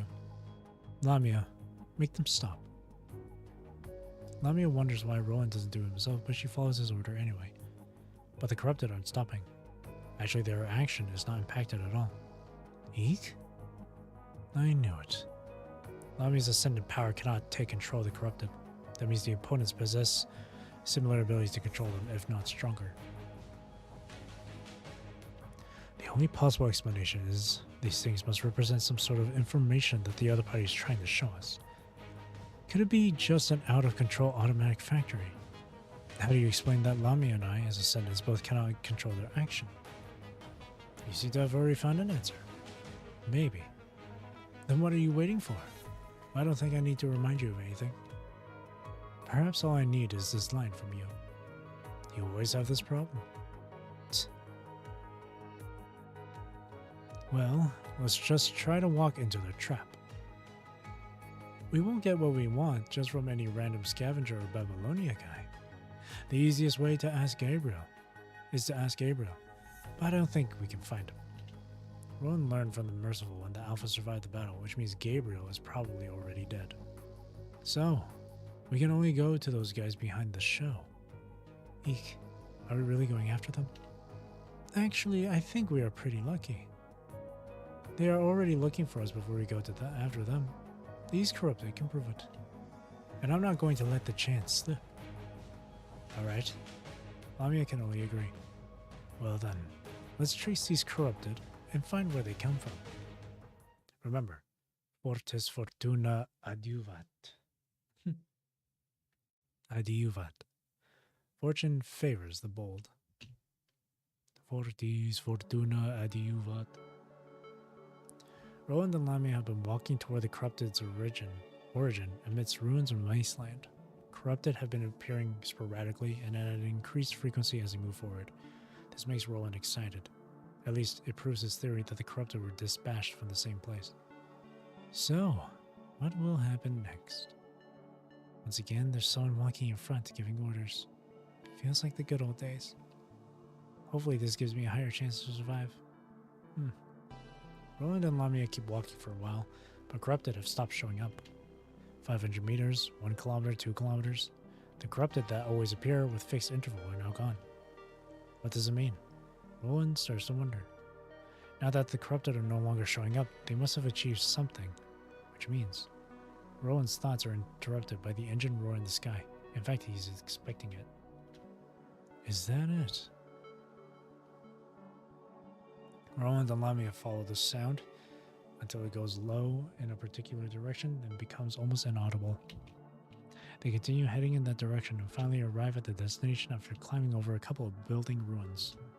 They see a transport aircraft with Babylonia signs parked between the collapsed buildings. Eek! This is a Babylonia aircraft, right? Why is it here alone?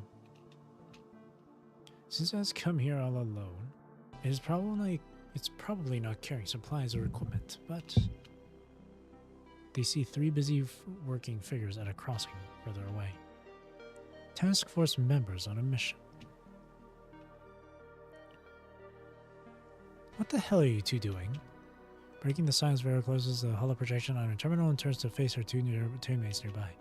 It's a door. Why didn't you just open it? Oh, could it open? I didn't notice. Set up the gear and prepare to work. Roger. Constructs begin to take out the node device used for enhancing remote connection from the crates they have been carrying. Babylonia Task Force. What are they doing here? Are they here for her? No, it can't be. Rowan soon dispels the idea from his mind after thinking about that female. She doesn't look like the type of agent that would attract Babylonia's attention. Could it be us then? No, I don't think so. We haven't done anything. The last time we exposed ourselves, we were with her. Rationally, Roland knows he should stay away from the task force as they have no conflicts of interest with him, especially when his main mission isn't going anywhere. But the task force must be sent here for some reason. Maybe that is related to what he wants to know. There's no need for direct engagement. Apart from someone, the rest probably won't even listen to me. But I should at least find out what they're up to. Lamia, time for you to shine. Go eavesdrop on them and find out what they are here for. Eek. Me? I can't go stealth like you. Alright.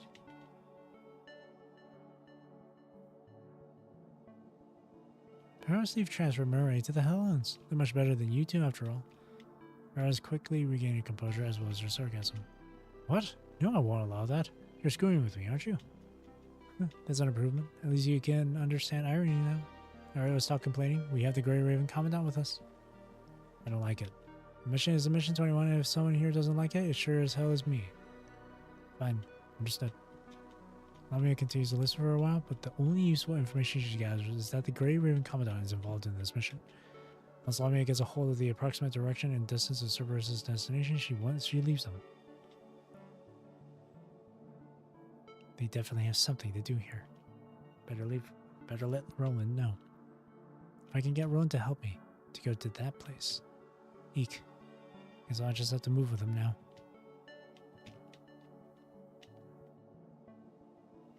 I see. Cerberus and the Commandant of Grey Raven. From Roland's past experiences, there is nothing they have in common, yet now they have come together. The strange comment gives Roland some weird thoughts. Are they here for Luna? Whatever they have discovered, their mission must be related to Luna. He also realizes why the Corrupted are no longer showing up.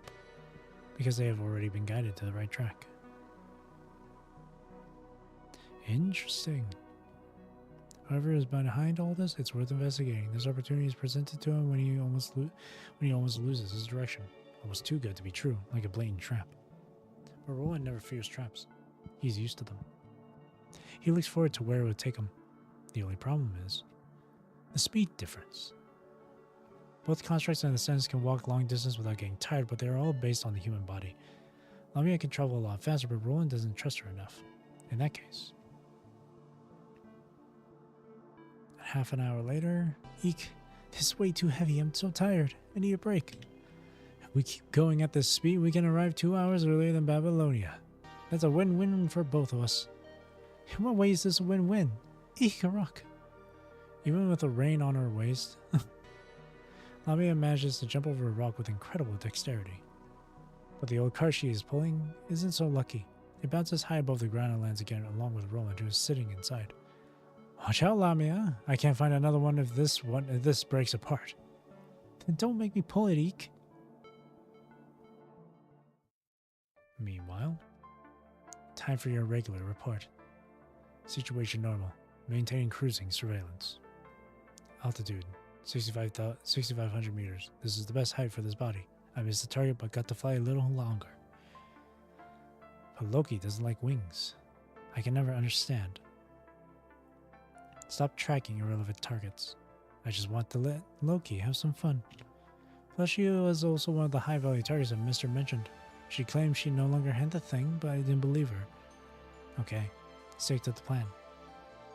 Stay focused. Your mind is easily affected by other things. Understood. Oh, shit. Gosh, there's a lot to go through. Holy. Luna's world. It's already been half an hour.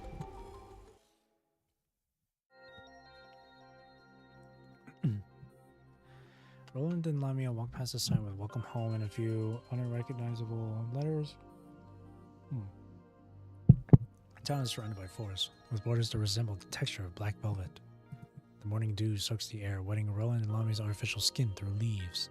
The sensors send a chilling signal to Roland's mind. The moment he becomes close to the town, he feels a familiar pulse. The power given to him by agents is still inside his body. He immediately understands something. Luna has been here indeed. Where is this? An interesting place. Eek? We may be able to find all the answers here, but it can also just be a trap. Roland walks forward without telling Lamia all the truth. There are no signs of other ascendants, which is understandable. Without solid evidence, this place is just a residue of the past. Roland snaps his fingers, spinning his gun with the other hand. He abruptly stops it, then loads up the bullets. What's wrong? It's too quiet. This place can't be so peaceful. During the Golden Age, machines with artificial intelligence were widely used. In places like this where human communities used to live, no matter how much they resisted the convenience of machines, there has got to be some machines around here for public use.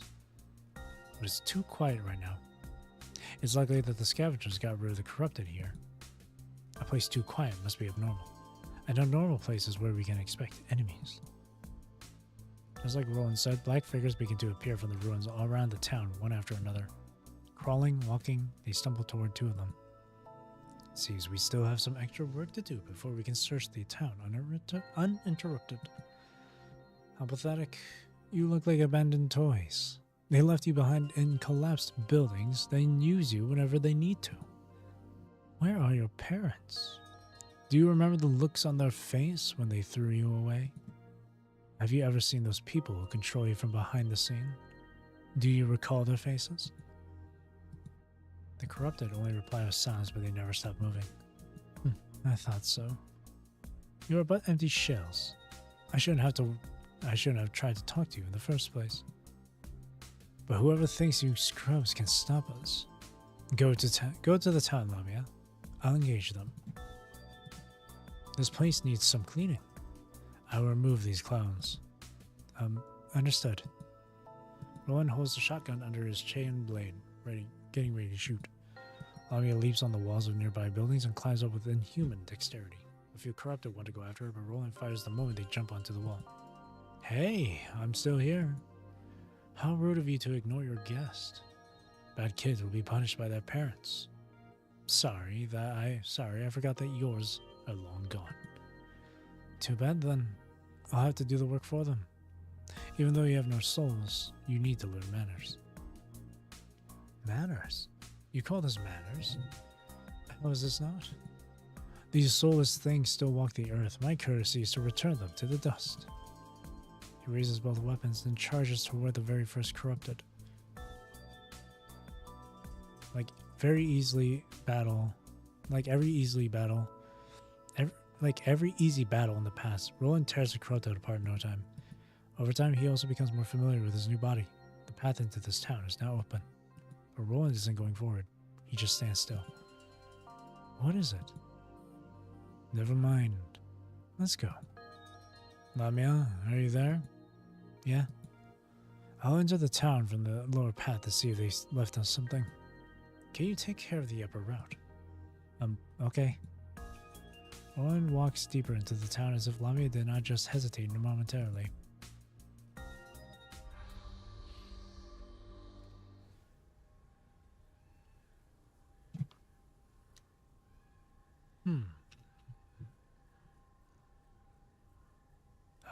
I knew it.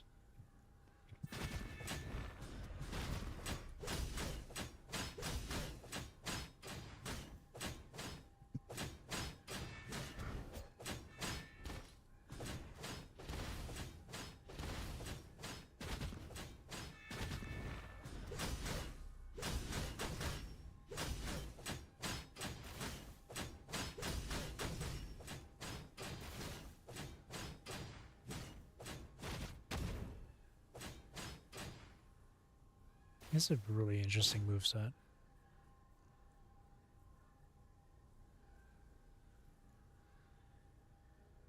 It works. Probably. Go back. You can't get what you want. All this may be just a tease from your superior.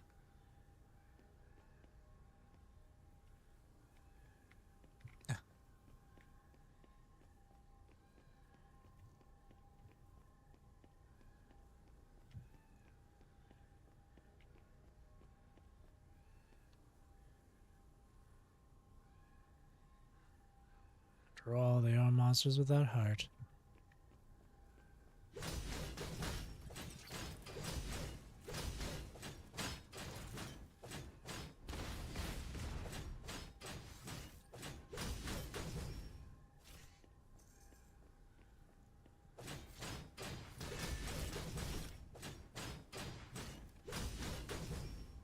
I guess no more comes.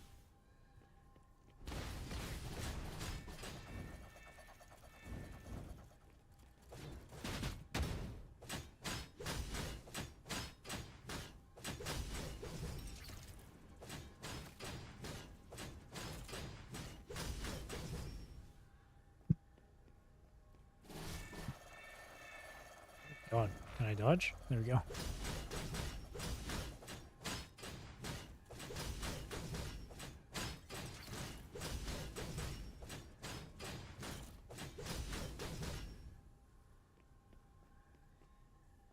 More? Phew.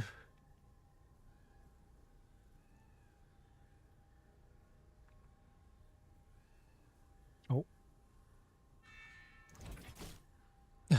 Come on, Roland. If that's the case. Even more.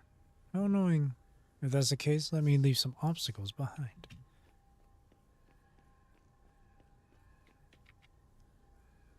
Ah, yes.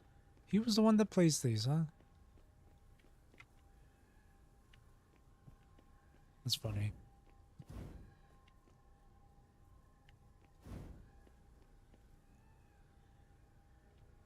Alright, so as long as the contact fuse is set.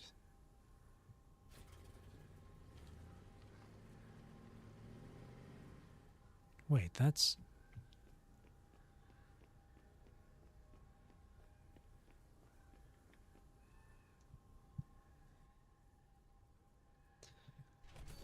Roland hears the sound of rubbing mechanical joints. He knows the uninvited guests have also arrived. I probably should leave. Or maybe not. What? Do you still want to look at the task force guys up close? You got it? They deserve some special treatment. Whatever. The previous occupants left some dynamite to blow up the building when there was a need. Roland puts the dynamite container at a place he deems appropriate, but has to hide it away after hearing the rustling sound of someone stepping on grass.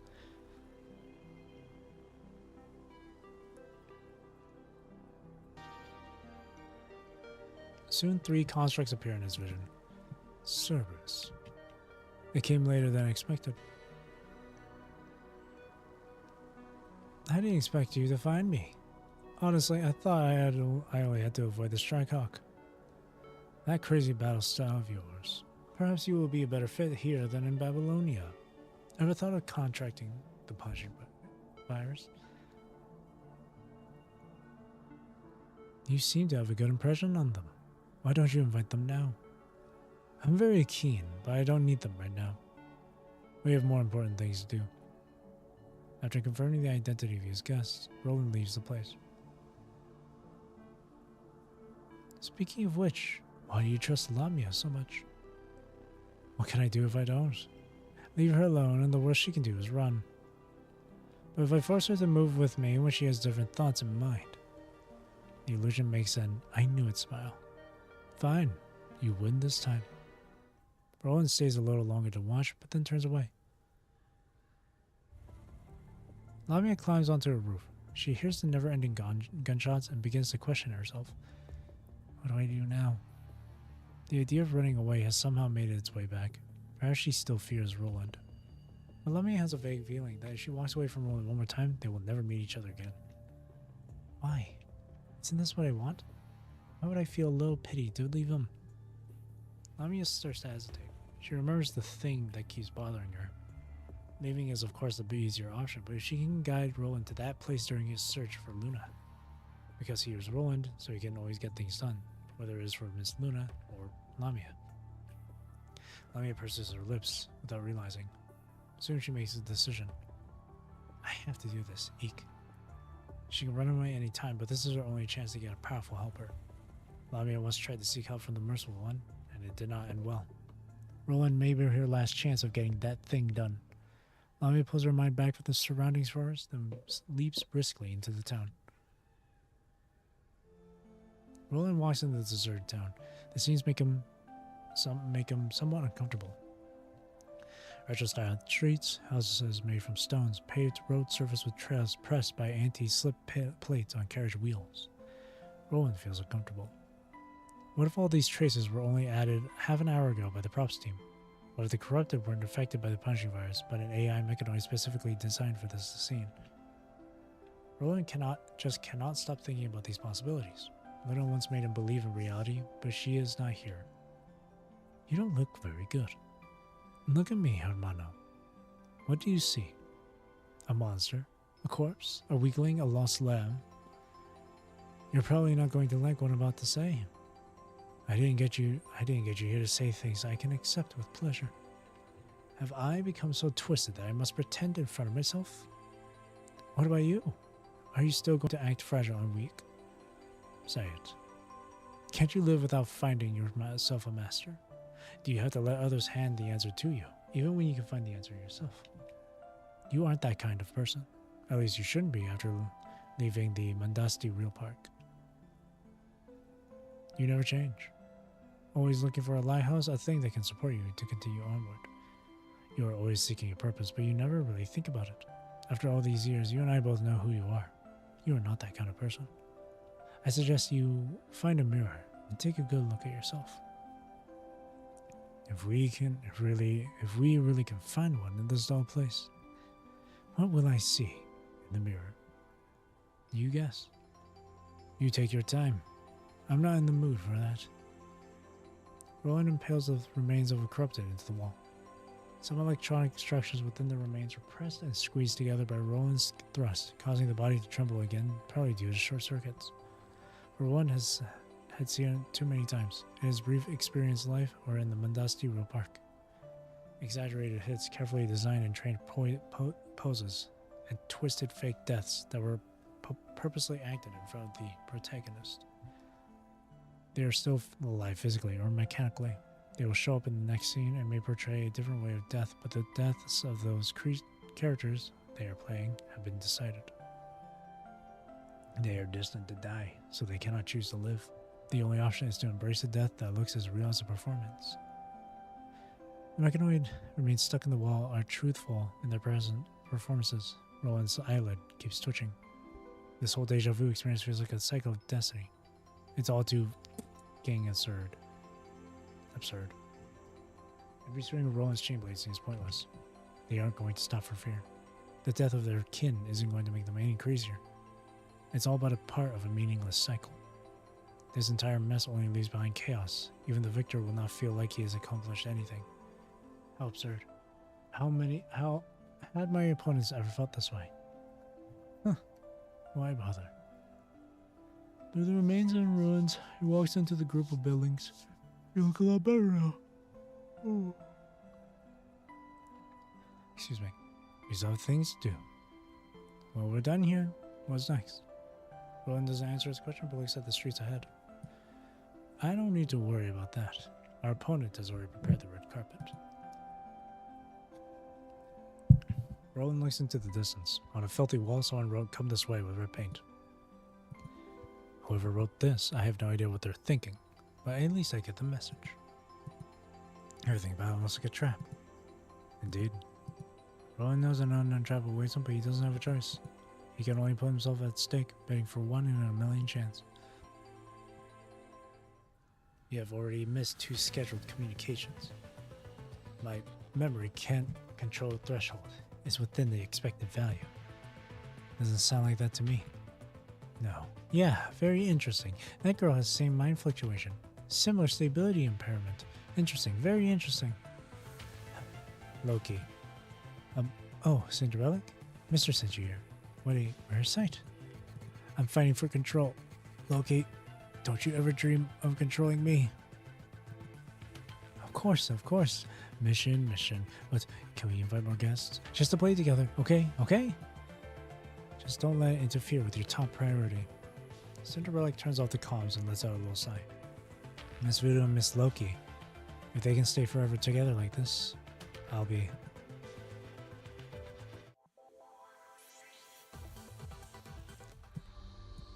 Oh, sorry.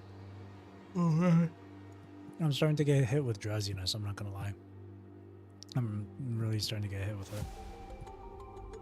Also, the dialogue in these notes, man, they're long. They're really long. Ugh. I'm still trying to go strong with it, though.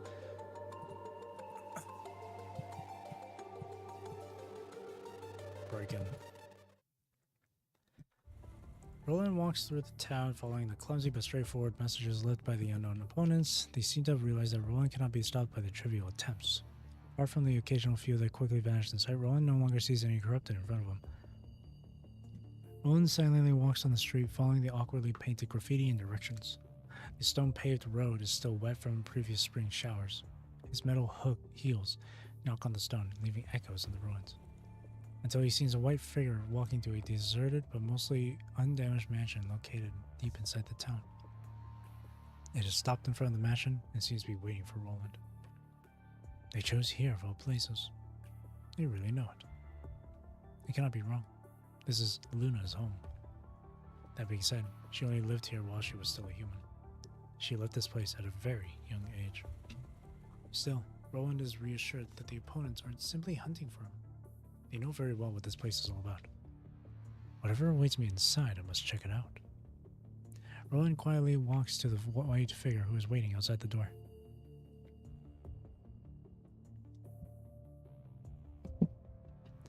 Roland walks to the white figure and realizes it is corrupted. It just stands still without giving further information. You got me here and stopped working. With one gentle bulk, the corrupted joints lose all strength and collapses to the ground. Time to find out what they want me here for. Damn it, they just keep coming. Eek.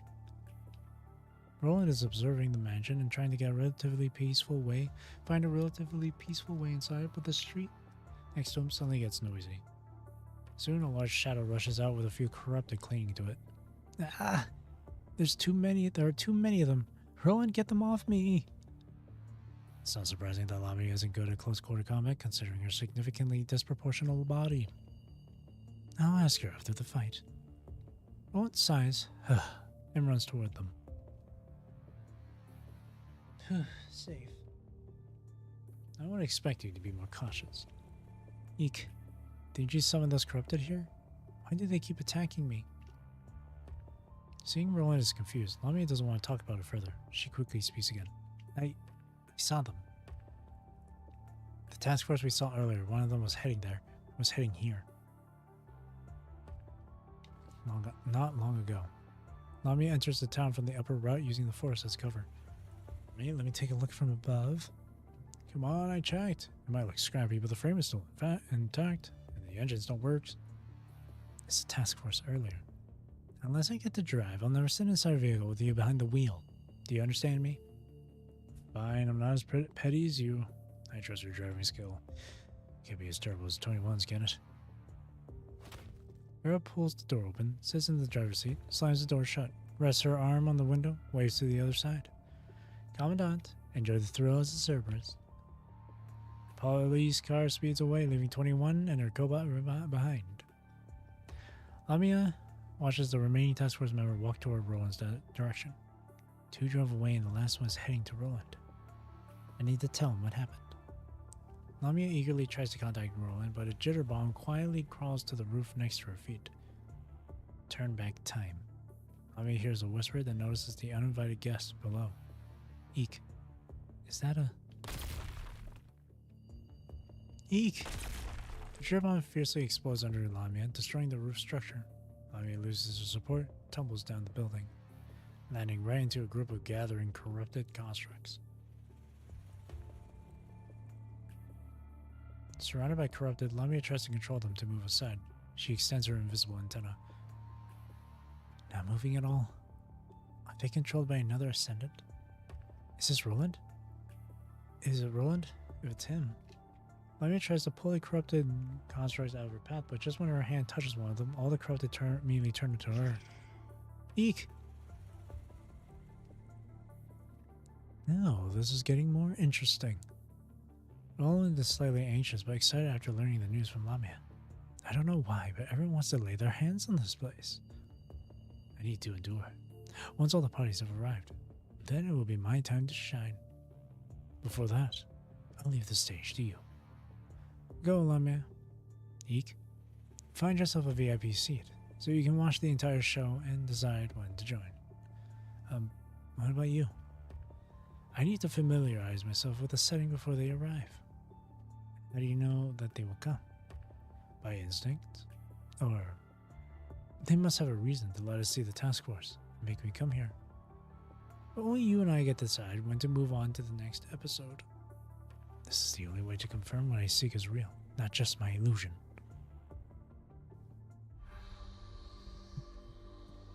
Okay.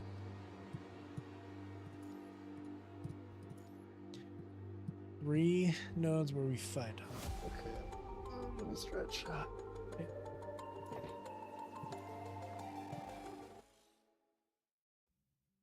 Lamia nods, leaps onto a roof nearby. Roland reaches out to the rusty gate. The dust-covered bolts are moved, leaving a circle of light yellow ashes between the inner and outer rings. The dilapidated frames give a horrible squeak, as if they are fighting the power that is about to change them. Eventually, they succumb to the power and give in to the new visitor. The gate watches the new visitor as he enters its territory. Roland walks into the front yard, a space that resembles a time capsule. Rough pottery pieces are scattered under the wall. Firewood chips are nearly placed next to a smashed fireplace wall, as if they were just freshly chopped in the morning. The ground surface is in extremely poor condition due to lack of maintenance, but tools are nicely placed along the wall. Everything about this place shows that someone used to live here, albeit a long time ago. Roland calmly walks through it, until he sees a crude clay plate at an inconspicuous place on the outside wall. This is the home of Luna and Lucia, built by Daddy and Mommy together. A complex emotion has grasped Roland. Many scenes have come to his mind. Perhaps she used to toddle from the living room to the kitchen, carrying a basket full of freshly picked potatoes. Perhaps she used to rush from the first floor to the second, holding a paper plane that Dad made while making a whoosh sound. Perhaps. Luna was once here, and she left. If she really had come back for some reason. But she is now lost. None of the perhaps can change this fact. Better get back to the topic. Why would they lure Babylonia's task force to this place? And why do they want me to come here? There should be an answer to all these questions. Roland starts to carefully search every nook and cranny of the ruins. Eek, how long are you going to keep me waiting? What's that? Lamia notices a wandering phantom on the street. It travels through the streets without concealing its action, kicking the corner of walls or spraying something on the wall with its head every now and then. What is that? Lamia watches it until it disappears after turning around a corner. But she soon hears engine sounds from where it disappears and sees a black figure rising to the sky. Lamia trembles at the somewhat familiar sight. You got that thing? Hand it over. It's the black ghost that has been haunting her ever since she left the underground cavern. But after giving away Huashu's key, she has no asset left. If she is caught, she will be doomed. But Lamia must not die. It must survive, too. Roland has been wandering around in the house for a while. He thinks as he has checked almost all the possible places, but he still has no clue about what to do next. He steps into a destroyed bathroom in the hope that something may happen if he tries to do something. Most of the things inside are demolished, except the large mirror. It is surprisingly intact apart from one long horizontal crack. Only traces of history remain in this place. He can peek into Luna's past, but cannot reach the present. Can he really find clues of Luna here? Before this, how long has he traveled? How many options has he ruled out? This pursuit almost took his life in the underground waterway. No matter what, he probably won't find anything useful from this mention of the past on his own. Still, it cannot explain why the other two gurus also have their eyes on this place. Or could it just be the result of an incorrect decision or a foolish mission from Babylonia? If that's the case, where should he go next? What is he going to look for? Roland looks at his somewhat unfamiliar black body in the mirror. He cannot help but feel a little sentimental, for too many people and things have changed. I didn't realize. Is this what I look like now? Why? Do you prefer this look instead?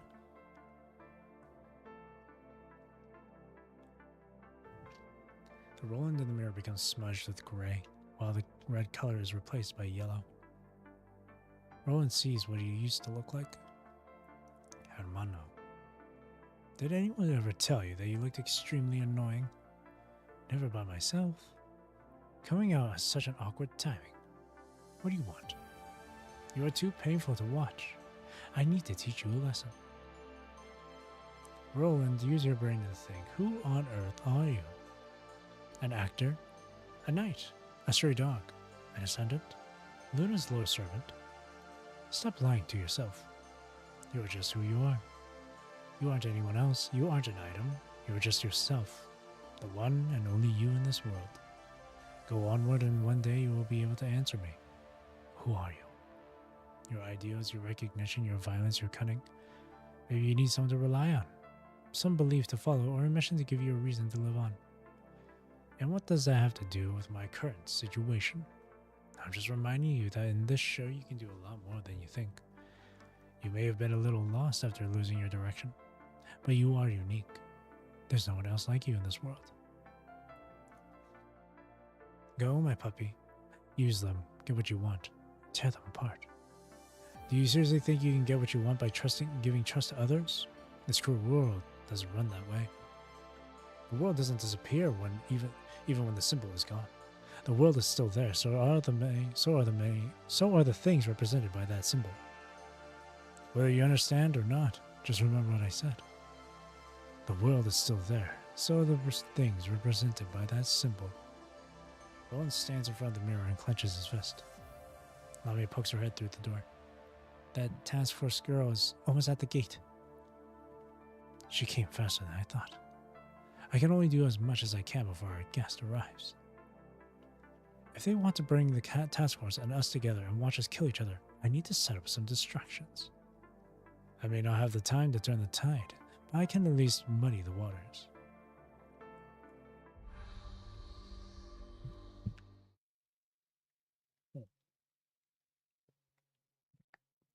Is this it?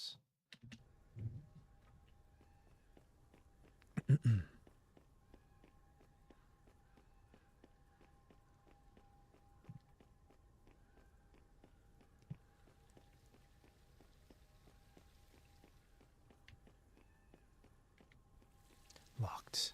I can open it violently, but it might alarm the Cerberus. Pointless harassment.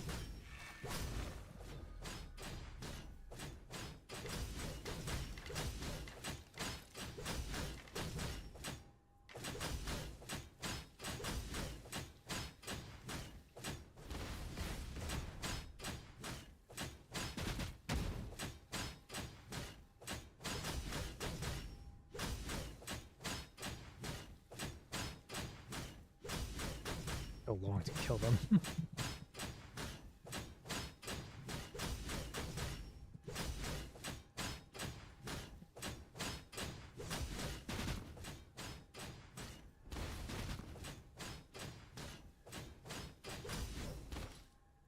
Okay.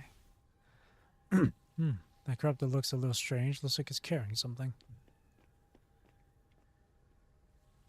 Strange lock. Who left it here? Where was it supposed to be? I should be able to open a modest entrance from here. I'm in. Better search with caution.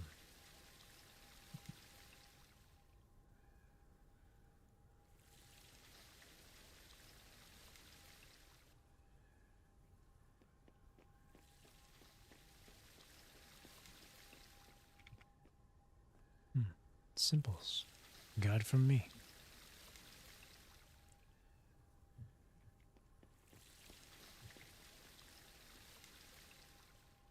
Only one lamp on, and there's a similar symbol next to it.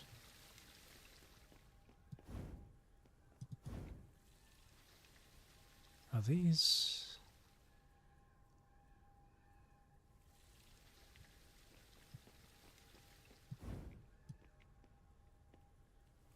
Two bars, but they seem as one. These symbols in this lock I see. Was it someone who was going to lock here but for some reason failed? So, let me use this lock to buy me some time.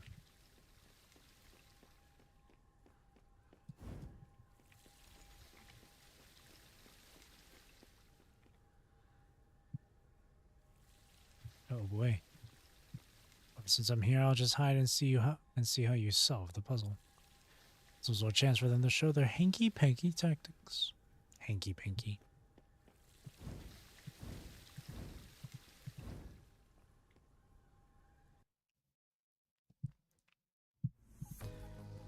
Crisp, unguarded footsteps can be heard outside the mansion. The person seems to be unaware of Roland and Lami's presence.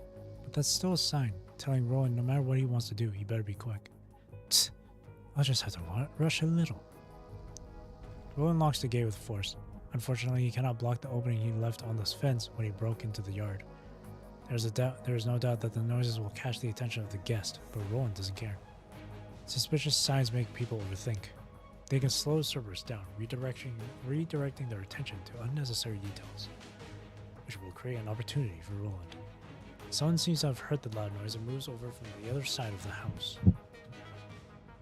Eek, what are you doing? Shh, our guest has arrived. Time for the next step. What shall I do then?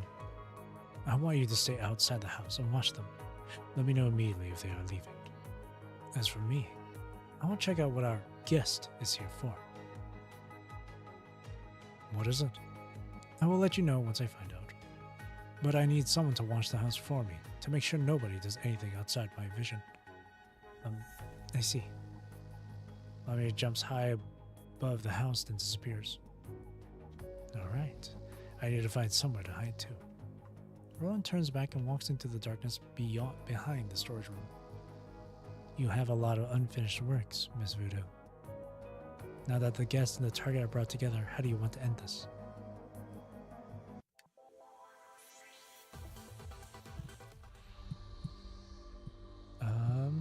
Right here. Lopsided recall.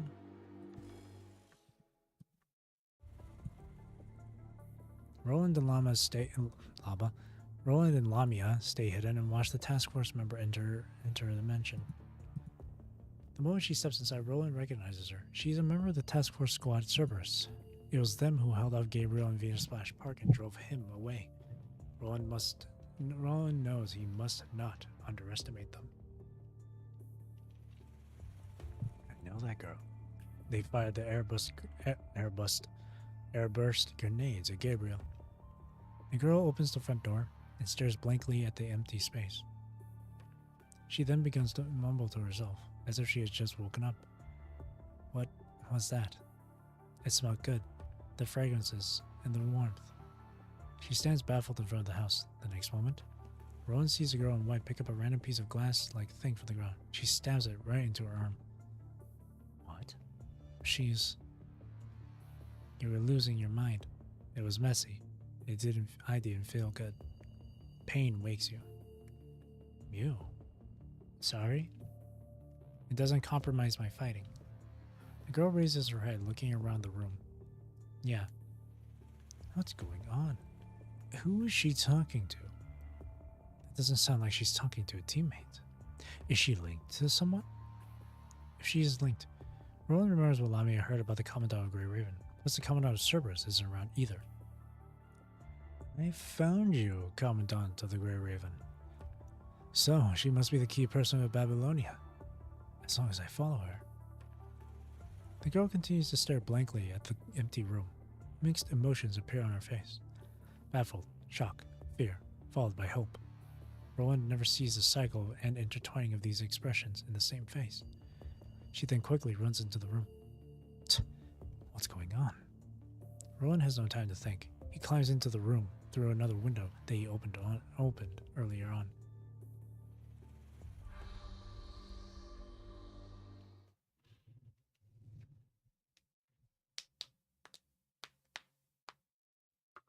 Footsteps come from the other side of the hallway. Looks like she's already inside the house. Follow her.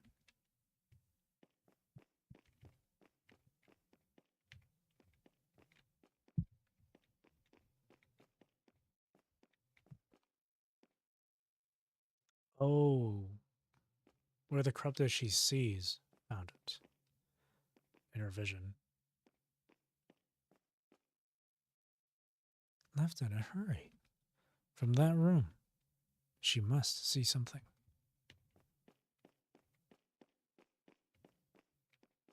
Here is the children's room. A room for Luna and Alpha.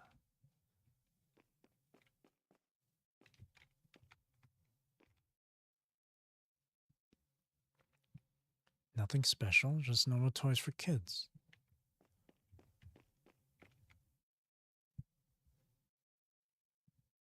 Group photo.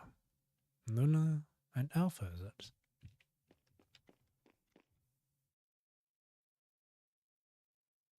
I seem to remember Luna mentioning this. Nothing special. What's happening there?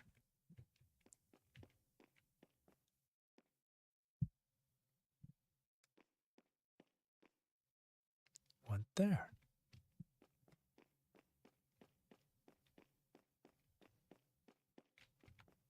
From the footsteps she ran here, what was this? Someone is opening the door from the other side. I have to stop her.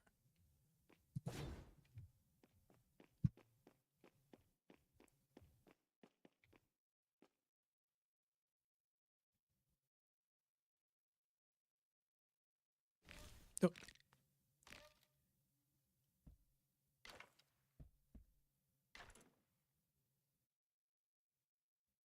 What a clingy child. Why don't you play with your peers? Sure, I can help you find someone to play with.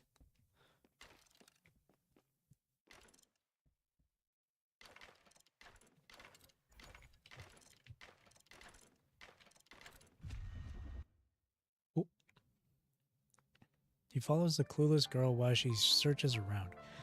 Roland has already inspected the place thoroughly, but she seems to be able to see things that he cannot. Interesting. Is the information only visible to those that meet all the criteria? Roland feels like he is getting close. After a series of seemingly pointless searching and relocating, the girl linking to the Commandant of Grey Raven runs downstairs. But Roland is not rushing to follow. He's not keen to be a good stage actor that follows the script, especially when the stage is not going to award him just for putting up a good performance. There is a complicated plan behind all this.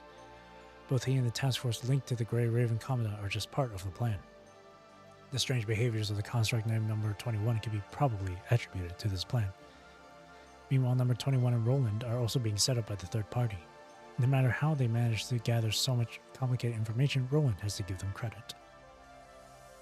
Roland has no choice but to follow the script step by step. Roland has already seen what number 21 has seen, but those things aren't going to tell him where Luna is now. They are nothing but some miscellaneous items that could potentially come from Luna's childhood. Luna doesn't know what the third party wants from the connection between her and the Commandant of Grey Raven, but it has nothing to do with this house. Maybe number 21 and Grey Raven Commandant will eventually find out what they and Roland both want to know, but that will never be revealed to Roland and the person who set him up. But if whoever sets Roland up knows what Babylonian Roland wants to know from the beginning and tries to communicate this through their plan, this is making me mad. I bought myself enough time, but the end result was whatever. It is still within expectation. Disappointed? No way. At least it tells me one thing. Whoever set this up knows who I am and knows exactly what I want.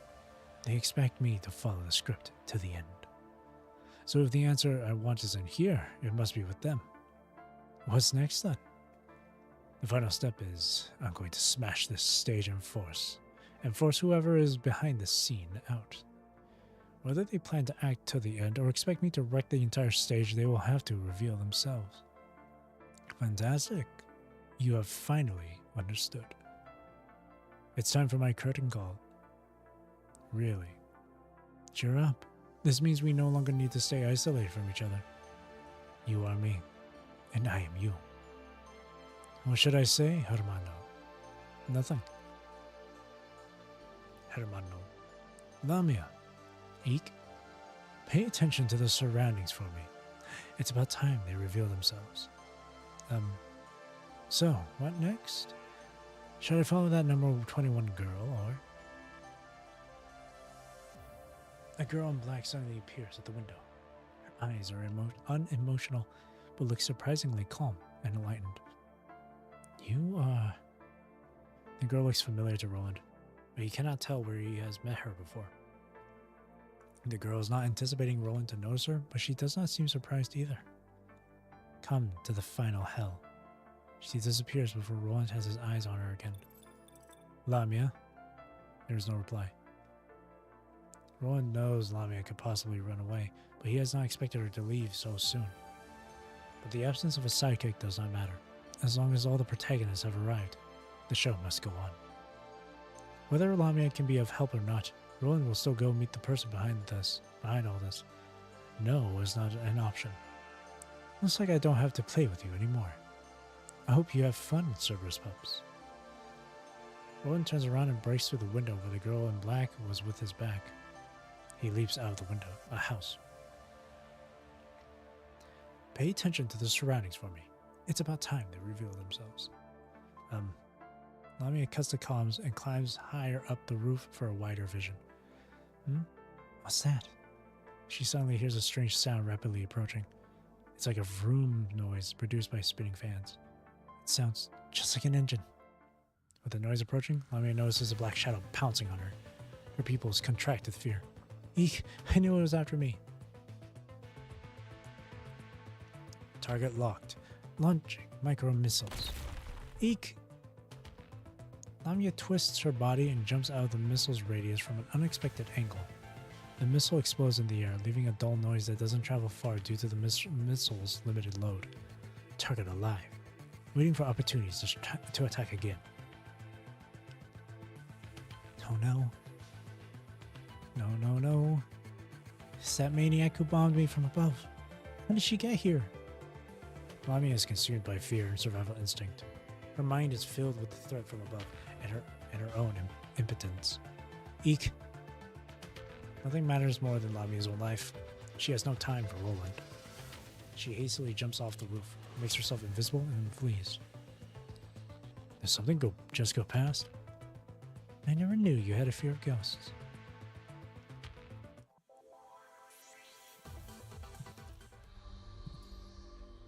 Cage battle.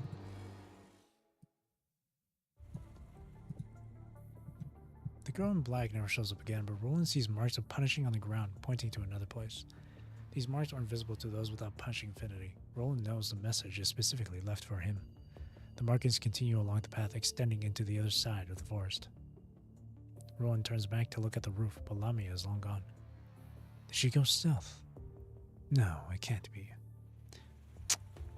So she ended up running. I did think about this possibility. I had a plan, but whatever.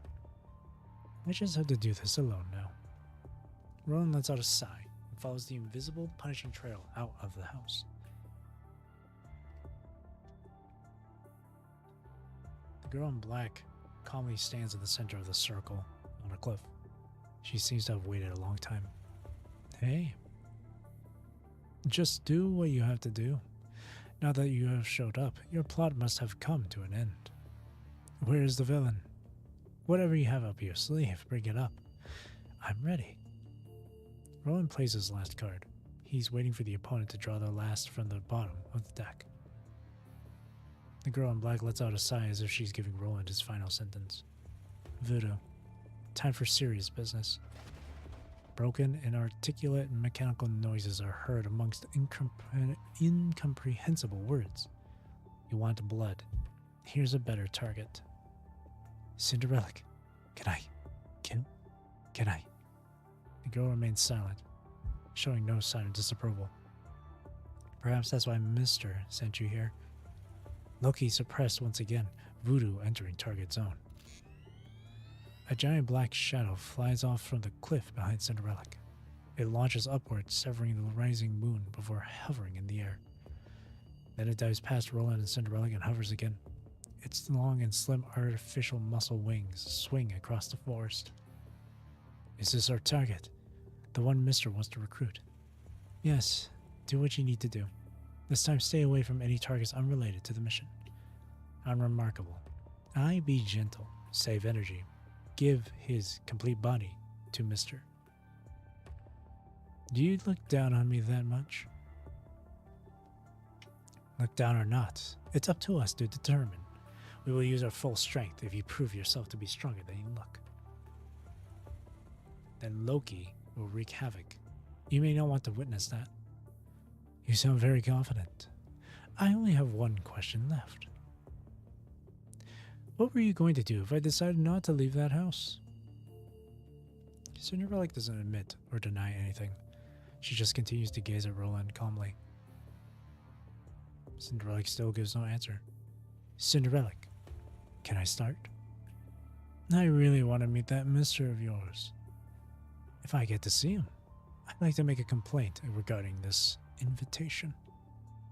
The staff he sent displayed extremely poor attitudes. The girl doesn't reply, only bows instead. She then waves at the black figure in the sky. Great. We have one poker face and one maniac. Surely you don't look like you want to talk. Fine. Let's use violence first. Roland points his chain blade and gun at Voodoo in the sky. Loki is driving me nuts. So are we going to take turns? So we are going to take turns to play. Can you explain to Mister if I hit him too hard? She doesn't answer, but Voodoo takes this as a silent approval. Cinderella disappears from Roland's vision, leaving him with Voodoo soars into the sky again, then dives rapidly toward Roland's position with her back facing the moon.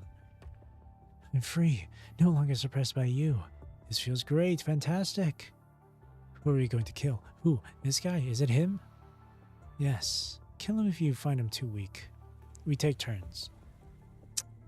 You can argue all as long as you want. But can I go?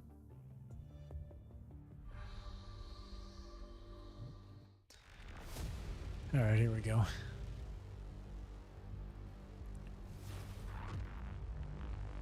Win and Mister will meet you. Lose and Loki will tear you apart. Is that so?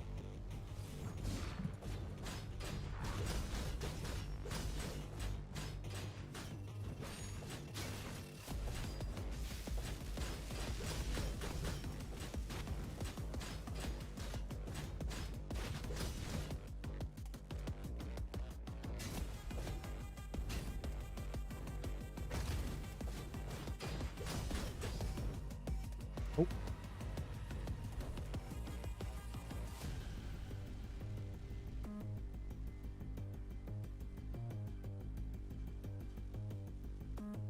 Oh, the music is sick though.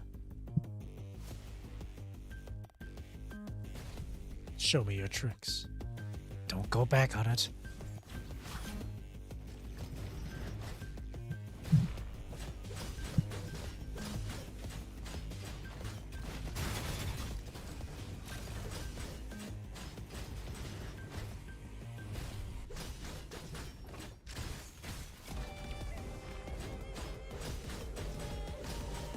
There we go.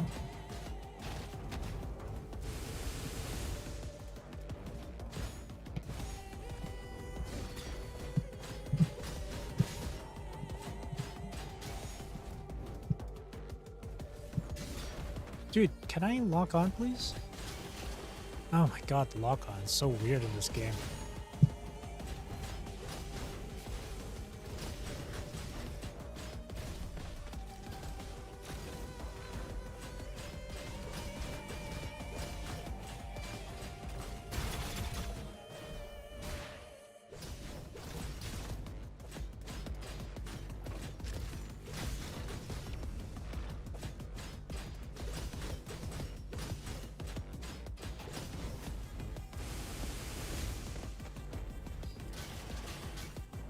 Oh my god.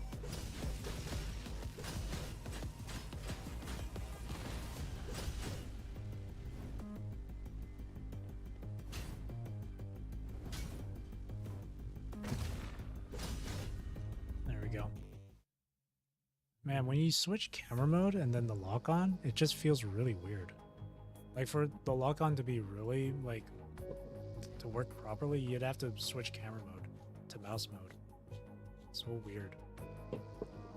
The thing Mr. asked me to reveal to you. Loki has already done so. But from the look of it, you don't seem to be worthy.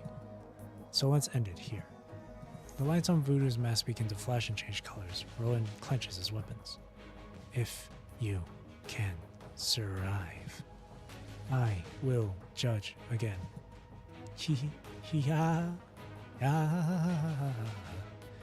Very funny. So funny. Voodoo's calm voice becomes twisted, changing into a horrifying scream once again. Worst case, I'll just tear you apart and throw your remains to Mister. He won't care. Weaklings don't deserve to live. After a round of battle, Roland is already getting used to her bipolar characteristics. Worst case, are you suggesting that I can still live to see your Mister? Damn it. What the? Did those words trigger the defense mechanism? Loki has gone haywire, exceeding the prediction. The components of the simulation constraint and her vital fluid needs to be readjusted. But the mission must go on. Individual Roland, my mission is to test you. But I'm not seeing anything worth noting in your performance. Your battle stats are lower than the benchmark set by Mister. Neither have you displayed the intelligence, like Mister said, that could neglect the difference in strength. You've done a lot of homework. Mister knows everything. So, on, going. Starting from her hand, Voodoo's entire body begins to tremble. The light spots on her keep changing colors. Lo, you betrayer. Betrayer. So what? Are you going to execute yourself? Do you still think you can separate yourself from me? Ever since you put your favorite movie character in your brain? Voodoo. No. Researcher RIKD042. You don't seem to understand our relationship, do you? You can argue all the time you want, but can I go? Voodoo is not responding, but the missile launcher on her back locks onto Roland again. What do you think? What shall I take? Your entire body? Or a hand or your head? Which one will make my mister happier? After a few rounds of engagement, Roland appears to be at a disadvantage. His weapons are no match against Voodoo's air supremacy. Time after time, Voodoo uses her wings and missiles to outmatch Roland's chain blade. Roland seems to be cornered. He can only swing his chain blade to repulse another attack from Voodoo. Once he gets enough distance to fire, he immediately shoots the last 8 slugs at Voodoo's helmet. Voodoo's head flinches backward. She tumbles in midair, until the auto-balancing device on her suit controls the engine to adjust her position. She barely manages to maintain balance before falling to the ground. It's so painful. It hurts.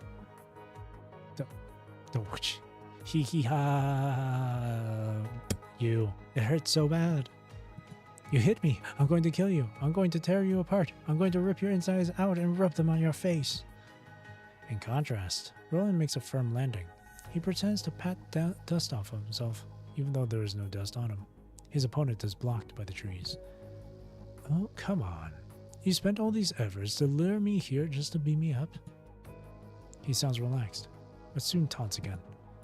We could have sat down and chatted if you had any complaints. Resorting to violence is not how a gentleman like me would have preferred. He continues to humiliate his opponent, which is no longer needed. Voodoo has already risen to the sky and dives again. Enough with your bullshit. I have no idea what the mission is. I just want you dead. With those words come even more ferocious attacks. Obscured from vision, Roland is dashing back, unable to counter. For one split second, Voodoo thought she saw a grin in Roland's eyes, but it disappeared so soon that she felt it was just an illusion. Doesn't even care about the mission now. Why would they send a psychopath? Voodoo has no time to investigate Roland's smile. In fact, she is consumed by Loki's endless fury and has no time to consider. Voodoo's leg slams into Roland with extra strength generated by her wings and thruster. Knocked back by a strike, Roland collapses to the ground, waving his hand and coughing. Vital fluid drips down from the corner of his mouth. Come on, at least tell me why you want me dead. The conflict has inevitably attracted someone else's attention. At this moment, Roland's plan is finally complete. Did your boss not say anything? Or, are you just a mercenary, hired to take my life? She pauses a little after hearing Roland's words. Is it working? It only buys him a little time before something else takes off from the forest. It flies over the forest, Cliff, and Roland, hovering, releasing blistering heat from its exhaust air. On the other side, number 21 struggles to tighten her body as her instincts tell her danger is close. The trees are blown apart by the hot air, revealing a white object between them. I spot it. That's right. The scent. The scent. What a scent! The storm howls. Small rocks fall from the cliff as the metal beast spreads her bladed wings, pulling up rocks and fallen leaves around her, adorned with the moon as a crown. She bathes in the blood-red moon, her shadow stretching infinitely, and she looks like a claw extended right out of the moon. The next moment, she suddenly bursts into a twisted growl. Her body twitches, arching into an unnatural curve, and you are baffled by what is happening. Chirp, chirp, chirp, chirp, chirp, chirp, chirp. A low rustling sound comes out of the monstrosity's throat, getting louder and louder. No, not rustling. Laughing. She's laughing. She's laughing from excitement. An excitement to kill. She chirps and laughs, her monotonic and extended voice sending a chill down your spine like the scream of babies abandoned in the sewer. Chirp, chirp. Ah, ha, ha, ha, ha. Her voice suddenly turns into a continuous high-pitched shriek filled with the equal parts of terror and delight. Only a tormented soul in hell could have made such an inhuman sound. I'm here, I'm here! Mister must be so disappointed. He picked such a useless scrub. But if Voodoo brings him his new toys alive, he'll be happy. Mister will be so happy. What is that thing mumbling about? New toys. Fall back. We are the targets. I was reading through that quickly because like we've been through it already, so. Okay, now this is completely new stuff. Ending citation. There was another node that just got unlocked. I'm not alone either. Noctis 21, finish him. Voodoo's no match. Yep, full of surprise. Oh, Laguz. Roland quietly mumbles a word. Only Vera realizes what is about to happen as she has seen Roland do it before. Turn off your audio modules now. It's not going to work. 21 are knocked back by immense force. Yep, loses balance, drops her weapon, falling to the ground. Ouch. We read through this before. Even Vera is trapped by the whip. The crouching man, who has been pretending to be defeated, gives a smile. Marvelous. How wonderful. Elegantly, Roland steps up, takes off an invisible hat, bowing under the moon like a magician, giving his curtain call. Ta-da! The show is over. What an opening act. You saved me a lot of work, let me tell you that. As for the audience who tried to sneak in without a ticket, I think a little punishment is in order, no? Roland did not try to imprison Voodoo, though. After fighting both Roland and Cerberus, she probably has no strength left. At the same time, Roland can find more information through her reaction. She did not attempt to run, which was a good sign. It means she was prepared to be defeated. He walks to Voodoo, looking nothing like the frail loser moments ago. Now, can I have your ticket, please, ma'am? He then moves closer and whispers in her ears. Where's the other one? I don't talk to the henchmen. If you want me, get your boss to talk to me. Mr. Vonnegut will be very satisfied with your performance. Where is he? You'll find out soon enough. I don't like riddles. Roland points his gun at Voodoo's broken mask. I have no idea why you're designed to put the core components of your mind in the head, making you no different from a human. But that's easier for me. Without the armor on your mask, even a military-grade composite skull won't survive my shotgun. So bring me the other one if you don't want to die. 3. A familiar girl dressed in black appears in the corner of Roland's vision. Oh, boring. Alright, we don't have much time, do we? That mister you keep talking about, take me to him. I'm afraid I can't do that. Because I have to leave. Starting backup jet engine. Few thrusters suddenly appear under Voodoo's large black wings. The flames and air currents push Voodoo into the air at an awkward angle. Before she leaves Roland's firing range, her last words are, "You'll change your mind once you meet him. To people like you and me, that is the only place we get to enjoy ourselves." Interesting, very interesting. What a fascinating plot, Roland thinks.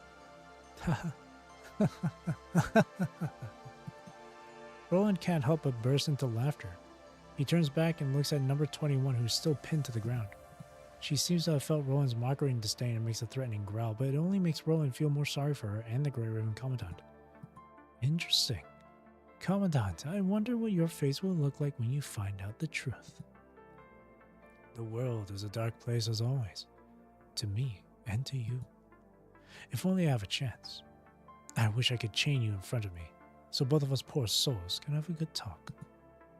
Well, that's another story. Roland looks back at Voodoo. She has already escaped into the sky. Roland searches around for the girl he saw earlier on. She has already disappeared without a sign, just like every past appearance of hers. Enough of this pretentious mystery. Well, I've got to go too. See you, good puppies. Roland turns around and leaves the valley. The helicopter noises are getting closer. There's probably Babylonia's reinforcements. Or maybe not. But Roland no longer cares. Soon, Cerberus will find out that unlike the encounter at Venus Splash Park, this time they are only trapped by the electromagnetic constraints that he planted earlier on during the battle. But that's not for Roland to worry about. Ready for the next step. I see, you were defeated. Don't worry, that was also part of the plan. Yeah, just come back after that. I'll take over from here. Mr. wanted it this way. Okay, it's not something you should worry about. Fisher. There's still more? This is a long one.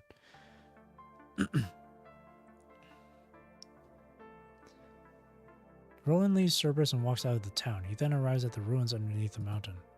God damn, Lamia. Roland expected her to run, but she did it at a very awkward time.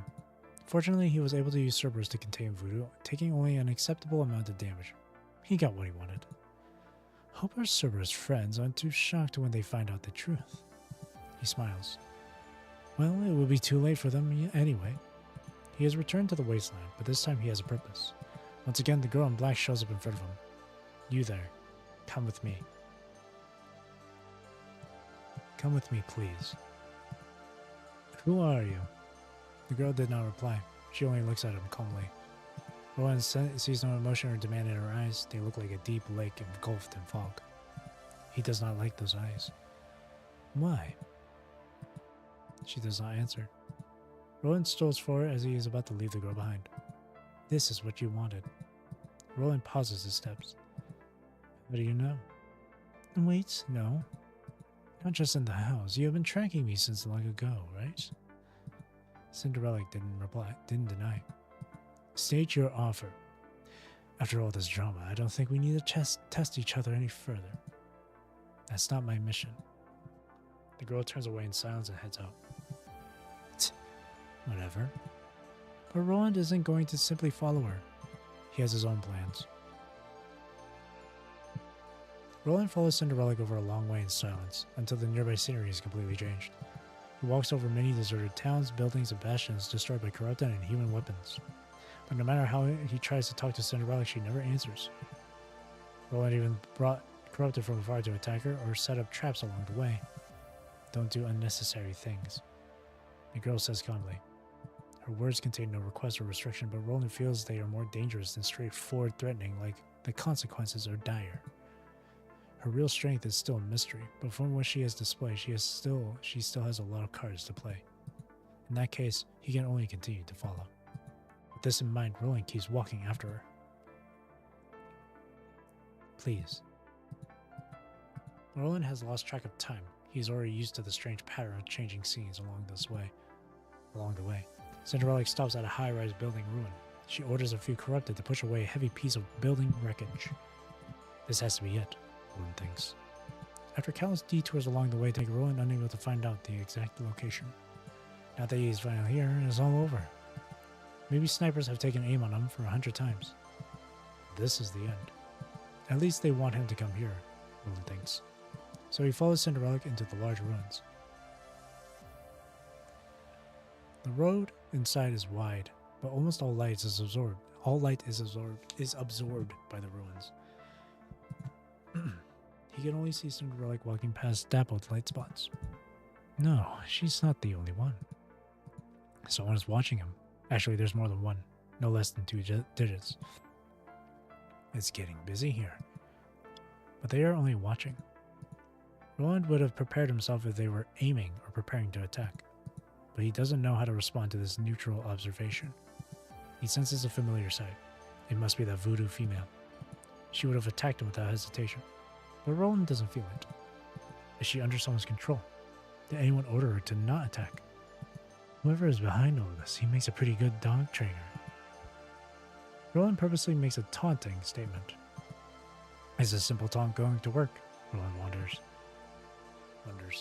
There is no response. The watchers are still eyeing on him, while Cinderella continues to walk without a word.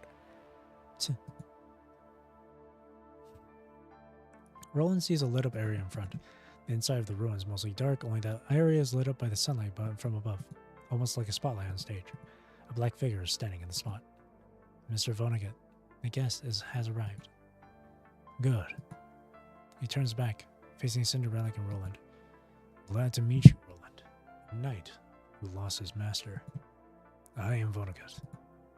Now that you have made your way here, I can give you my straightforward promise. Come work for me. I can make your wish come true. If that's the case, I trust you can understand that I have no interest in these social concepts. Why don't we cut to the chase? Roland makes a bold statement. He isn't keen to get himself overly involved. After all, he only came because he wanted to find out if they had the thing he longed for. I can give you what you want. Undecided middle game. Alright, this is the last one. I can give you what you want. Another agent. How interesting. But Roland isn't surprised at all. This gold-masked agent wouldn't spend so much time and effort to invite him for a coffee. Still, the offer was very cliché.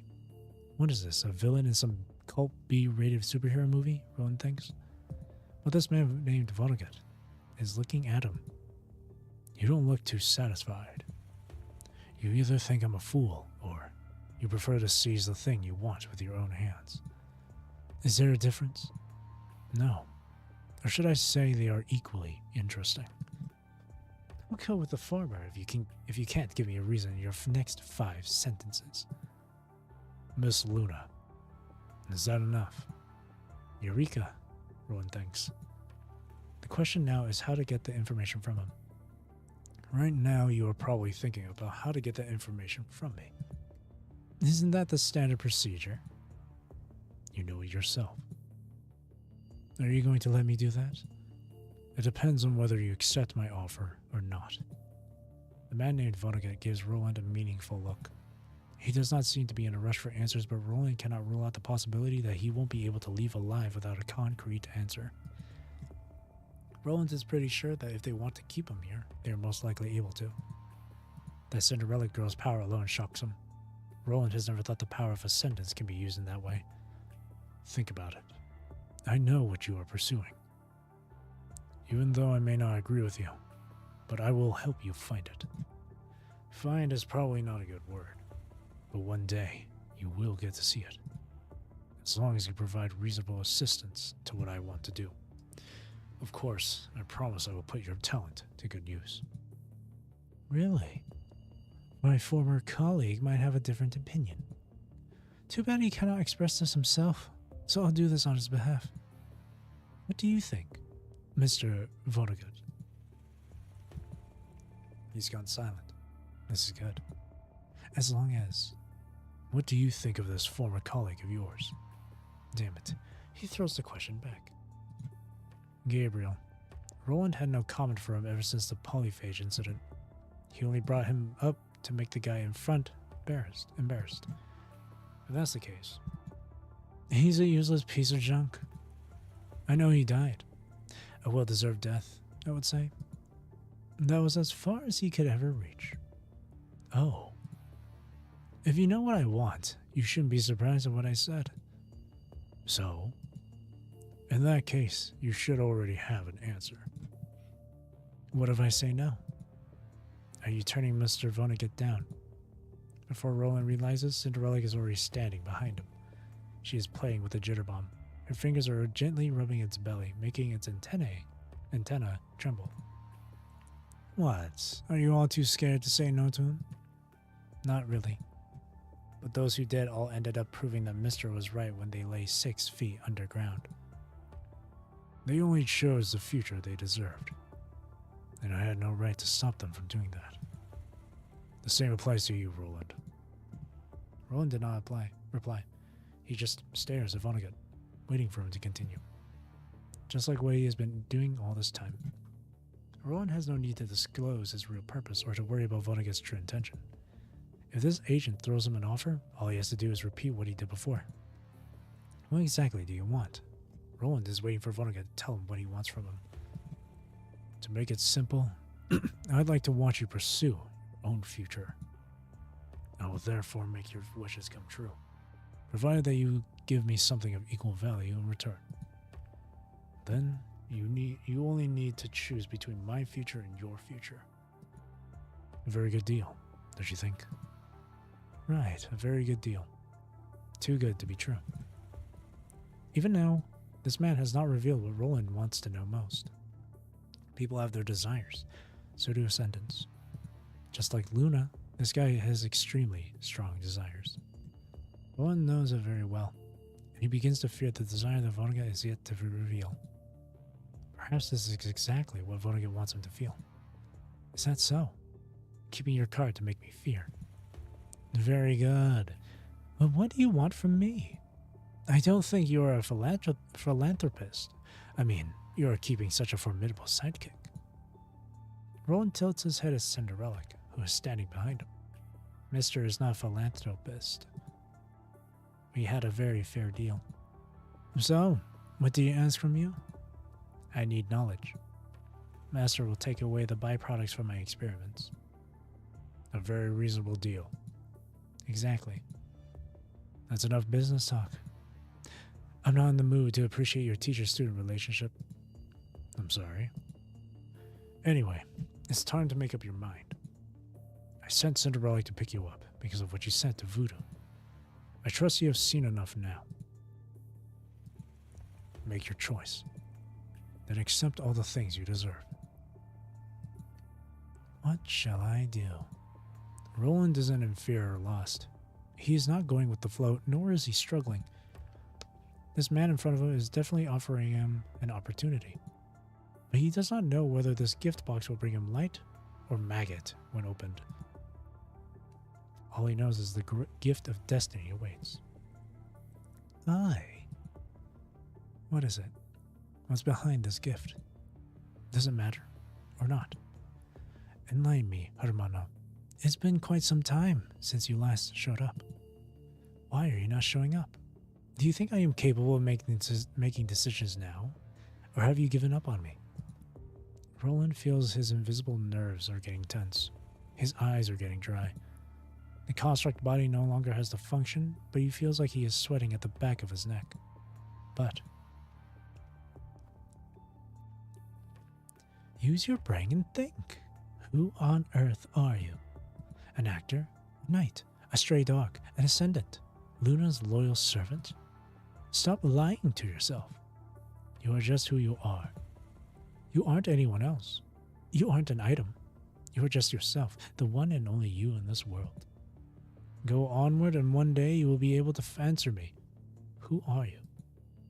Your ideals, your recognition, your violence, your cunning. Maybe you need someone to rely on, some belief to follow, or a mission to give you a reason to live on. But you are unique. There's no one else like you in this world. Go, my puppy. Use them. Get what you want. And tear them apart.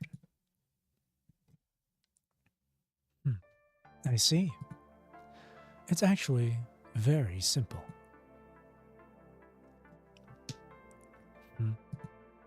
Alright. I'm going to be frank. List my price. You probably can't say no, can you? Roland feels he can finally smile. Of course.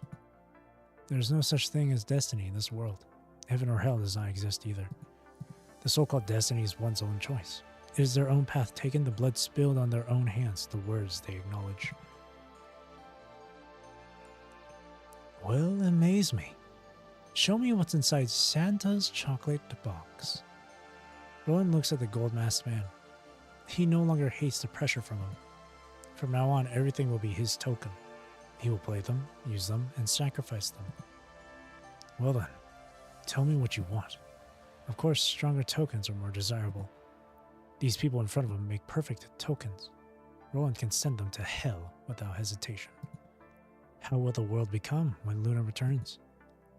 I want power. Yours and mine. Of course, I will give you your power. What about mine? There is no need to think. Roland feels the familiar yet strange world disappear around him. He sees a tightrope connecting him and fate. Too easy. The choice is too easy.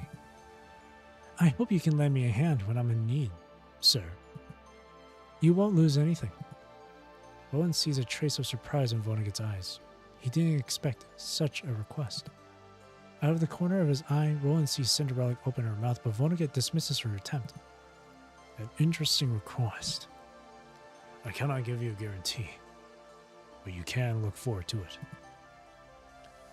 Luna's initial wish was to create a paradise she could live together with her sister. But as long as the isnt has a leash on her, Luna will never get what she really wants. I'll take it as a yes. Too easy. Way too easy. Roland knows he will still be walking the tightrope in the days to come, but he will never say no to it. Who cares about how much fate will ask for what it bestows? Roland finally understands what result means. He can now think beyond the orders and requests given to him. When the price he asks is significantly higher than his value, his life no longer matters compared with the possibility of finding an answer. Well then, welcome. With an everlasting, decipherable look, the man named Vonnegut reaches out a hand. With a smirk of an epiphany, Roland goes to his unknown destiny. There we go. And that's all. Inscription of Labyrinth done. Took nearly 6 hours to get through it all. Oh, my voice. And look at that. Next chapter is the last spark. Interesting. Oh, wait, no, this is hidden. Oh, I haven't done hidden yet. When last spark came out, I did it. So, I know the Lamia fight's in this one. So, that's exciting. I'm excited to go through this chapter next. And I never did hidden, so I think kind of technically from here, it's completely unknown territory, or completely just stuff I haven't done yet. Yeah, I've not done Evernight Beat. That's Roland patch. Surviving Lusum. That's Imperia patch. This is Nanami. This is Karenina. This is the Bianca one, which I've done before. I did do this. I kind of remember bits of this. I know that Lithos is in this. Like, you fight against Lithos. So I know that. Spiral of Kronos I've not done, obviously. But I do know that this patch is Hyper Real Lee. And then, of course, I've done Critical, but I don't mind rereading through that. I did play through the story of this one, but I don't remember too much of the story. And then everything else before that, I did not do. The Isla patch, Alpha patch, 21 patch, I did not. I have not done. Oh, there you go, me. There you go. Got that done. And my commissions are done here too. Alright. So the next stream I do will be another PGR one. This time I'll be going through Last Spark. Last Spark looks really long though. Looks very, very long. It's very, very lengthy. So we don't know how long this will be. It might be pretty long. I might have to do this in like 2 separate parts, where I do normal in one stream and then do hidden in the next stream. So we'll see. When is this type of game with a lot of reading, a lot of dialogue? Of course, it's going to take a while to go through, especially if you're someone like me who's narrating, who's reading through it out loud. I don't want to read it too fast because it kind of ruins the pacing, but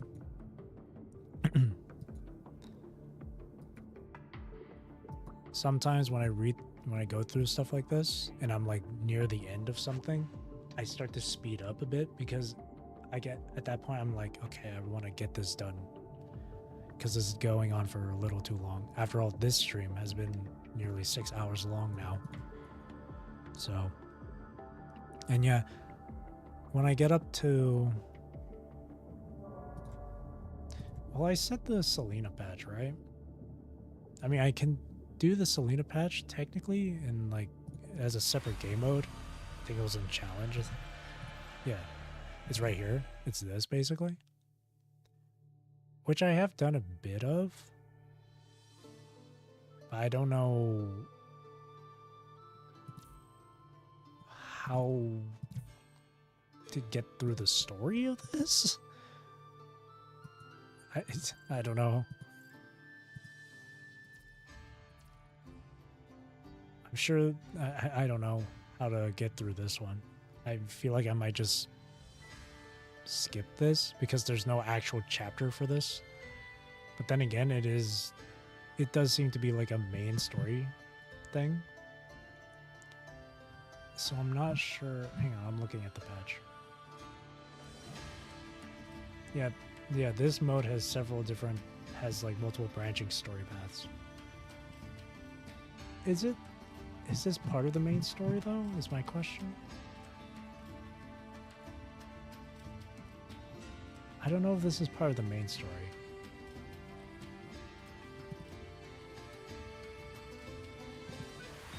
I'm not sure, because obviously it doesn't show anything on here at all, because it apparently happens after surviving Lusum, and it doesn't show it.